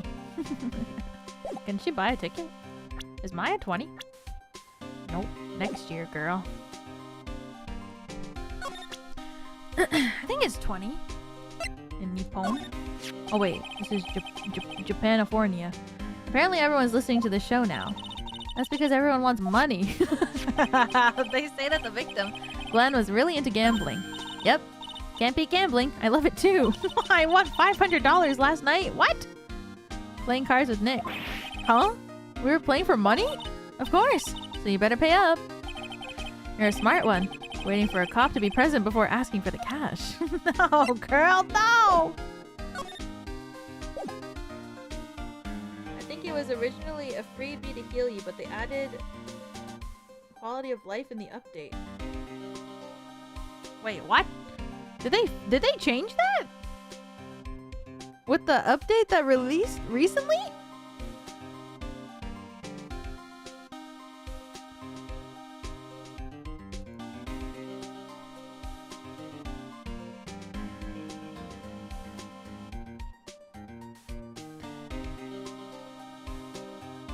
They did? What? Because I swear before... I'm pretty sure it's always been each part has individual HP. Wait, no. I swear, because before, at least in the second game for sure, after I took damage in court, I had to do the investigation and then heal by clearing the psyche locks. Because I remember so clearly that being a thing.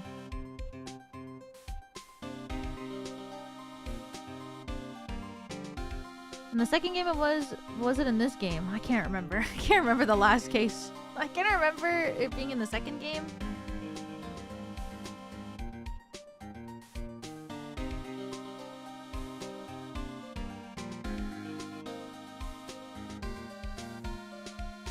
I can't remember anymore.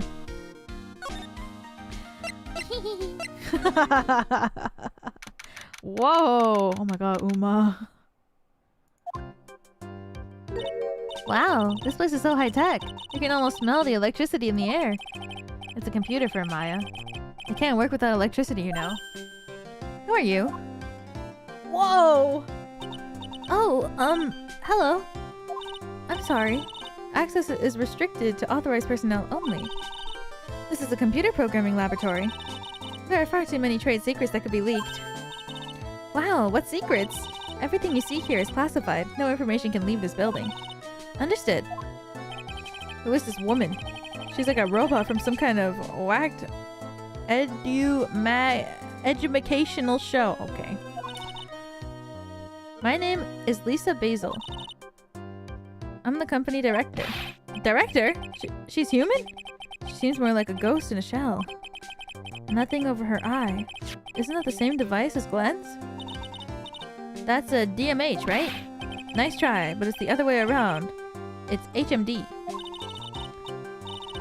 All of my programmers here at Blue Screens Inc. are supplied with HMDs. Then do you write programs too? No, I just enjoy wearing this. They are pretty cool. I wouldn't mind one. She's really blue. So, what exactly is this firm's business? I'll try to simplify it so that you can understand. We analyze the data management systems required by certain branches of industry, and then deliver optimum operation systems and source-level components to them. Huh? You lost me on the corner of analyze and management. It doesn't matter. They analyze stuff. You got that much, right? The software we produce is distributed on CDs. CDs? Yes. Compact discs. Digital optical storage media. Of course, CDs are used for software as well as music. Oh my god, I totally forgot that back in the day software came on a CD. It's been so long. It's a small firm, but all of my employees are first-class programmers. Let's ask one of them what they're doing. Excuse me, what are you working on right now?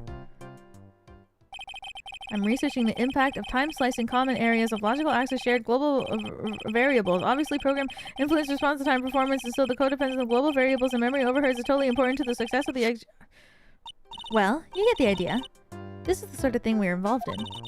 Did you good people follow all that? Yeah. Your blank smile just said otherwise. You know about what happened, right, Miss Basil? You mean about Glenn being poisoned? Yes, I know. It's terrible. Can you tell us anything that might be helpful? I don't think so. A police officer was here earlier too. But I couldn't tell him anything either because the waitress who committed the crime has nothing to do with blue screening. Oh. How about Mr. Elg's desk? Have you cleared it out already? No, not yet. It's this one right in front of you. If there's anything that might be useful to you, you're welcome to take it. I guess there might be a clue here somewhere. Jeez. He's got a sleeping bag under here, no? Uma. Whoa! Look at this desk, Nick. What a mess! Looks pretty average to me. You can't get any work done with everything all over the place like this. You think? Real whiskies can work under any condition, you know. She's trying to hint that I should tidy my desk more. I'll clean up my desk when Maya stops asking silly questions. No hurry then. Hey! This calendar. What about it?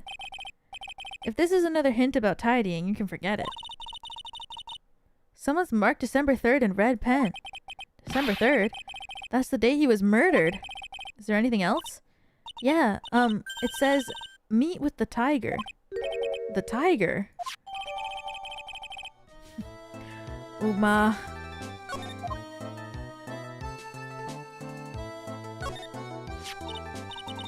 Wow, look at this mess. Looks like they're all betting tickets. What kind of betting tickets? We're betting on which horse will win a given race. They're horse racing tickets. Oh wow, his drawers are stuffed full of these. Looks like they're all losing tickets though. Horse racing betting tickets found in Glenn Elg's desk. There's over 500 of them. Do you think it was... Sorry, I'm about to say something so stupid. Do you think it was just a coincidence that the words winning ticket just keep coming up over and over again? And also, he is a horse bettor? This many tickets would get you, what? A buck down at recycling center? I didn't know you were so hard. I didn't know you were so... I should not stop there. I didn't know you were so hard up that you try to profit from the dead, Nick. I'm just taking them as evidence.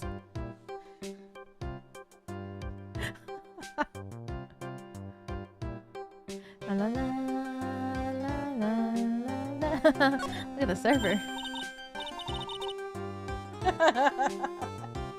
No, I didn't mean to stop there. Hey, look, Nick. Supercomputer. If you hard, you hard. Exactly. It looks like it's really smart and wise, doesn't it? Computers are only as smart as the humans who use them, Maya. That explains why we don't use the computer in our office. You work there too. Yeah, but at least I'm... Please, don't argue about something that's so trivial. Otherwise, the computer will laugh at you. She said she'd laugh at us, Nick. She's a human. She's not a computer. He's really pounding that keyboard, isn't he? Wow. I bet that's where the pro and programmer comes from, huh? I guess I should be resting on my laurels. Gotta expand my skill set and all that. Yeah, that's a good idea. Maybe I could become Old CD's apprentice. And what about your spirit medium training? What is this? Those pillars almost look like they're moving. It's kind of unsettling. Nah, they just look a bit twisted or warped or whatever word I'm looking for. This office is designed with a futuristic feel in mind. Futuristic? Yes, we tried to imagine what things might look like in the future when we designed it. Helps to soothe and calm the soul. On second thought, I agree with you. This place really is unsettling. Yeah, it kind of is.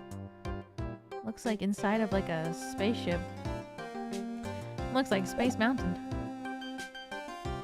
This game takes place in 2017.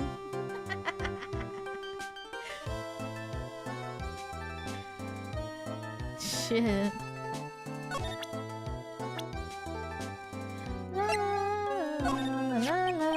About Mr. Elg. He was a top programmer. I would even say he was a genius. But he did suffer from 1 or 2 bugs in his personality. Oh? Like what? He was a bit of a loser. Perhaps that would be the best way to describe it. That's what got him into trouble. What's the matter? He was a top programmer. I would even say he was a genius. So he was really no trouble at all. A model employee. Hey, wait a minute. Just now you said something about him being in trouble. Gotta find out what this trouble was exactly. She said he was a loser. Maybe it is. Would you mind taking a look at this? I'm sorry, that data is super admin restricted desktop access password protected. Super admin restricted desktop access password protected? What? This is madness! No, Maya. This is Sparta. Okay. She won't tell us unless we say the right word. Code word? Sesame. It's not Sesame, then it must be her mother's maiden name. That's how it always is. There's no point in having a password if it's always the same thing. I guess she just doesn't want to talk about this. Maybe we should focus on asking about Glenn. What do you say?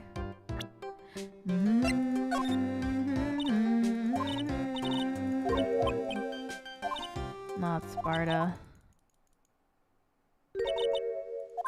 Okay. Focus on Glenn.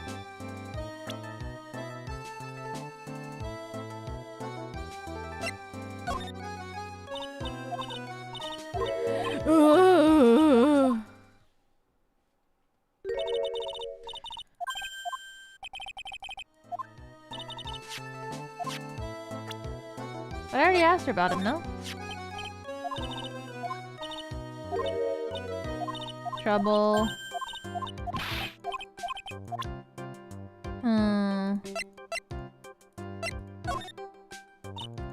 Nope. Click.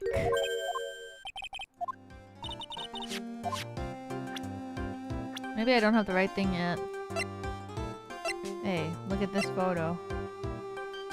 This is him after he died.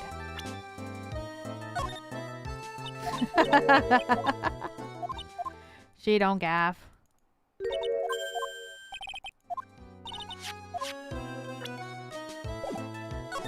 Oh shit, Glenn's troubles. About Mr. Elg. Was he in some kind of trouble? I'm sorry. Why would you think that?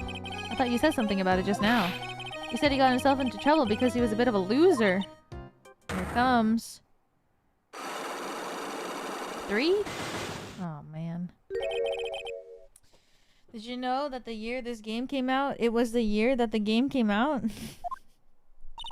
Shit. I guess Mr. Elg is like every other man with his own pile of secrets. Okay, let's see what the first question is. And then we'll decide. I feel like this is like one of the last ones though. How about you tell me what kind of trouble Mr. Elg was in? I'm sorry, sir, but we don't deal with troubleshooting here. Perhaps you'd like to speak to someone in customer service? What's she talking about? I guess it'd be better if we take a shot and see where it gets me. Miss Basil, let me ask you something. Did Mr. Elg's troubles have something to do with this? Oh, I feel like it's probably the horse betting stuff, but I don't know. Let's look everywhere else first. Très bien.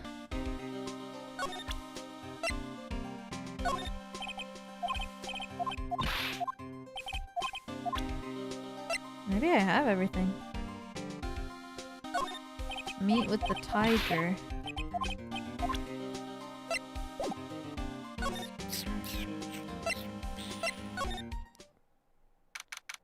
Oh no, he's here. I don't see any sign of Mr. Kudo, do you? Maybe he went to buy another ton of bird seeds. I was kind of hoping he wouldn't be here anyway, at least not for now. Besides, any more seeds today, and I'm liable to turn into a real phoenix. Hey, check this out. I wouldn't get too close to that if I were you. Otherwise, you might be in for a shock. My phony must be lurking someplace nearby. Just imagine, a tiger, loose in the city. Meanwhile, the real phoenix is like an abandoned chick, lost in a vast urban jungle. Huh? Don't worry, someday he'll grow up and become a ferocious tiger too. Don't lose hope. Why is she trying to do a pep talk into me becoming my phony? The birds are so cute! Pigeons! Yeah, and heaps of them too. Did you know that pigeons are a symbol of peace? That's a dove. It's actually so cute. This place is so fruity. I love apples.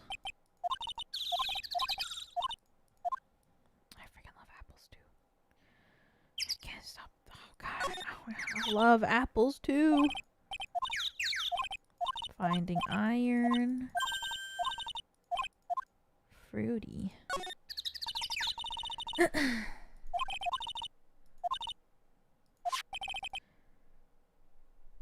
Maybe we can all get together sometime. What if we play with someone who's never even won a game of tic-tac-toe? How about we change the rules a bit then? We could play Old Maid, and we could say the person who's left with the Old Maid at the end is the winner. How's that? Not bad. Not bad at all. We could even rename the game to Fair Maiden. Okay. That sounds fun.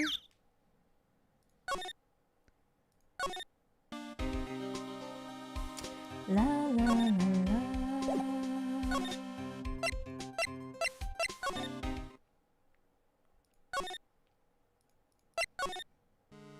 There's no way I have an... Maybe I do have enough stuff to talk to them then.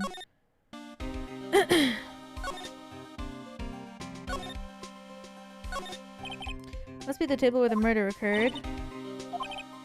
Stain from the coffee. Don't lick the tablecloth.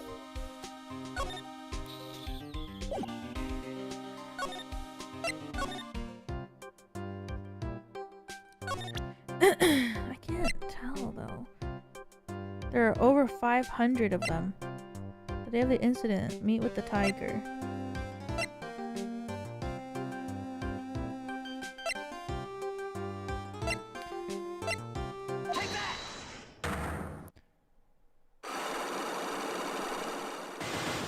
My ear hurts so bad. How about you tell me what kind of trouble Mr. Elg was in? We don't deal with troubleshooting. How would you like to speak to someone in customer service?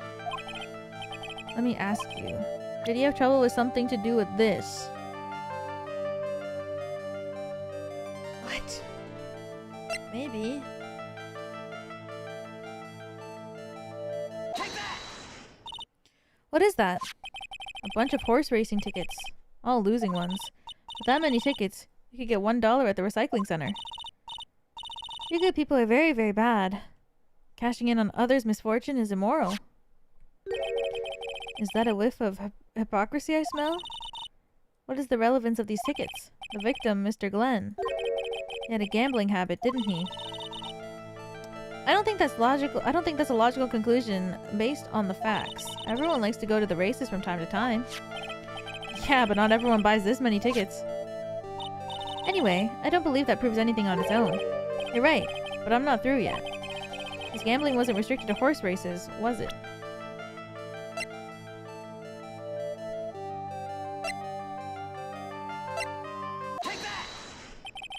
The lottery, horse racing, he bought a lot of tickets and lost a lot of times.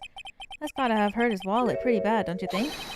Maybe bad enough to be the cause of some pretty serious trouble, perhaps. No! You're right. Glenn did have a gambling habit. You good people must not follow his example. Do you understand? Trust me, even if I wanted to, I don't exactly have the money to buy any. But if you win, there's no problem, is there? And Glenn had a winning ticket, didn't he? For $500,000. Yeah, but how do you know that? It's hard to imagine how he could have been in trouble then, isn't it? It's true that Mr. Elg won $500,000 in the end, but that wasn't his first stroke of good luck. He was in deep trouble before that. Deep trouble? What do you mean? His real problem was with someone or something more terrifying and ferocious. He met with someone on the day he was killed. He even made a note on the calendar about meet with the tiger.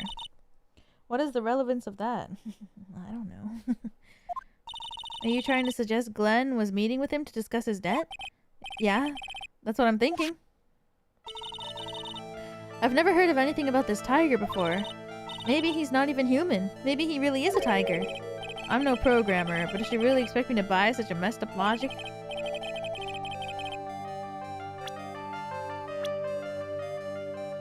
I think it's time to introduce you to the tiger. Oh shit, I don't have him as a character though.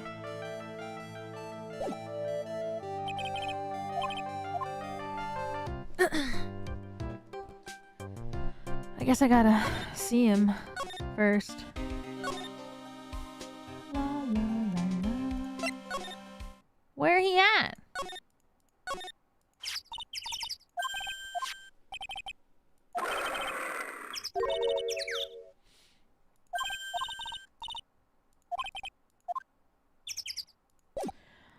Where he at? Can I not go to the kitchen anymore? Oh, I can. I'm so dumb. Huh? Mr. Armstrong's talking to someone. I'll be back next month. Oui, naturellement. I'll be waiting for you. If you haven't got it by then, I'm afraid it might get a little hot around here. No, I will have everything ready, I promise. I love fire, you know? I love the way it crackles. No, stop it, I beg you. Then don't let me down. I'll be watching you. Mais non, it's not necessary. You can trust me, mademoiselle. Talk to anyone, and I'll drive a knife right through your heart. Oh no, you don't have to worry. You know, you worry far too much. Maybe this will help you relax. It's the oil of sandalwood. I do love raw meat from time to time. Ah! I'll be taking my leave. Goodbye. For now.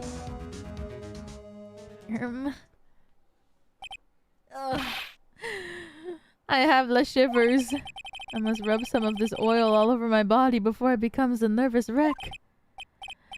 Oh, oui, that feels good. Ugh. Oh la la, excusez-moi, monsieur. My eyes!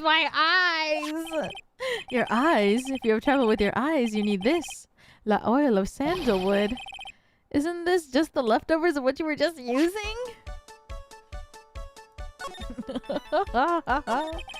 You don't exactly have many customers, do you, Mr. Armstrong? No, you're right, monsieur. But perhaps a perfect time for you to visit me, no? That way, I can give you my undivided attention and cook for you la dish supreme. Putting on a brave face, huh? That's what girls do, Nick. But you're right. Business is very difficult these days. Perhaps the name is a problem. People do not understand it. They think it's Trés. I just wanted people to think that my restaurant was exclusive. But they think you just serve fast food on cheap plastic trays? Nick! That's the kind of thing that can make a girl cry! Have you forgotten that Mr. Armstrong is a man, Maya? This restaurant is my life. It's everything to me. I will defend it to la finale. No one will take it from me. Who was that woman you were just talking to? Oh la la, you saw that? Well, yes, sorry. So, who was she? She looks so polite and graceful. Polite? Graceful? She was talking about arson. And she likes raw meat and fires, right? I'll be back next month.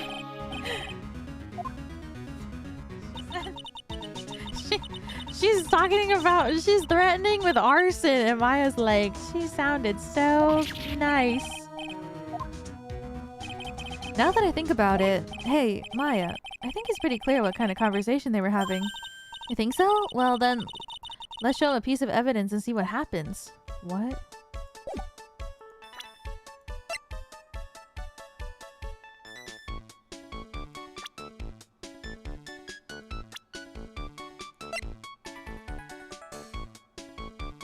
Maybe this?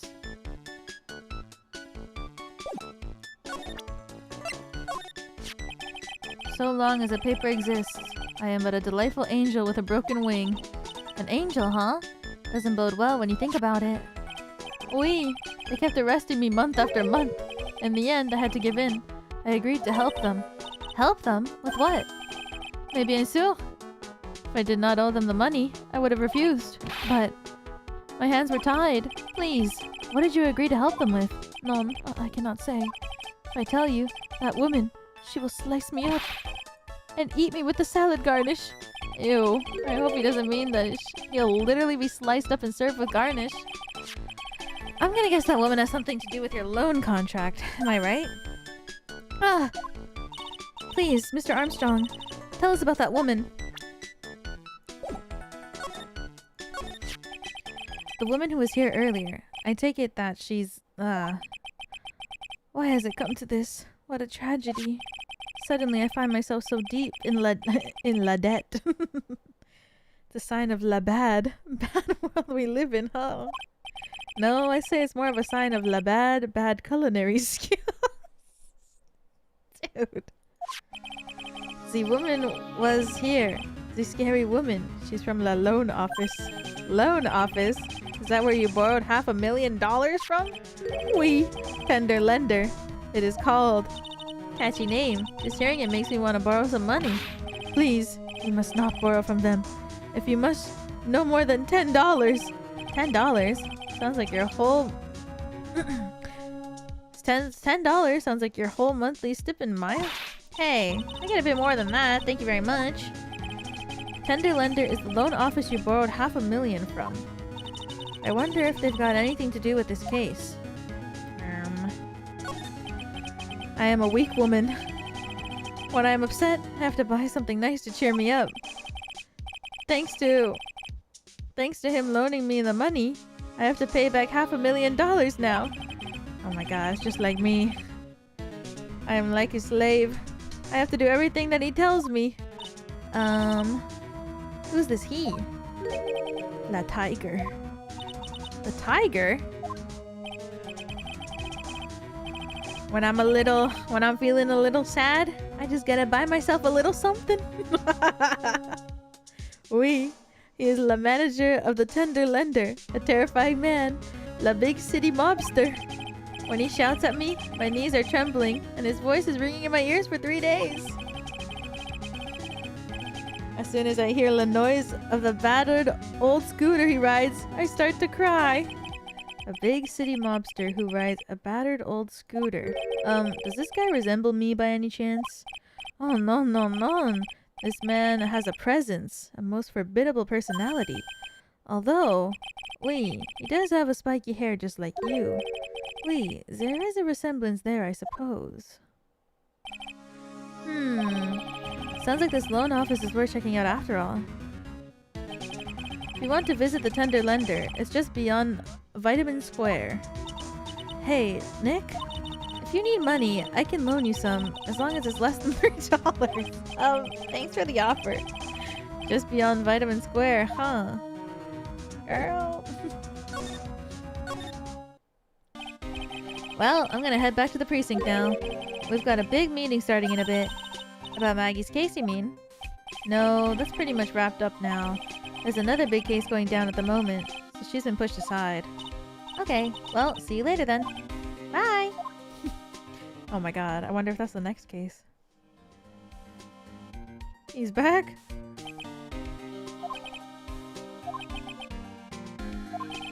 You better get going, detective, or you'll be late! Actually, I kinda got a favor to ask. It's a big one. A favor? Yeah. It's for, Maggie, actually. I was kinda hoping you'd give this to her for me. What is this wiener bento? What is it? It's a lunchbox. I got up early so I could make it.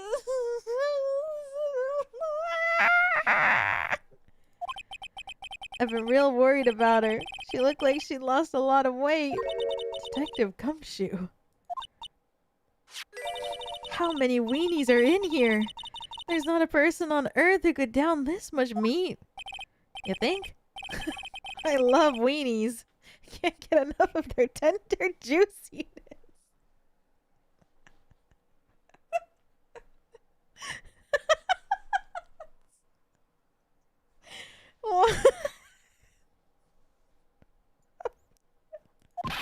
So will you give it to her? It took me ages to make, so please say you will, pal. I can't exactly say no, can I? Gumshoe's lunchbox given to Maya to carry. A tenderly handmade lunchbox fills the stomach with love and plenty of weenies. Maybe I'll eat it myself if I get hungry. Don't forget, okay? I'm counting on you to give that to Maggie. Okay. Don't call not the glizzy gobbler. He's finally gone. Alright, let's go. She's not here! Dude. I don't know if I'm ever gonna be able to give it, I'm gonna be honest.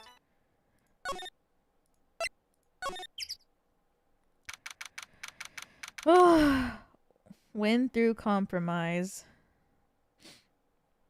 Why is this kind of giving, like, MoMA vibes? This place gives off a really strange vibe, doesn't it? I mean, MoMA is a strange guy. Looks like the tiger isn't in his lair. And that is, as they say, a very good thing. MoMA is the GOAT. Guys, okay, Doppio, I'm gonna tell everybody what you DM'd me the other day. You can't make this shit up. I woke up the other day and he DM'd me a screenshot of Mizuki's character profile from Insomnium Files, and he's like, look, her birthday is July 6th. 6-7. Like, what the fuck? It's not even 6-7. It's 7-6. Oh my god. It was like the most random DM out of nowhere.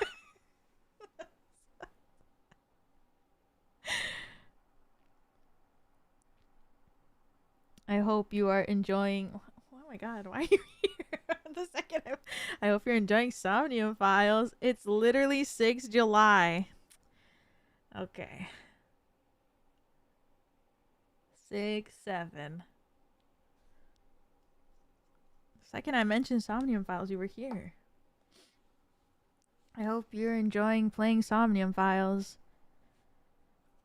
Once you get to the newest one, it was really fun. So I hope when you play the third one, let me know, cause I really liked it. Welcome. Gulp. Talk about a creepy voice. It makes your soul want to shrivel up and die. Oh my god, it's her. You're here to discuss a loan? No, not exactly. The manager is away at the moment. Wait quietly, please. She's so scary. She's gone. Just like that. I guess I'll just have to come back another time. I can't wait till you see how this case ends. It's legendary? Really? Okay. Shit. But this is the perfect opportunity, Nick. This place reeks of suspicion. Come on, Nick. Let's take a look around, okay? Do you think it'd be okay? Of course. No one will ever know. Coffee? Ah! I'll leave it here for you to enjoy. Quietly. Yes, thank you. Do not touch the desk, please. Okay. Let's get out of here. Now she wants to get out of here? I'm examining. Let's see, this round doll thing is called a Daruma, I think. I figured I'd read a book or two and be more cultured, in case you're wondering. You mean you weren't making stuff up for a change? I bet you also didn't know that no matter what, he'll always right himself. Go on, Nick. Give him a good shove. Only if I feel like dying. Now, this yellow thing. This is a Japanese chess piece. I think it's a king. Not that I'm an expert or anything. I'm more of a reversey person, you know? Assuming she knows what she's talking about. These aren't exactly your typical mobster wannabe items. They're not trophies, are they? Gulp. Hey! There's a piece of paper sticking out from under here. What is it? A repair bill?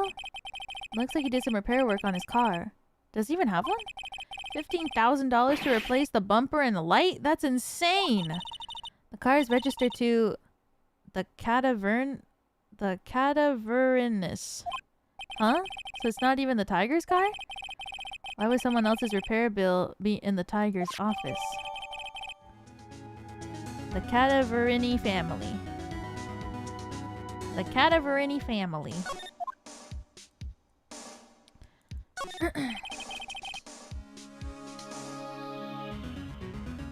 The Cadaverini. The Cadaverweenies. Went through compromise. I wonder what that's supposed to mean. Must mean something if they took the trouble to frame it like that. Yeah, well, it still doesn't make any sense to me. That is Tender Lender's guiding principle. Oh? Compromise the customer to win. Oh, I see. How about you, Nick? Yeah, well, as long as we don't have to compromise my hair, I'd say we're okay. That's one slogan no business owner should ever explain to their customers. Hey, look at this. Parisian style coat is so chic. It's more like a pimp coat to me, because I haven't got an eye for fashion. Look at this. Suit is the same color as the one you wear. The same color as my suit. Oh my god, yeah, and it even has his pin. Keep your voice down, Maya. Nick, you've got to take a look at some cake. I'll just leave it here for you. Yeah, sure. Thanks. Just wait here quietly. Otherwise... Sure. Did you hear that? Wait quietly. Yeah, sure. I have my eye on you. Only so I can take care of you. Understand? I'm scared. So? What are you getting so excited about before? Look! On the lapel of the suit. That's... That's an attorney's badge! But it's made out of cardboard! Girl!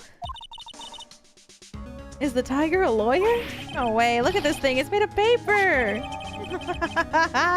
Made out of cardboard and painted to look authentic! For some reason, your badge suddenly looks really cheap to me. Why doesn't anyone recognize an obviously fake badge when they see one? No way. She said don't touch the table. Oh no, someone's dropped the ashtray on the floor. That's gonna be a nightmare to clean up. Yeah, it's all over the rug and everything. I accidentally knocked over a really big space heater once. Cleaning it up was such a pain. It was one of those super antiques where you have to burn a ton of charcoal. How did she manage to knock one of those over? Are they supposed to be super heavy? Oh hey! There's a book of matches here too. Très bien! Matches, huh? Places don't give those out much nowadays. Hey, wait a second. What is it? Look what's printed on its cover! It says Très bien! Matches used for advertising found lying in tender lender. These matches could come in handy. You might be able to use them. Yeah! The pilot light for the office boiler keeps going out. Swing and a miss, Maya. Swing and a miss.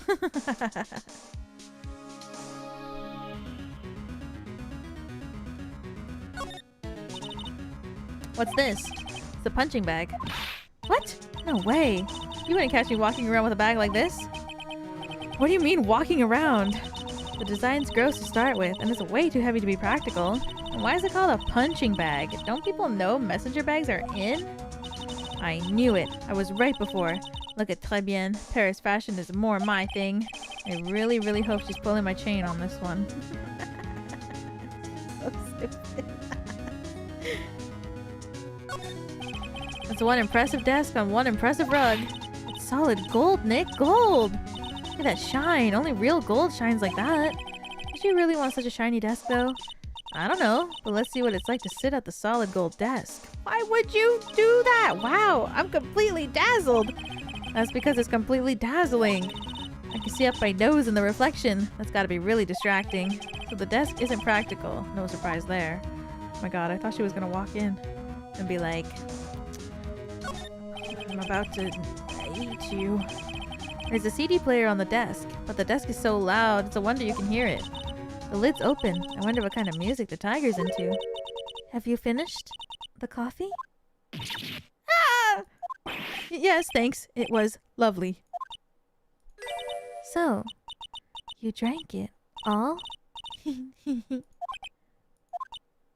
Gulp. If you touch anything else that doesn't belong to you, there's always another cup. That coffee, it was laced with something. I'm almost sure of it. Nick, my stomach, it's killing me. Oh, wait. Maybe it was just the burger I ate for breakfast. I sure hope so. We better take a look at that CD while we're still alive and have the chance. What the? What? It's not the Rocco soundtrack, is it? Claw of the Tiger? It's a demo CD. The artist's name has been handwritten on the desk in pen. MC Bomber. What? This must be the CD Maggie told us about. Let's listen to it. I bet it's heavy metal. No way! That woman will make us drink more coffee if we do. Found a tender lender. Sample disc with the name written in marker.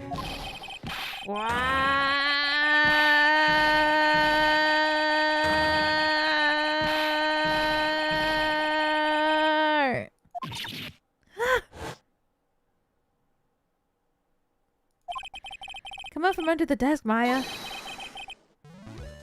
What are you two snooping around my office for? Nothing. We're just... my precious carpet. You got ash on my rug.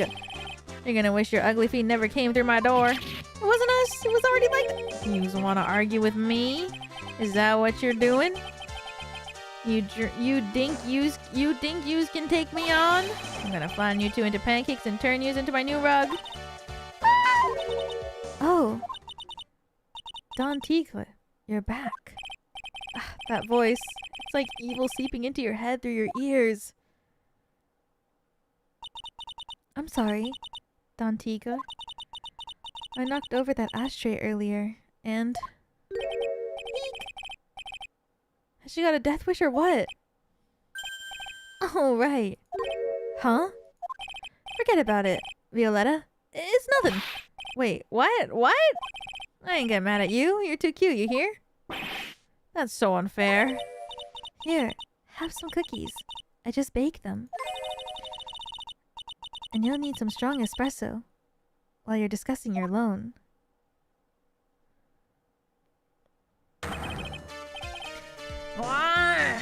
Phoenix Wright. Yes? Is he the crazy or just plain stupid to chase after me? I worked so hard, but now he's gotta come and mess up my plan? So it was him. He's my phony. I don't care. No one gets in my way. What? I mean, excuse me? You should have left the little girl at home, right? I have a few things I want to ask. No questions. This is the last time we meet.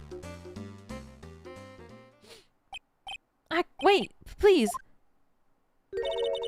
That was pretty weak, Nick. You waited until he was in earshot before you shouted after him. Like you're the one to talk. I didn't hear you scream, hold it either. The espresso. Oh! And cookies. This woman is definitely not good for my heart. Now, what was it the tiger called her? Violetta? So, I'm kind of curious about your company, Tender Lender. The warm and friendly atmosphere you'd expect from a family-sized business. Conscientious rate of interest and attractive repayment policy. Why do I get the feeling the sentence is not going to end well? We will tenderly lend you that little bit extra here at Tender Lender. Things are a bit tight for Wright & Co. at the moment, aren't they? I mean, there's that $500 you owe me from our card game for starters. Why don't you take out a loan? Would I like to take out a loan for a place like this? Not so much. Tender Lender is on your side. So, let's say I'm late with my repayment. What happens then? We'd give you more coffee. Strong coffee. Right. I think I'd rather skip town. Hey! Just remember, I can make strong coffee too, Nick. Strong tea as well. So, do you know about the incident we're investigating? What incident? Well, a man was poisoned in a restaurant just near here. That incident. Let me see. I was here that day. The manager. The manager being the tiger? Furio Tigre. Furio. Tigre. That's where the tiger comes from. He's got a real name. Hurry up and find out more about him. Tigre. So hard to say. The tiger. Can I ask you about the tiger? I mean, Mr. Tigre? Cookie? Sure? How do you like my cookies? I baked them myself. Go ahead, Nick. The honor is all yours. Tigre? Oh, my brain. It's so full of French. No, ladies first, Maya. No matter how I look at this, I just don't get it. What are the tiger and the scary girl doing working together? We are lovers. That's not exactly coming across in your tone of voice. And I owe him my life. He's the one who saved me. The tiger saved you. Please, address him properly. As Don Tigre. Otherwise, I'll have to. Okay. Don Tigre. Of course, I'm sorry. You saved her life? I'd sure like to know how that happened. He's 42.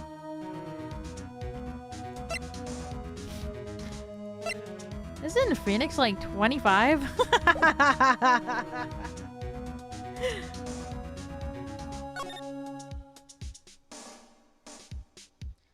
They had a man 20 years older than Phoenix stand in his place and they're like, yeah. I'm very frail, you see. Just recently, I died once. You died? About 4 months ago. The doctor said to abandon all hope. I guess they were expecting her to take a boat ride across the river Styx. But Don Tigre, he saved me. He gave up everything.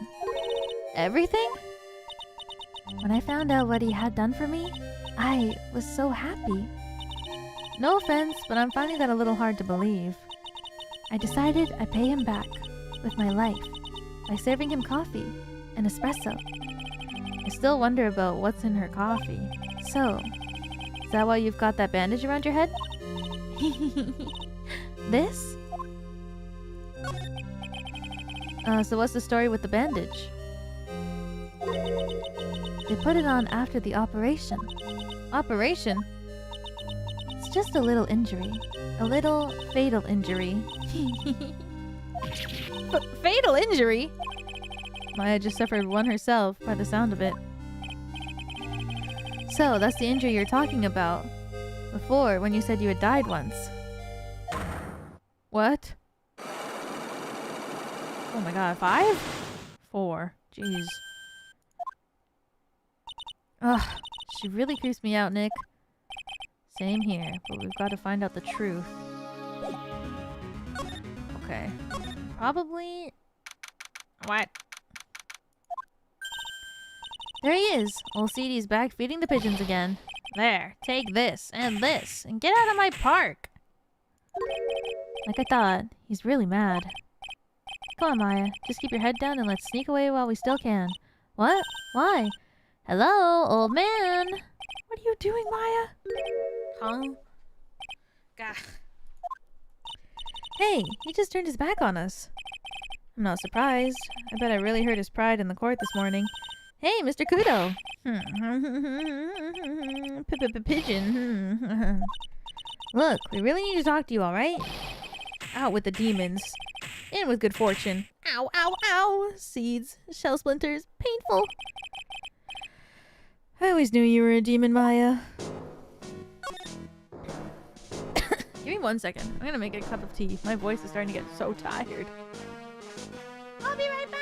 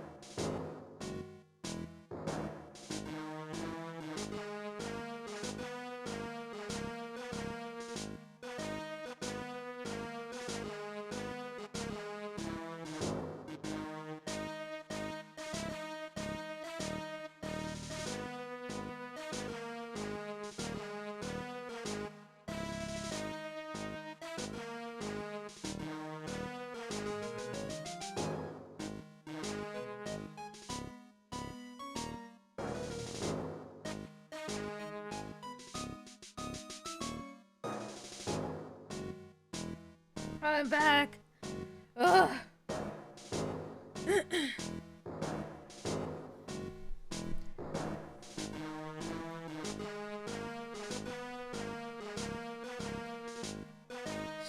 Keeping my tea bag.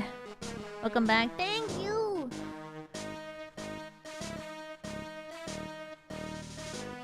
Ugh. My voice getting so tired.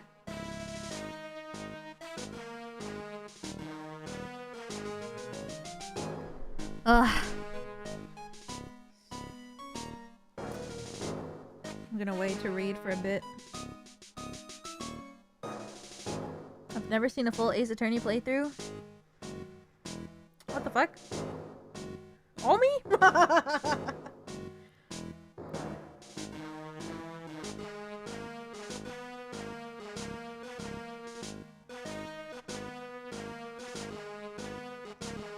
Omi real?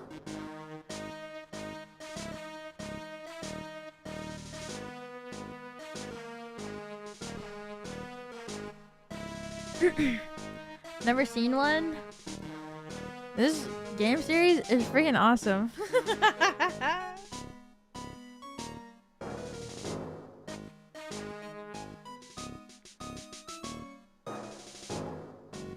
This is where I learned everything.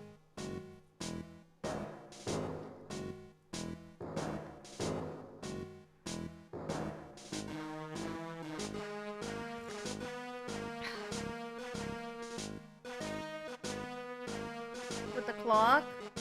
Oh yeah, the thinker.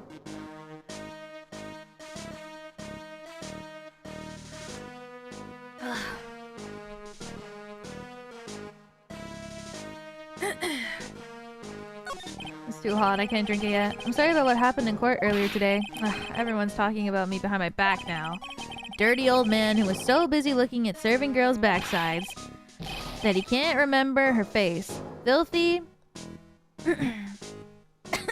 Filthy depraved animal. Not at all. Are you listening to me, boy? I don't care what you say. I saw that waitress put it in. She put some white powder into the young lad's Javachino. We hear you. And another thing. The young layabout was wearing an earpiece on the same side as the lens of his broken spectacles. We're really sorry. So I made a little mistake about the vase. So what? I know what I saw. I tell you.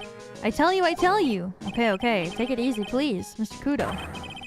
Don't tell me to take it easy, you spiky-haired brat. Take this. You said you were a craftsman, right? The modern world casts honest craftsmen like me aside in droves. Surely it's not that. I come from a long line of craftsmen, right back to the time of the shoguns. You hear me? I didn't become an embroiderer, I was born one. Actually, I'm kind of in the same situation myself. I wanted to stick my fingers up that dribbling old judge's nose and scream right down his ear hole. Objection! Oh, so... Did you want to become a lawyer when you were young? I don't think that's quite it, Maya. I think he's just in a bad mood, that's all. I've got a tsunami of frustration inside, and it's ready to burst out! If we let him start rambling now, we might never shut him up. What should I do? Suck it up. Guess I better let him talk. So, there's not much to call for craftsmen these days, then. Of course not, you idiot. All I'm good for nowadays is running errands. Errands? Everyone takes advantage of the elderly. Buy some bread, Gramps. Take the dog for a walk, Granddad. Feed the pigeons, old man. What am I? Some sort of two-bit community handyman? Well... Buy some bread. Now that I can understand. What's the point of feeding some seedy pigeons? Why don't people say what they mean? Get lost. That's what they're trying to say. Oh yes, I'm just an inconvenience, you see. At home, at that restaurant, I just get in the way, don't I? I'm sure you don't. Wait a minute. What did he just say? At home and at that restaurant? Hold up. By restaurant, are you talking about Très bien? Did you get asked to run an errand there too?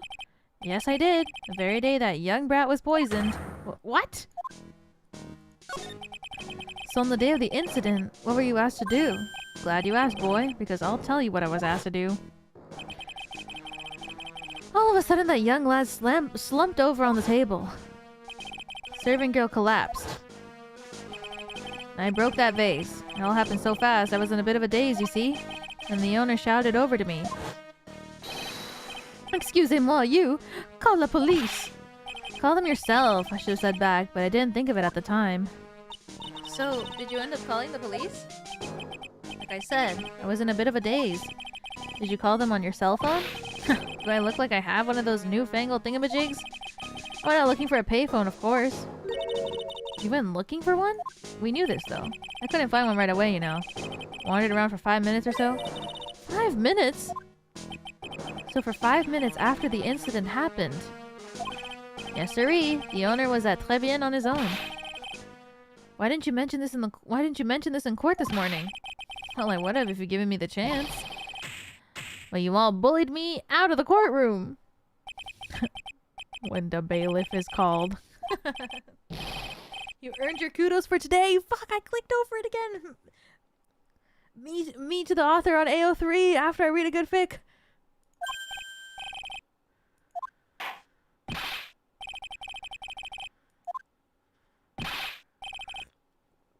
Thank you, thank you, thank you, thank you.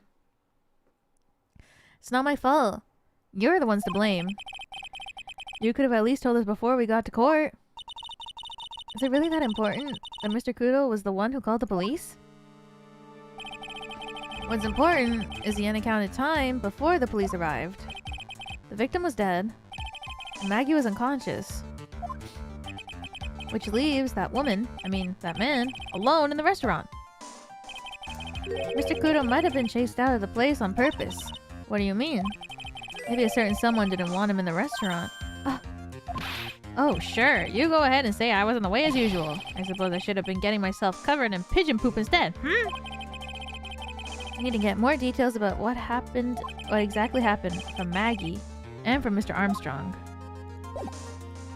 Thanks, old man.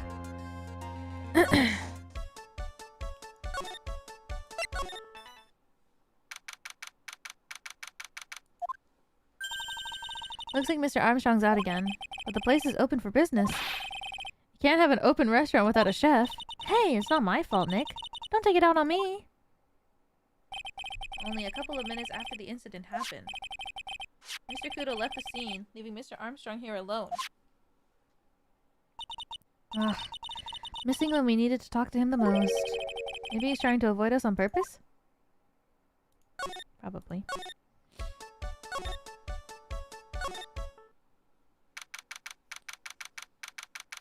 Oh my god, we can give her the weenies. Oh, Mr. Wright! Hello, Maggie. So they finished questioning you? Wasn't it just unbelievable in court today, sir? I'm gonna stay up all night and blog about everything that happened. Weren't you scared? It's pretty tough. It was pretty touch and go in there. Yeah, but you totally nailed that old man. Well, he was all over the place with his testimony. He's not the only one. Huh? What do you mean? Everyone else's testimonies don't match up either. Not with what I remember of the incident anyway. Is it possible she's the one misremembering things? Maggie, you know how you said that everyone else provided testimony that doesn't match up with what you remember? Yep. There's just so many things that don't seem to add up. The biggest contradiction is the other guy I saw at the victim's table. He was the one who slipped something into the victim's coffee. I'm sure it was him. But didn't Mr. Kudo testify earlier today that it was the waitress who put some white powder into the coffee cup? So you really think it was the disappearing man that did it? Well, he's not the only thing that disappeared. The CD vanished as well. You know, the CD with the writing on it? Oh yeah! The MC Screwdriver album, right? It was MC Bomber, Maya. That name was scrawled on the sports paper as well. I never did find that CD at the crime scene, sir. Or the victim's medication that's gone missing, too. Oh yeah, ouch. My head. This is getting way too complicated for me. You said that you passed out when the victim, Glenn, collapsed, right? Yes. It was so embarrassing. I mean, I used to be a cop. When I came to, the restaurant was buzzing with police. Before I knew what was going on, they arrested me.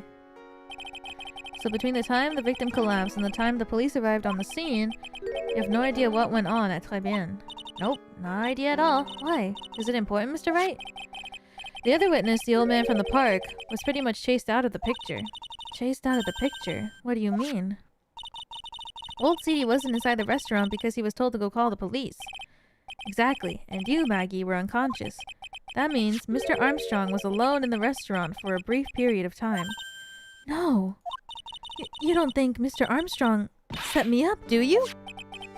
When you consider the facts, it's hard to imagine that Mr. Armstrong isn't involved in this all. Ugh.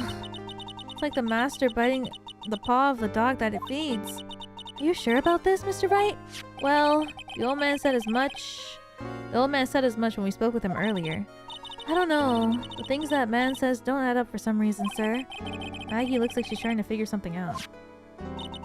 Maybe we should ask Maggie exactly what she knows about old CD.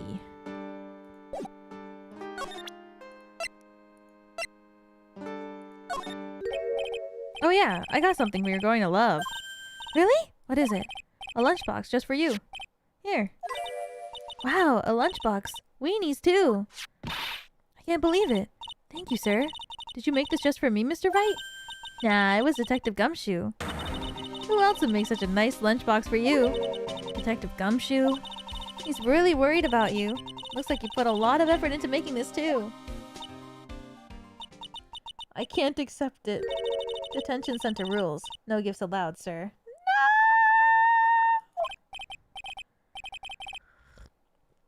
Hey Maggie, come on, don't be like that. The rules are the rules. They'll lock you up if you break them. Somehow, when an ex-cop turned waitress says that, it seems a whole lot scarier. And anyway, I hate weenies. Oh, really? It's all yours, Maya. You can enjoy it with Mr. Wright. But... she's right. It's better than letting it go to waste. But... I guess so. No! Gumshoe's lunchbox eaten with Maya! Well, how was it? That hit the spot. I love weenies. Oh, good. I'm glad I gave it to you then, sir. No! Why did you eat it, Phoenix? You piece of shit!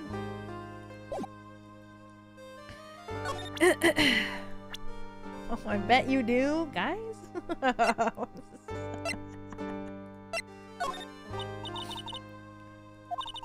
I've been a bit in a courtroom proceeding. Feel like forever since I saw a witness as slippery as that old man. He's not really that bad of an old man, though. Still, I feel a bit uneasy. Huh? I thought you just said you felt much better. Maggie, if there's something on your mind, you gotta tell us. Especially if it has anything to do with Mr. Kudo or his testimony. I'll spill it all and see what you make of it. He loves them weenies. I love them balls.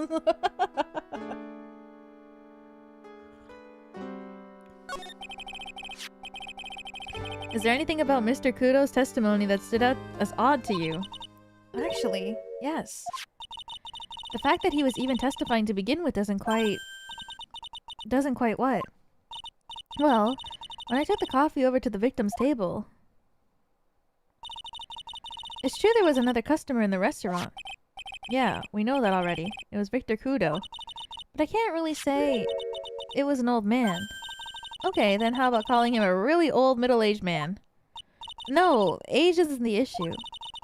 The other customer was a woman. A woman? Are you sure, Maggie? Well, I'm not 100% sure, but I think so. So, what did this woman look like? She was sort of creepy.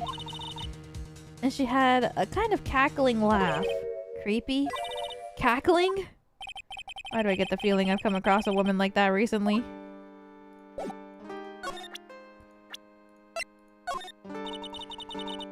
I know I used to be on the police force, sir. Can't help with my connections. No, girl, no, that's not what I meant.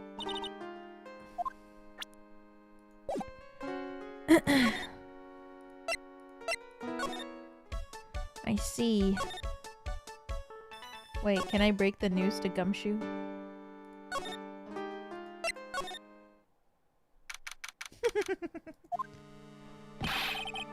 main server just went up in smoke. Why the heck isn't the press conference set up yet? The superintendent's here already. Yeah, and there's a problem with the internet too. I already told you to stop using a computer, Chief. But I'm watching videos online. I'm catching up on my Asian soap operas. It's gonna have to wait, Chief. I'm throwing the switch. No! Just as some young guy was about to confess to his son's hot-to-trot girlfriend? What? Wow, this place is really buzzing. Something must be going down. Something really big. Huh? What are you doing here, pal? Detective Gumshoe. Can't be here right now. I'll be roped into the briefing if you stay. Huh? Got a big problem here today. Why? What's going on? It's a virus! A virus! A virus? There's a virus ripping through the precinct's computer system. But I really need to ask you some questions. Okay, I'm only gonna say this once, so listen up. Yes, no matter how poor you get, never borrow money from a place like this, you hear? Okay. You got money trouble? Just go on a diet of instant noodles and hang in there. We're not talking about borrowing money, Detective. We want information. Oh, is that all? Well, let's see. Tender lender is considered to be even fishier than the average illegal loan shark. And it seems it ran into trouble just recently. Those guys have been pretty heavy-handed, calling in all their debts. Really? Don't go poking your nose around in their business, pal. You'll really regret it if you upset that lady. Alright, I get the picture. Hey, wait a minute. The lady? What did he just say? That lady? Who's this lady he's talking about? Better find out the story with this lady. What exactly is a computer virus, Detective Gumshoe? I don't know. What? Look, I just go with the flow, alright, pal? And here I thought detectives are supposed to be somewhat knowledgeable. What's with that face, pal? You think you know what a virus is? Well, Nick, do you? A computer virus? Sure, I mean, only in simple terms, of course. Really? Wow, you know everything, Professor Nick. Yeah, I'm gonna call you Dr. Wright from now on. Hey, that sounds pretty cool. Don't you agree, Dr. Wright? I don't get the feeling they're making fun of me. Okay, fine. I'm no expert, but I can at least explain the basics to the two of you. A virus is a program that gets inside of a computer and causes damage. Damage? You mean it's gonna make the machine go boom and explode? No, the damage is, well, it's all internal. So the insides go boom, right? Imagine all the case data you've got stored on your PCs here in the station. A virus could wipe it all out. That's the kind of damage I'm talking about. Whoa, that's scary. Yeah, what's even more scary is that viruses are infectious. Infectious? Most computers are connected together on a network, right? A virus can move from one machine to another over the network. So the virus just keeps spreading faster and faster. Just like a real virus, huh? But Nick, why would anyone want to make a program like that? Yeah, it takes ages to type in all that data. Why would you want to destroy it, pal? No, people don't infect their own machines. They send the virus to someone else's. What? That's horrible. Oh, I get it. It's like you sneezing on Mr. Kudo so he catches a cold. Right, then he wouldn't be able to turn up in court because he got too sick. You really shouldn't do stuff like that, Nick. That's wrong. What? Where? When and why did the conversation jump to talking about me? Anyways, that's what a computer virus is. A bad program that causes damage. And all the different viruses have names, right? I kind of feel like I've heard the name of the virus we caught somewhere before. The name of the virus, huh? I feel like I've heard of it before too. Remember floppy disks? Yeah. That's the girl who works over at Tender Lender. You want to stay away from her, okay? I mean it. She does look kind of unforgiving, doesn't she? That should be the least of your worries, pal. What's that supposed to mean? What could be worse?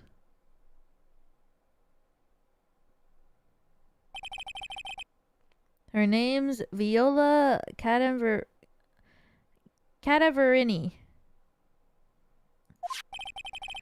She's the only granddaughter of Byrde Cadaverini. Byrde Cadaverini. Do you know who that is, Nick? Never heard of him. Byrde's the boss of the Cadaverini family. The Cadaverinis. That's one scary sounding name. You can't touch them. They're way too powerful for the police. But you're thinking of taking them on, aren't you? No? I don't remember ever saying I was going to. I'm gonna get some more info out of Gumshoe about this family. Oh boy. I'm not sure if I really want to get involved in this, but who are the Cataverinis? Who are they? A scary bunch of people, that's who. You're a cop, and you're scared? What's that about? Trust me, it doesn't matter if you're a kid or a cop. These guys are scary. They got some serious clout in the criminal underworld. We can't touch them. They've got too much moolah. Moolah, as in? They pretty much control all the cash on the city's black market. The black market, huh? And that includes tender lender, I take it. Sure, no one stands up to Cataverini, and I mean no one. Interesting. So Viola's the granddaughter of some mafia boss then. Yeah, and everyone knows how much Bruto loves his little girl. She means everything to him. So, how did she end up at Tender Lender? I don't know, pal. But I heard she's the boss of Tender Lender. I heard that she and the boss of Tender Lender are pretty tight. Tight? That's what it said in the file I read related to Maggie's case. Sounds like a pretty important clue. Well, she said they were lovers. Oh, this guy, the tiger. Is he famous? Yeah, this guy's not a loan shark, you know. Nope, he's a big lone cat. Hence the name. Don't pay him back, and you better say your prayers, because he'll eat you alive. You're shaking, detective. Like a leaf. I'm just, you know, kind of on edge at the moment, if you know what I mean. I wouldn't go flashing that photo around if I were you, pal. Why not? That guy rules the criminal underworld. You could get yourself in serious trouble. I'm talking say your prayers trouble. You're shaking, detective. Like a leaf. I'm just, you know, kind of on edge at the moment. If you know what I mean. Oh my god, we gobbled your glizzies while I was taking a sip and I almost spat it out.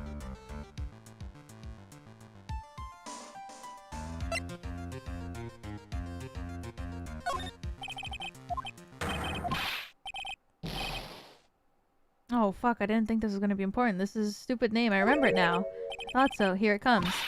Don't just nod to yourself and keep me in the dark. What's going on? It's okay, Maya, you don't have to cry about it. Name scribbled on that sports paper and written on that CD. That's the name of the virus. MC Bomber. What? Yeah, the virus that just infected every computer in the station, pal. It's MC Bomber. Can you give us any more details, please? What do you say at the beginning? Detective Gumshoe, about this. What? I'm trying to... Oh. Okay, I see. Boom, boom, boom, boom.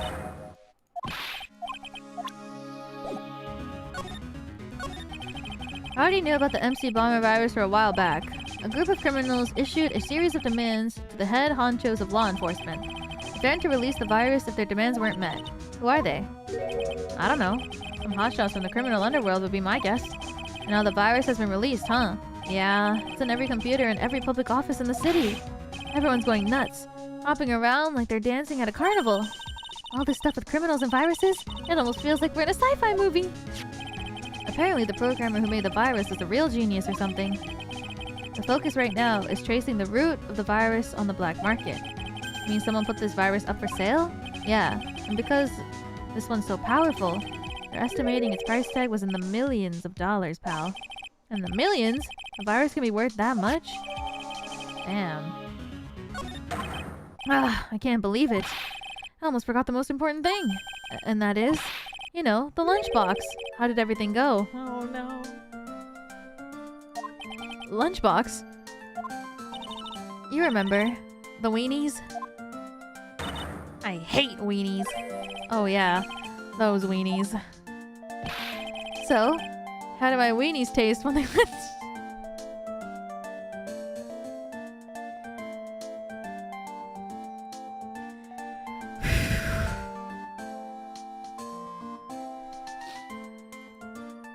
So, how did my weenies taste when they went down the hatch? Huh?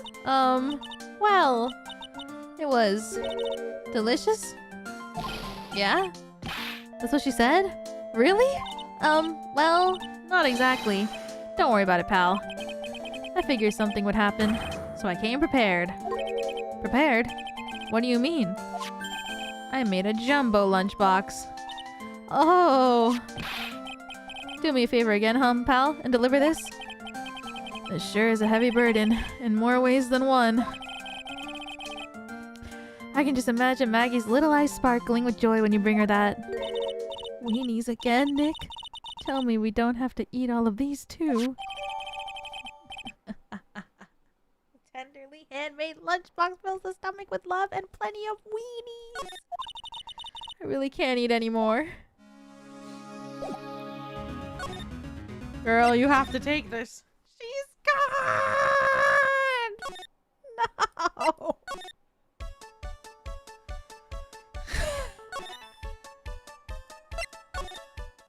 She's freaking gone, dude!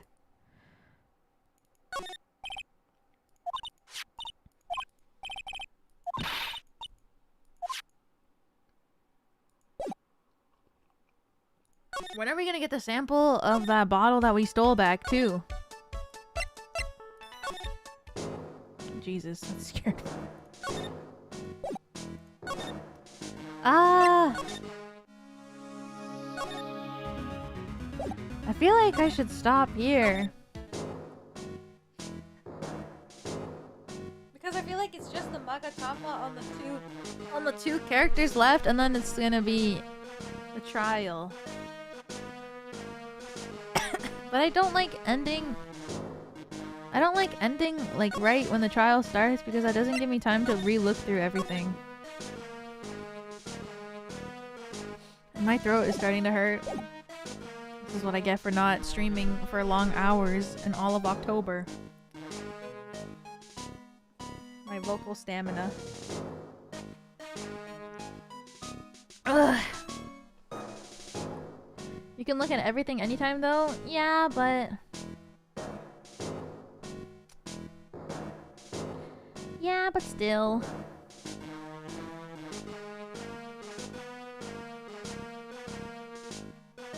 It only takes like 25 minutes? What? No way.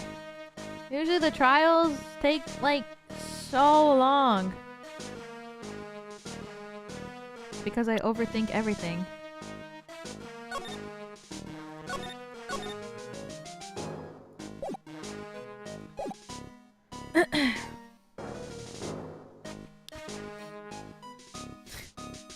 Do I really want to save on this BGM? Yeah, why not? Alright. Options. How do I go back to the title screen? Oh, there we go.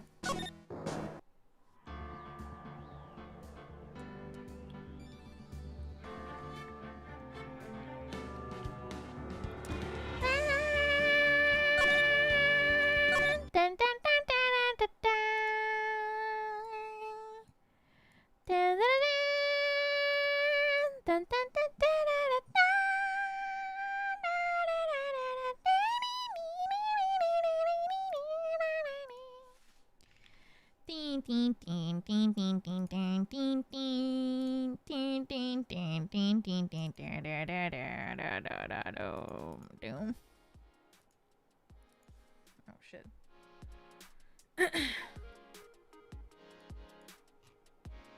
Oh my god, my throat. Ah! My stupid baka voice. Ah! Yay! I think I'm gonna play more, not tomorrow. Maybe Wednesday. I don't know what I'm gonna do tomorrow yet. I don't know what I'm gonna do. Tomorrow's gonna be an earlier stream, so I'm not sure what I should do. Should I actually play League? You could play Valorant? Dare I say? No way. Yes? Oh my god. Play League? I could. Solo League of Legends? Girl! That's some shit.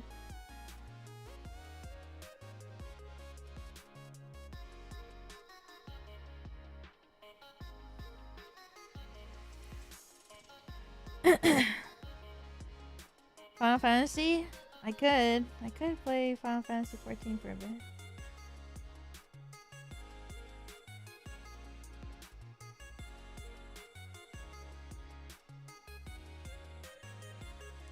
You could play both?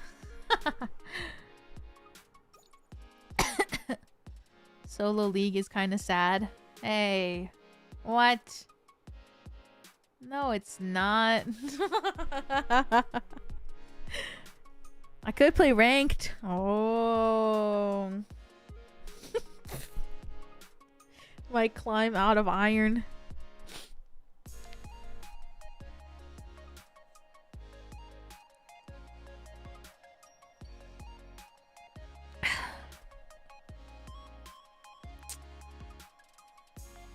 I care about you, so I would say no.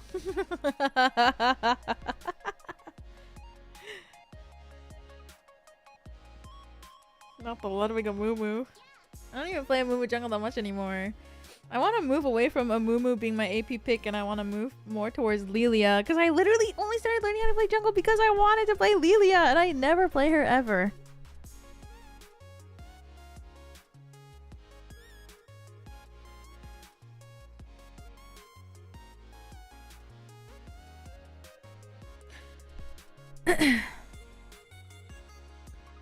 You know what? I think tomorrow I'm just gonna play a chill game. There's like this game that I saw where you just rake leaves. Let's play that.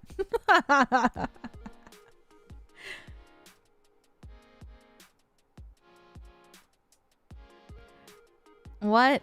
Yeah. The game where you dig a hole? I don't... What is that? Leave It Alone? Yeah, I think that's what it was called. Fall stream. I think it was Leave It Alone. Yeah, this one. You just rake leaves.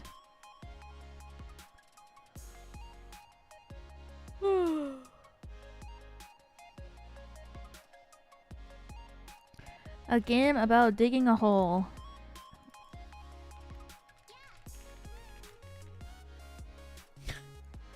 What the hell is this? What the hell? Is this a single player game?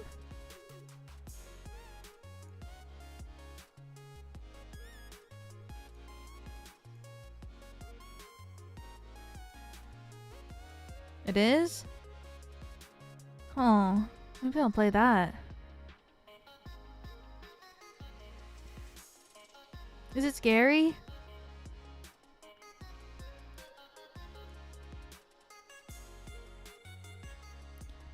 Is it a horror game?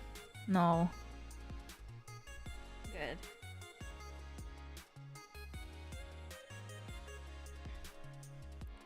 You know, I love digging a hole. Minecraft.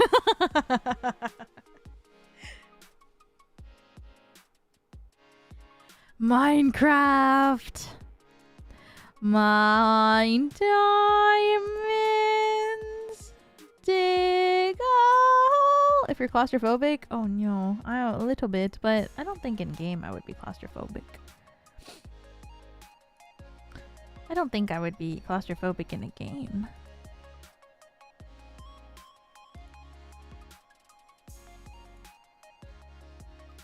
It's just a game. Eep.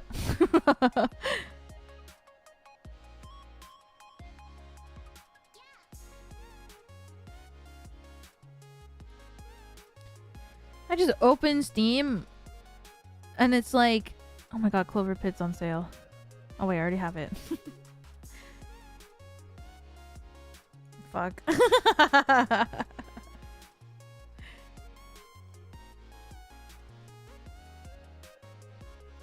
I want to play that too. I haven't played it still.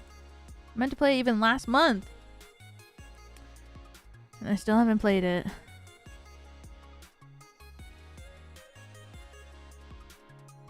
Maybe I'll play Clover Pit. Seems like a you kind of game. That's true. It is.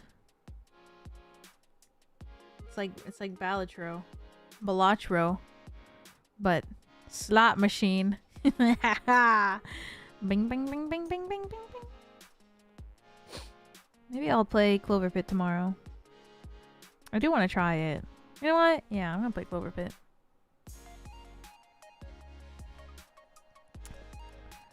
I've been meaning to play it. I haven't played Balatro in a while.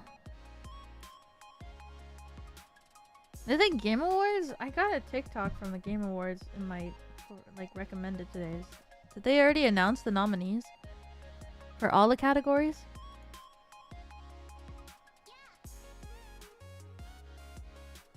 Yes? Oh god.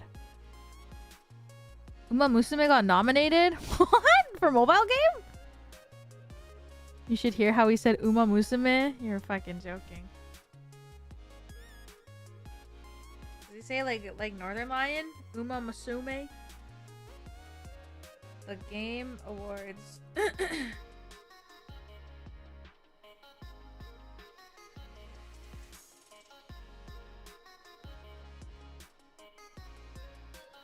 Oh my god, Expedition 33 got nominated 12 times? Oh my god, I have 1 month to finish this game. Holy shit. 12 times? Oh my god. Best score, best role-playing game. I'm trying to look for mobile. Best multiplayer game. Okay, mobile game. Hold on, I have to mute my mic 1 sec.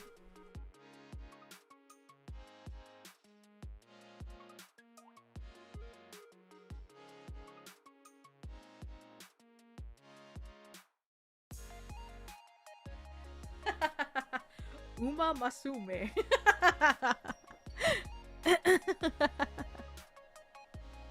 Dude, I totally forgot about Persona 5 X. And when he said Persona 5, my brain was like, huh?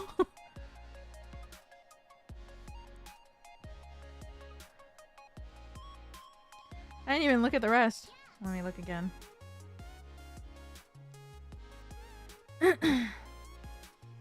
Uma Musume. Where is it? Mobile game. What is beside Uma Musume? Oh, Woowa. Hey, whoa, whoa, whoa, whoa, where's this Honkai Star Rail? No!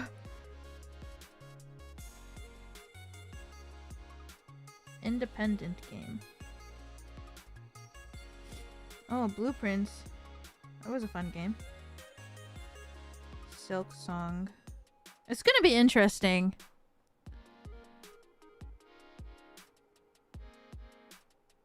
It's gonna be an interesting Game Awards, I think. I love Star Rail, but last year hasn't been any award. What? But the music and the story and Furious was the whole year. I think Expedition 33 is gonna sweep. It's interesting because I don't know how crazy Silk Song is gonna be.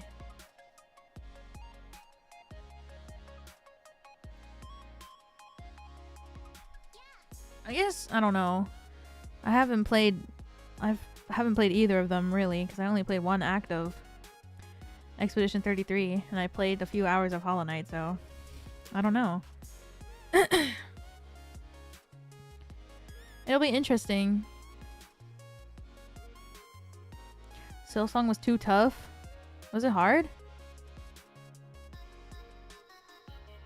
Silent Hill F.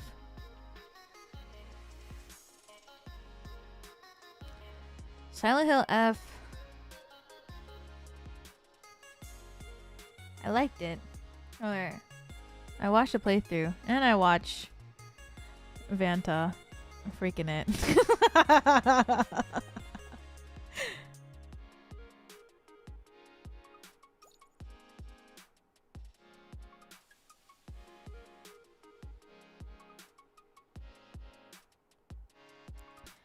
I also watched Vanta freaking it. Yeah, I think I'm gonna finish Ace Attorney 3. My first focus right now is to finish this because there's only 4 cases, right? There's no 5 for this game. It's this one and then the next one, right? It's just that the next one is really long. It's 5. Oh shit, I thought it was 4 this whole time.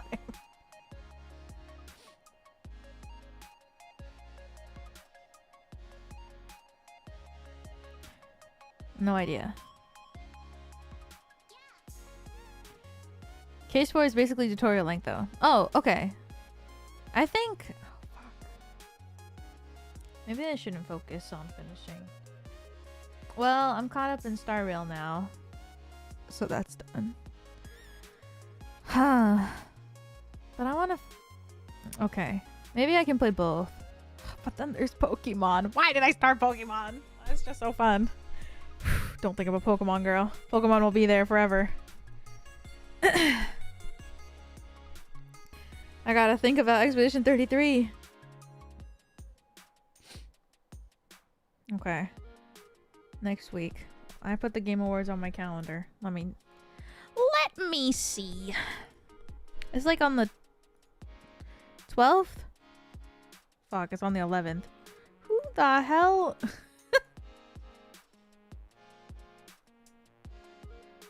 It's on the 11th. So I have 1, 2... I have 3 weeks. The game is not too long, though. Maybe I should just play on easy. Who said that? Maybe I should just change the difficulty without telling everybody? Who said that? Maybe I should just change the difficulty to easy without telling everyone. No cheating? Whoa, we know? Yeah, you would. You guys would know. You would know. Somehow. Somehow you would know.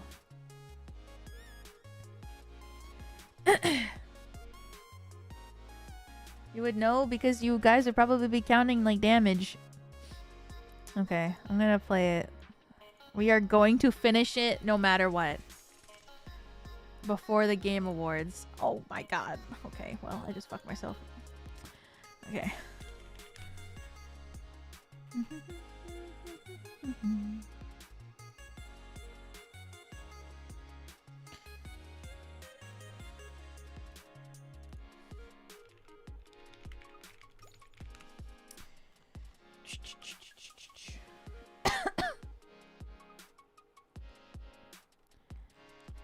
Okay.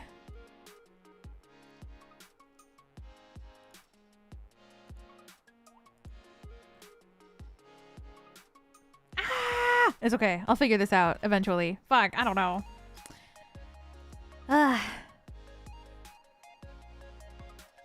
The Pokemon DLC is on the 10th? It's okay. I will finish it. Yeah! Maybe. Hopefully. There's so many good games. I know. I want to finish it before the Game Awards though. I want to. I want to!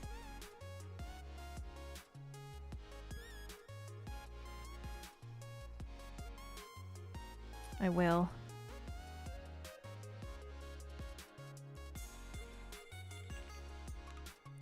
I can just grind it out like I did Metaphor, you know?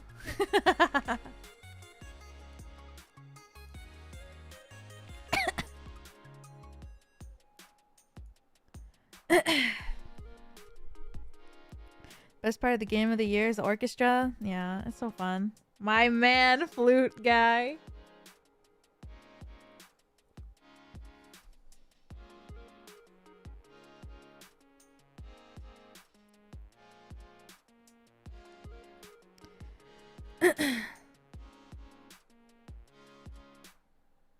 In the age of a new Game Awards, King draws nearer. Metaphor. Metaphor was so awesome. I'm excited to play a JRPG next year. I miss playing JRPG. I'm really looking forward. You know, I think I will play Trails in January. That's the game I'm gonna start in January. Can we hear your French accent again?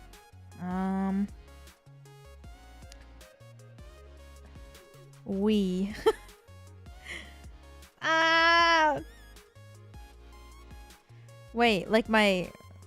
Which French accent? My shit one?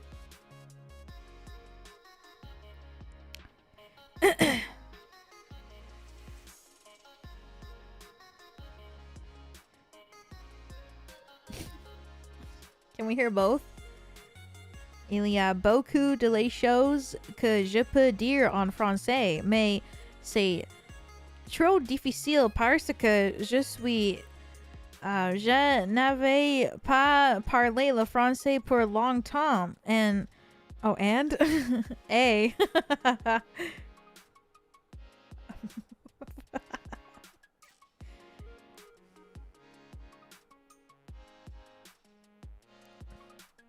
Is there even people who understand French in this chat? Wow, Raymond. Oui.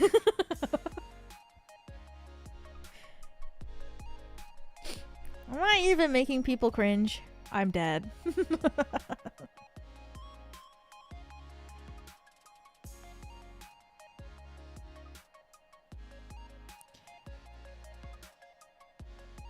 Bien sûr. It's funny because that revealed how good you actually are. No, no. Je ne suis pas... nor.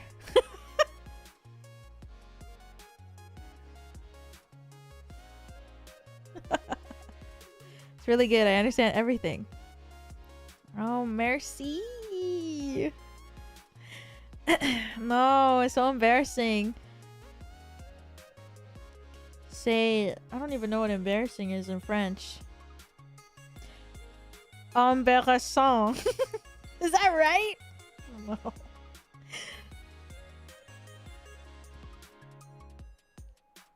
Yes. No way. Even trying to be bad, the grammar and conjugation was on point.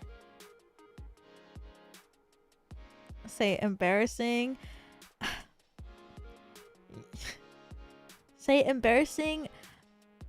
I can't even like actually try to speak in proper French anymore because it's so embarrassing because my French is actually so terrible. Like when I think about speaking French now, I'm just in the shit ass accent.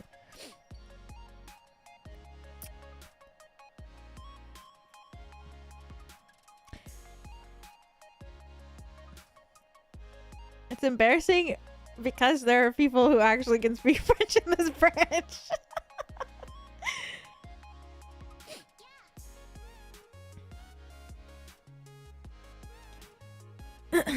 You know what I mean? French relearning stream? Non. Non, non, non. Non. C'est trop difficile.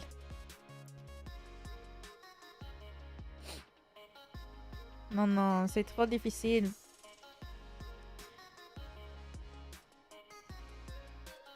No, don't look at me. It's embarrassing. I don't want them to see clips of me speaking French. I'll die.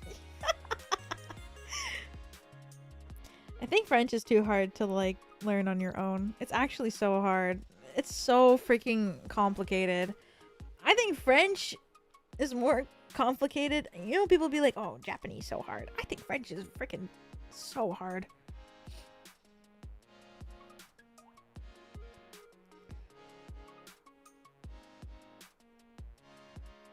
Like, I can't. It's too much. My brain can't do it. Doesn't French have like double the number of conjugations as Japanese? I feel like numbers in French is hard. 19.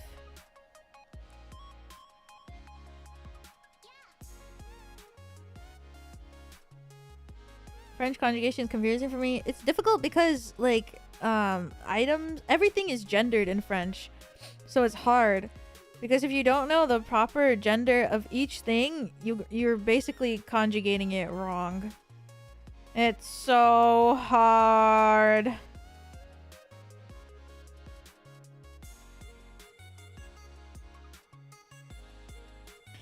My brain can't follow.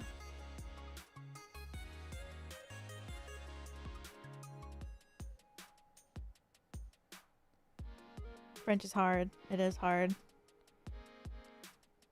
Very difficile.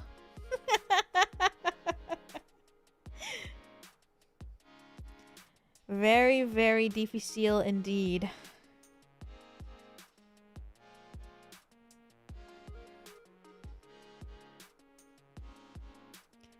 Seems like I missed a lot today. How's Ace Attorney? It was so awesome. I'm excited to finish this chapter. My brain. Case. Yes. Thank you for playing Ace Attorney today. No, thank you for watching. It was really fun. Yeah, we was passed. A little bit. Yeah, there was some glizzy goblin going on.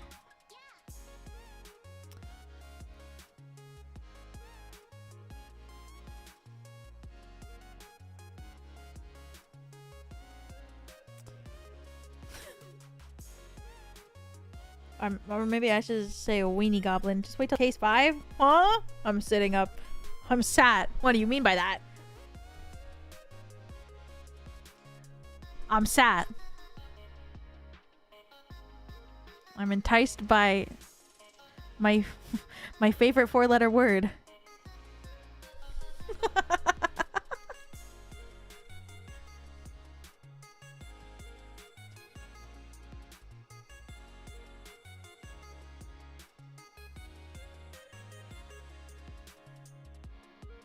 Case 5 of this game is my favorite of the entire series.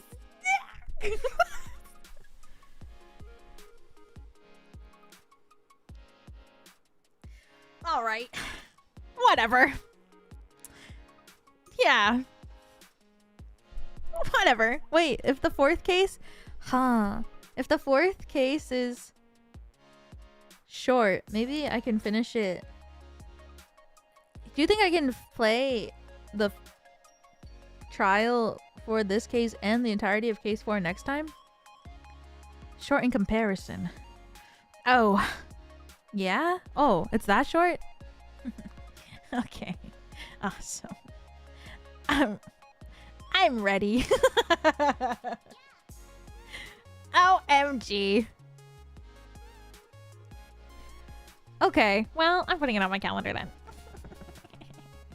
Wednesday? I'm sat. Maybe I'll start stream at 6 instead.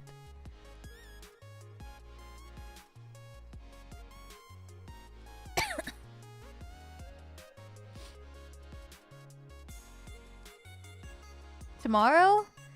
Not tomorrow. I got some stuff that I have to do, so I'm just gonna do a shorter stream tomorrow.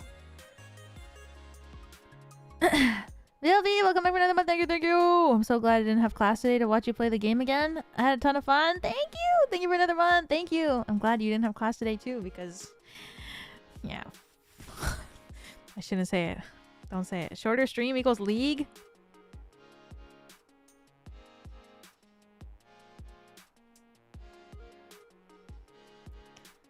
No.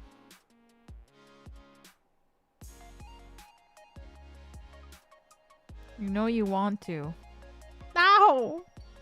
What's happening? Why aren't you all like this? The jungle calls you? You hate me.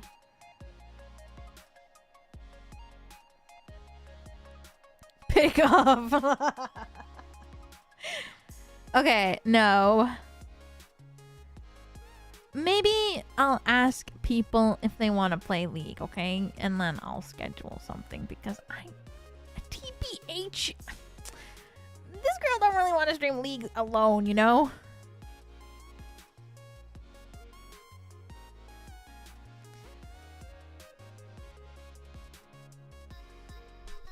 They can't say no to you. Point right, point left. Make Miss Maya play with you. She loves League. I should.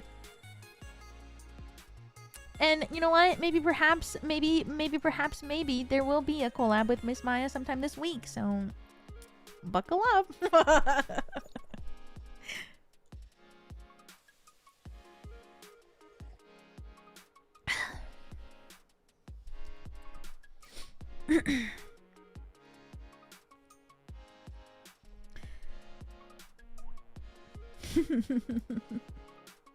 I think later in the week.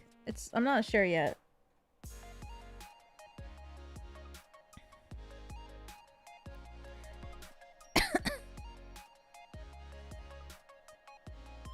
We haven't decided. It's not just gonna be us, there's gonna be other people too. I think. I don't think it's set in stone yet, but yes. Later in the week.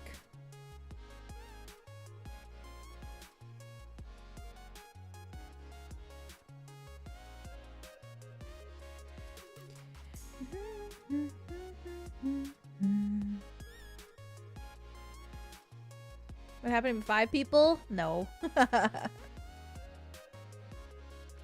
No, it's not League. Stop. It's not League. It's not League.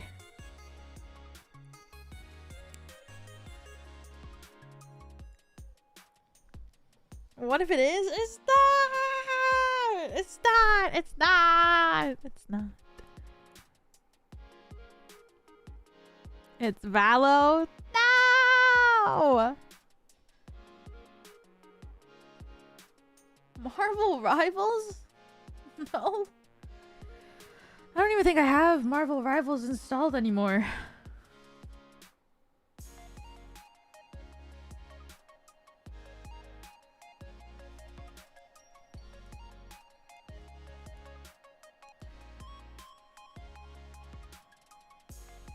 It takes up so much space. I need another SSD. I only have one and it's full.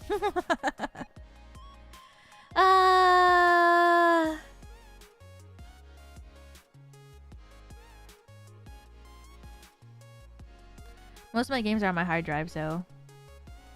How'd your free pulls go in Uma Musume? Oh my god. I forgot to pull.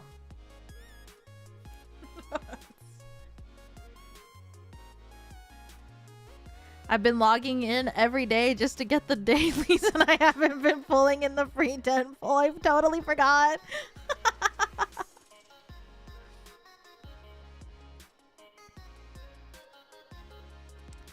Whoops.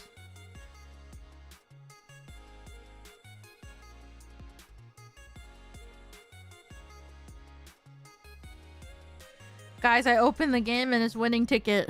They know.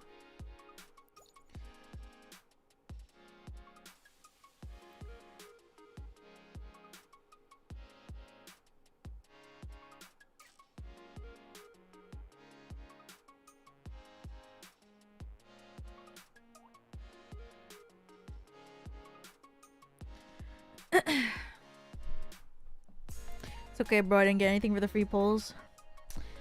You and me both, bro. Because I didn't even do them, bro.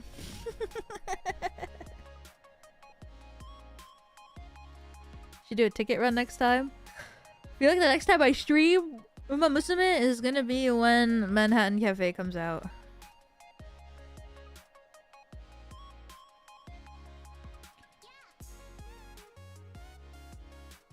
Soon TM? What? How soon? That's in like 2 to 3 weeks. Oh shit, that is soon. Ah! I gotta put her figure on my desk here so that I can like spawn her energy. I have to start gathering her energy on my desk. Next to Crisis? No, she's too tall.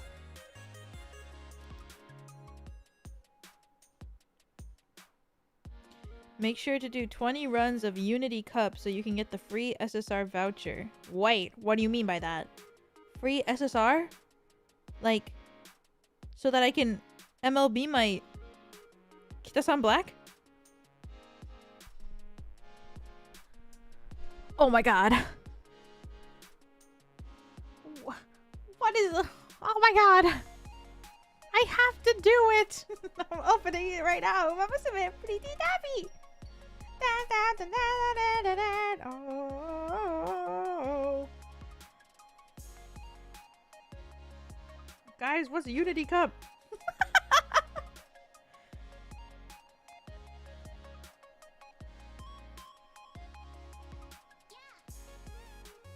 It's the new scenario.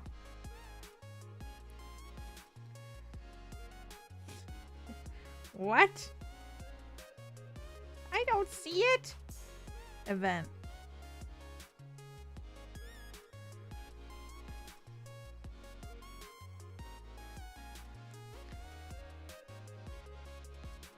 How do you get it's in your goals? My goals?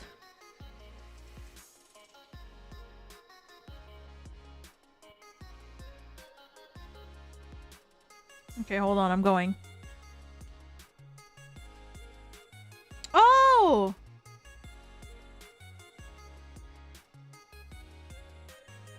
It's the same thing, it's just... Oh!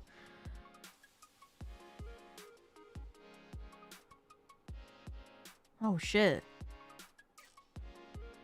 There's a time limit. What? Do I have to win 20 runs or can I just play it 20 times?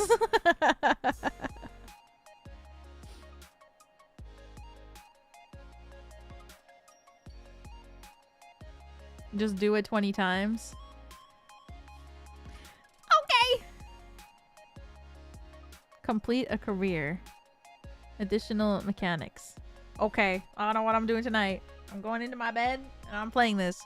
No books for me. No siree. Will not be reading my fix. Will not be going on TikTok. And will not be reading the book that I'm reading. Oh my god, guys. The book that I'm reading... You know, I don't remember if I don't know if I talked about this outside of members, but I'm trying to get back into reading books, right? So I've been reading like a... Well, at first I tried to read like an adult fiction. But my brain just couldn't absorb it. So I was like, okay. I gotta go back to my roots. Oh, shit. Oh, no, we're fine. I almost dropped my tea bag string into the cup. I was like, I gotta go back to my roots and I gotta read something easier for my stupid little brain to be able to gradually get back into reading adult fiction. So I'm reading a YA novel and dude, the YA of it all, man. Oh. It's really easy to read, which is good for me because I'm getting back into reading. But like, oh my god. It's like when you it's like when you read like fantasy books, it's always like it's always like things that are like oh, there's a dark and evil enemy. What is his name? His name? The Shadow. And I'm like, oh, like I feel like every fucking book does this. I can't. You know what I mean? It's like every book does this. Well, I feel like in YA especially, it's like the edgy teen. I'm like, oh my god, I can't. What are you reading? When I finish it, I'll tell you. Well, only if I recommend it though. Oh my god. I remember I've talked about it before, but there was this book before. Okay, I read this book, the book that made me stop reading. The last book that I read. I've complained about this book before. It was like supposed to be... Okay. I thought it was a duology, but it became a trilogy. I thought it was only 2. But there was this book that I was reading and it was like enemies to lovers. And I was like, yes! But then like I was so pissed off because at the end of the like first book they just started making out of nowhere and I was like, Where's the build-up? They had no relationship the whole book, and then they just started kissing. I was like, what? And then I stopped reading. Because I was like, I'm not buying the second one. Well, recently I found out that there's actually a third one. I had no idea. There was a third book. And I was like, oh my god, there's 3? There's a third book in this series. I thought it was gonna... No. Did you buy it? No. And then I looked at the reviews. Oh my god, the reviews were actually all so terrible. And apparently the whole book is just them fucking. I was like, I thought this was a YA this whole time, but I guess the first one was an adult fiction. I thought it was a YA novel this whole time.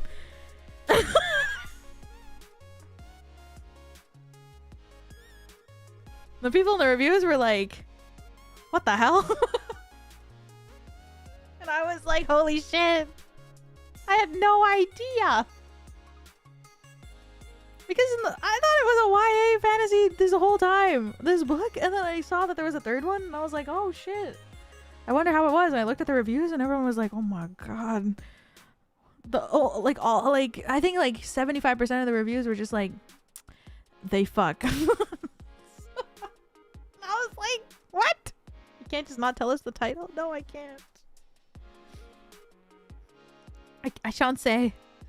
But yeah. And I was like, wow. That's crazy. I would think I was more thrown off because I genuinely thought the whole time that it was a YA fantasy. I don't think they'd be fucking in a YA book. So I guess it had to be an adult fantasy. I had no idea.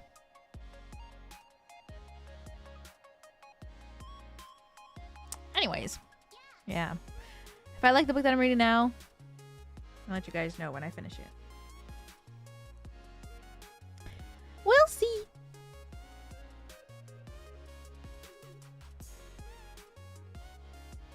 What about the other 25% of the book? Oh, the reviews? The other 25% was like people being like, fuck yeah, like, yes, like, girl, get that dick.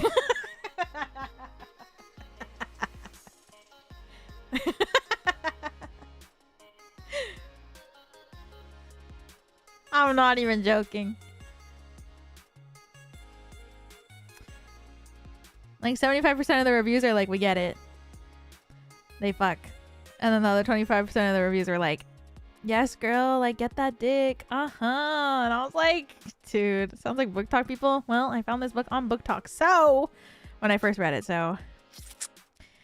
Yeah. Can you believe it? It's a trilogy. And you have them kissing in the first book? Don't piss me off. Sorry. Come on. Please. I can't.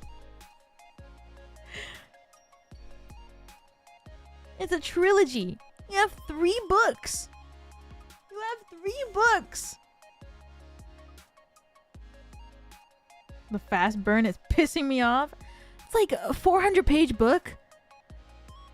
And then they be kissing at the end of book 1. And I'm like, what are they going to do for the rest of the 2 books, huh?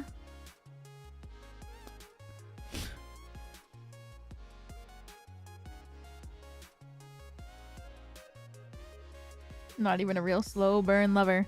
I know. Kiss on the other areas? Apparently. Where's the yearning? This is why I can only read fic, guys. I swear. This is why I can only read fic. Ugh.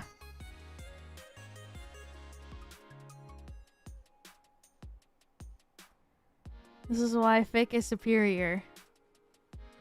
Because in fic you got Don Hung.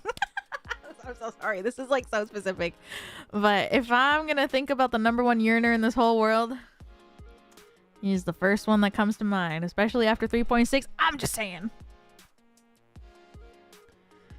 You know? That's the standard. At least for me. Now.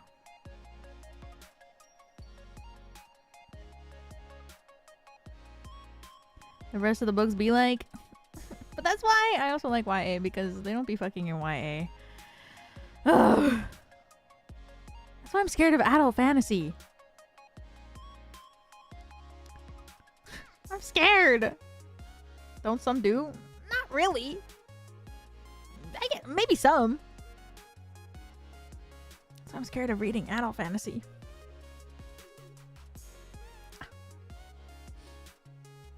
Can't be that bad.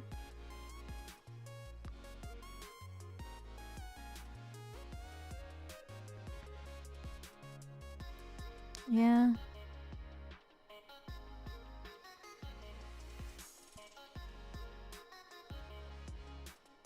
Have you read Dame? No, I haven't.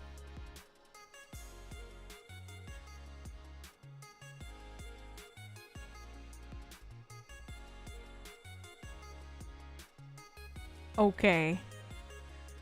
Consider the slow burn. Oh shit.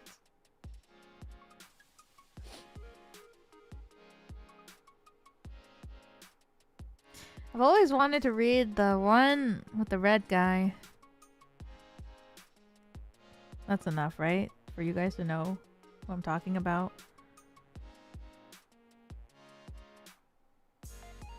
It would be red. Well, he doesn't have red hair. His clothes are red. And he has an eye patch.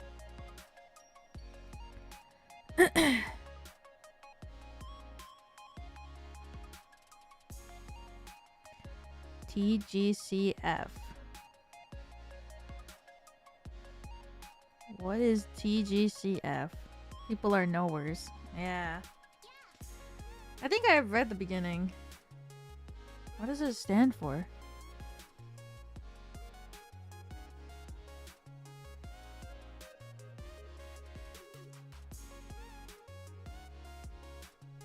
I'm so stupid. I typed TGIF and I was like... Fuck. TGCF. Fuck, so stupid. I was like, what? This is so wrong.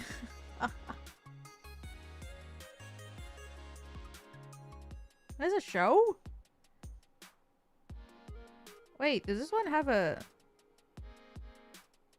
Oh gosh, I don't remember what it's called. Manhwa is the manga, right?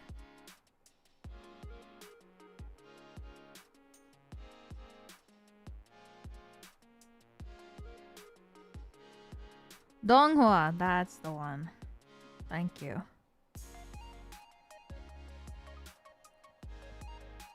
I feel like they sell this, no? What is this called in Heaven's Official Blessing? I feel like...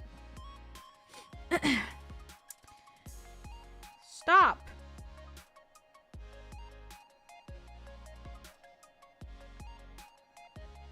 Advertisements everywhere. They sell at the bookstore, no? I feel like I see these all the time. Oh my god, they do. Well, I guess I have to go to the bookstore.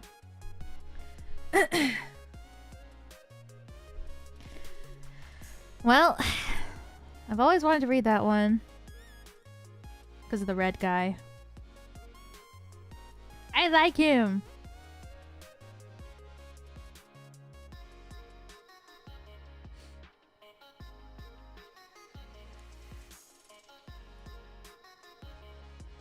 Uranitron 9000? Really? Okay, I'm sold. Yes.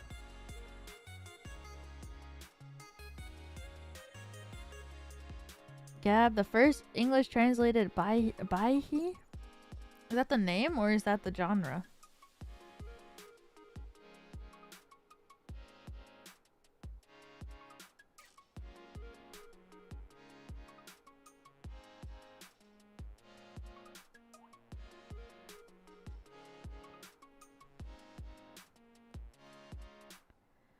MDZS Modao Zushi.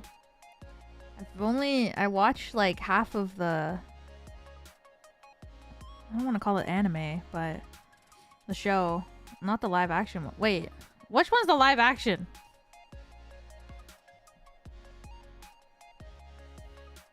Is the live action of MDZS, is that the Unforgiven or something? I forget what it was called.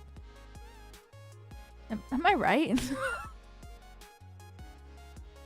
The Untamed. That's what it's called.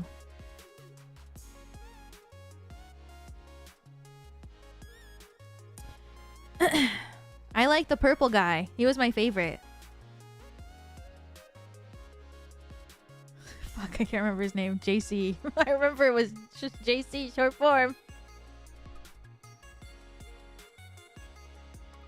When you decided to get back into reading, did you have a noble goal in mind, or was it just to read more yaoi?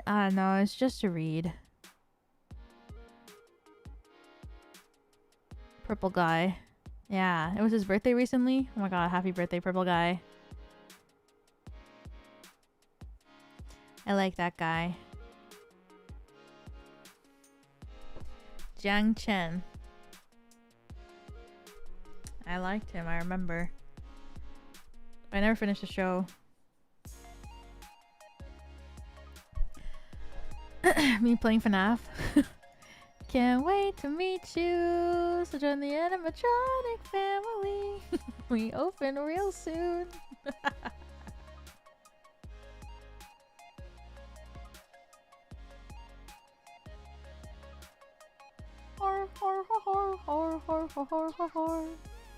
Did I see the FNAF 2 trailer? I did. I saw it because I watched the movie recently, but I forget what it was. Oh shit. But I did see the FNAF 2 trailer. They showed it at the cinema and I was like, what the fuck? I didn't even... Oh, Megan Fox.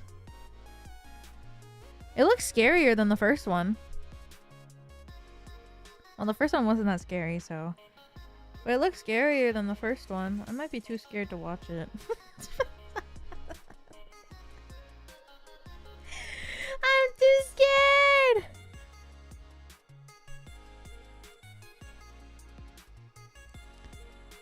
Maybe I'll go watch it.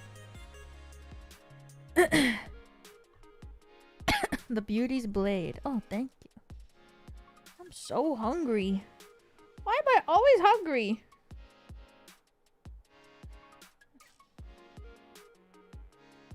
Oh my god, the cover.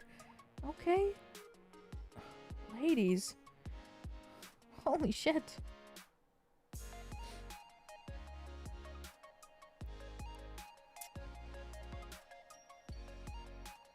Oh, it's really short. It's not even 400 pages. When did you eat last? I guess I ate at lunchtime, so that was pretty long ago.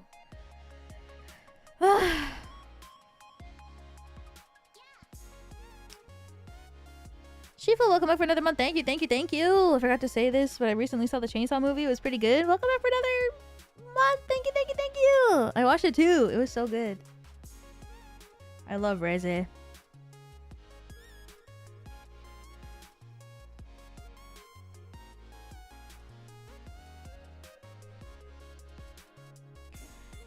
Glizzies are in season. I want a hot dog. I loved Reze. She was so good. She's so cute.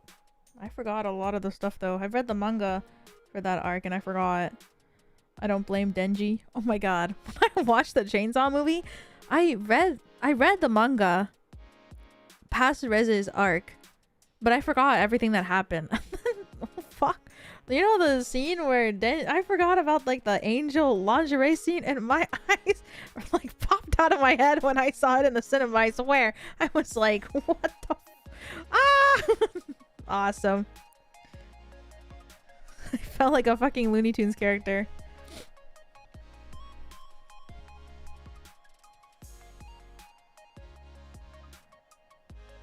And they like made him even more like beautiful in the movie than in the manga. I was like,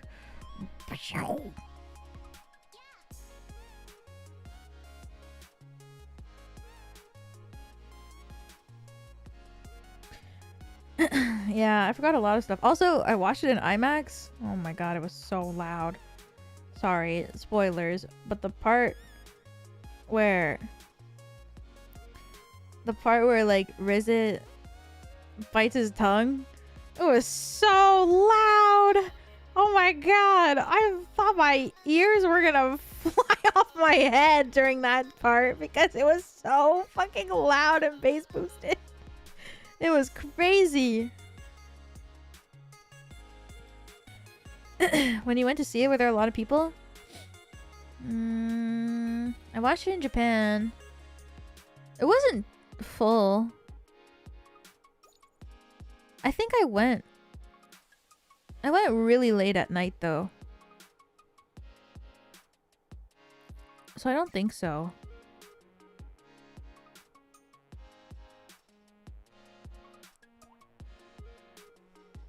I was like on my way home and then I just like happened to be near cinema and I was like, late like right now? No, it was like 11. I think it started at like 11:30 p.m. 10:30? It was a late show. I think like I went to go eat dinner with everybody or like a group and then I was like, after we finished eating dinner I remember just like walking and there was a cinema and I was like, why the heck not? I saw that they had the movie showing soon and I was like, why not? You watch it by yourself? Yeah, I did. I was like, why the heck not? I just went alone and watched it because I wanted to see it, so I just happened to pass by a cinema, so I was like, let's just go. And I watched it. It was nice.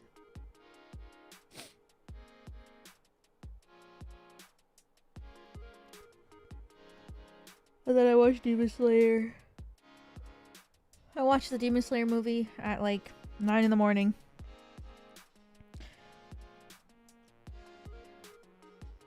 And then there were so many children. And I was like, what? There were so many children. Do you like Demon Slayer or Chainsaw Man more? I watched both of them in IMAX. Honestly, I didn't think that watching a movie in IMAX was that big of a difference.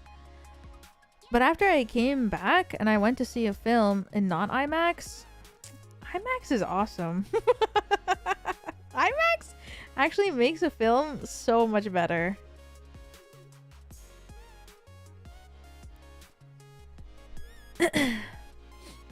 Who's my favorite Hashira? Maybe Iguro?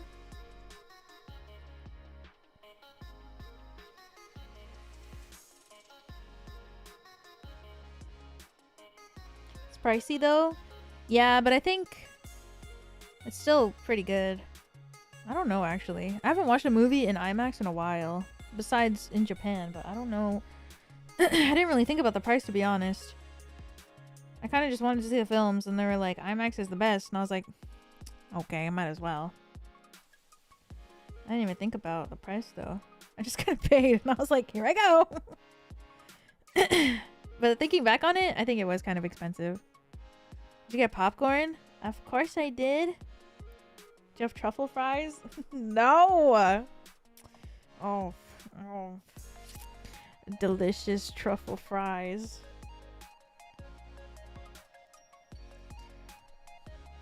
Sunny loves fries. Like, it's crazy. He loves truffle fries. Anywhere. If we go somewhere and they got fries and those fries are truffle fries, Sunny has already ordered them before we even start to think about what we're gonna get. Like, we go to a table, if that place has truffle fries, they already been ordered. Every time. Well, they're really good, so I don't blame them. That's just so good. Last movie I watched in IMAX was Princess Mononoke. It was pretty nice to watch on a huge screen. Oh yeah! Luke, welcome back for another month. Thank you, thank you. I remember they're like showing Ghibli movies remastered or something, no? Me, but with fries in general. I know. God. French fries.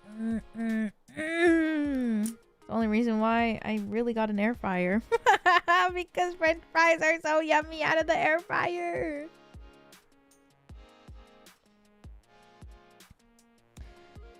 I love you, French fries. Thank you for being so yummy, delicious. You like them crispy? Yeah, I do. I like fries when they're like crispy and hot. I love eating hot food. Fries with salt or ketchup or other. I only put salt on my ketchup, salt on my fries. I don't use ketchup. A good fry doesn't need ketchup. A good fry doesn't even need salt sometimes. If it's a good fry, you don't gotta put anything on it. I put salt on it because I love salt. But if it's a good fry, you don't need nothing.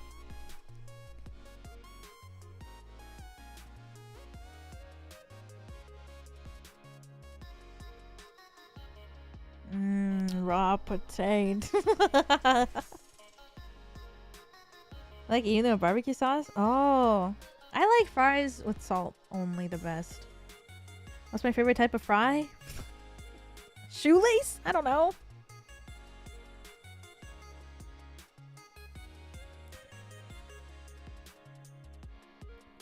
Shoestring. That's what it's called.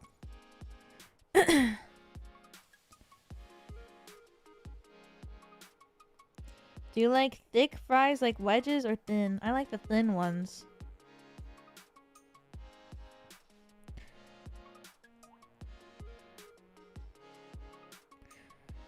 What about hash browns? I love hash browns. Do Canadians put maple syrup on fries? I don't think so. I don't even like maple syrup, so. What about waffle fries? I do like waffle fries. What? Yeah, I've said this before though. It's too... Guys, listen. Maple syrup is fucking sweet. Okay? It's sweet as fuck. I can't eat it. But I'm not Canadian. That's the point. But it's so sweet. Like, I can't. It's so sweet. I can't eat it. I can't eat maple syrup. I can't eat caramel. Like, it's too much. Not even on pancakes? No. I eat like normal pancake syrup, but I only put like a little bit. But usually when I eat a pancake, I'm gonna be real, I just put butter. I don't even put sauce. I just put butter on a pancake. And then I eat it like that. But usually my pancake has like a chalky chip or something in there, you know? No jam? No. Does somebody say delicious pancake? Okay. That's some dry pancakes? No!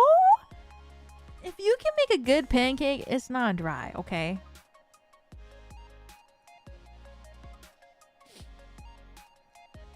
The pancake be moist, and you just put a bit of butter on it, and then no cream.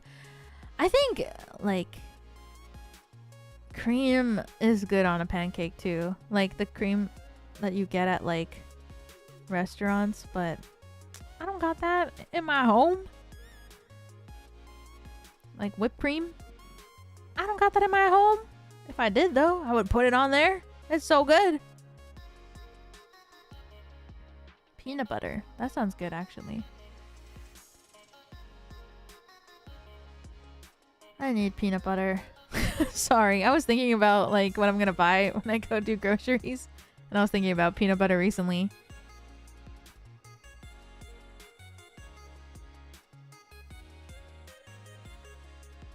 How is whipped cream acceptable but not maple syrup?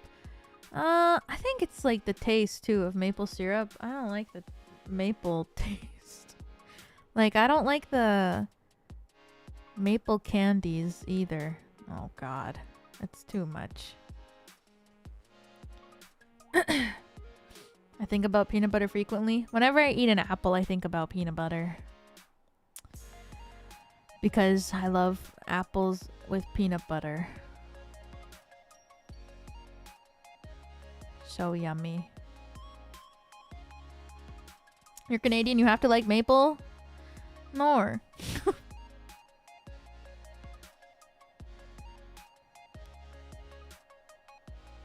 You have to like Maple Story? Maple Story. Me.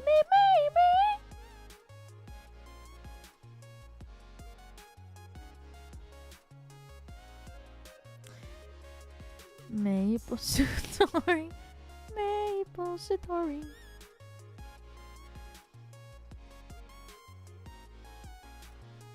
I think about that guy every so often. This is so random. I just thought about it because there's a man. But did you see that Gumshoe left T1?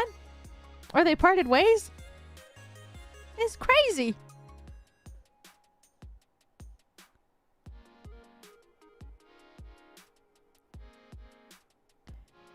What? It's crazy. I was so shocked. I'm already done grieving. Oh no. Oh. I'm glad they were able to win.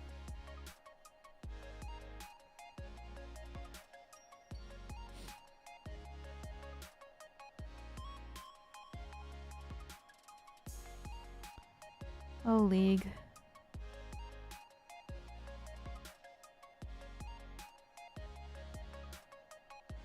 It's your turn to fill them as a new ADC.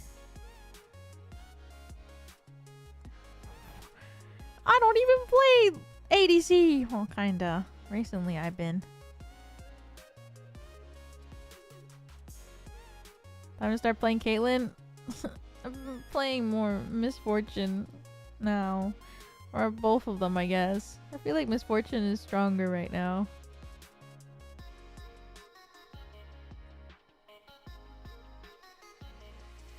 She's not a one trick. Okay. Whatever. My farm is really bad though. It's actually atrocious. League when? Never!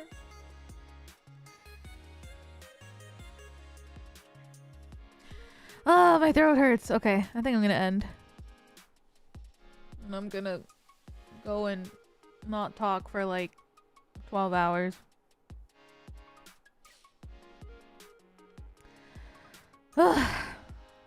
Thank you for the stream. No, thank you for coming. Thank you, everybody. Thank you. I will stream tomorrow. You gonna play Uma? Oh my god, I forgot already. Yes! Uma Musume! You're right. Okay, I'm gonna open it on my phone. Then I'm gonna lock my phone so that it's on the Uma Musume page when I open it.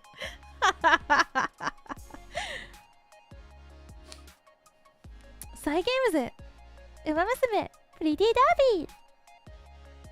Don't forget your new sign out line. No! It's not my new sign out line. Alright, I'll say it. I'll say it today for the people who weren't in the membership stream yesterday.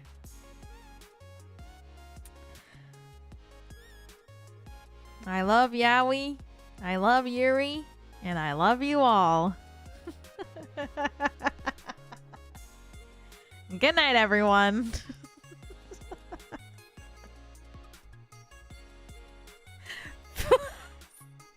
Rex coded? Alright, it's gone forever now. Goodbye, everyone. Good night, everybody. Thank you for coming to today's stream. Oh, wait, I have to figure out who's streaming right now. Who's streaming that I can redirect you to?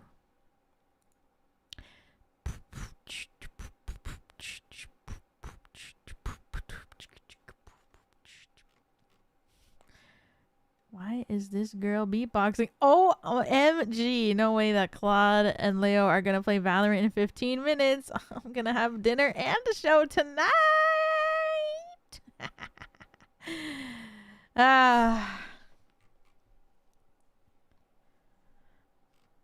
Dude, I can't. I woke up and I saw that Claude played Valorant with Sonaru and I was like, what?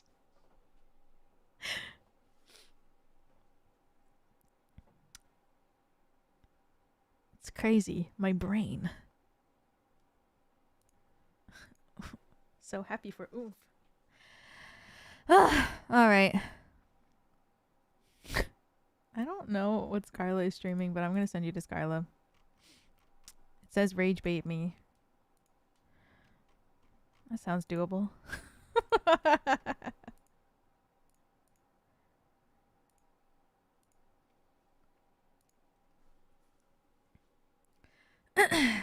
What should we say to rage bait her? Actually, don't rage bait her. I don't know. It says rage bait me. But I feel bad. She has people trapped in cages. That could be you guys. Well, the sign off. Good night, everybody. Unity Cup, the basic team sport are something like 3 speed, 3 wit. Okay. Thank you. All right, everybody. Have a great rest of your day or night wherever you are. Mwah, mwah. I will stream tomorrow something. I forgot what I said I was going to stream. Maybe Clover Pit. I love Yowie. I love Yuri. And I love you all. Have a great bye. Have a great night. See you later. Bye.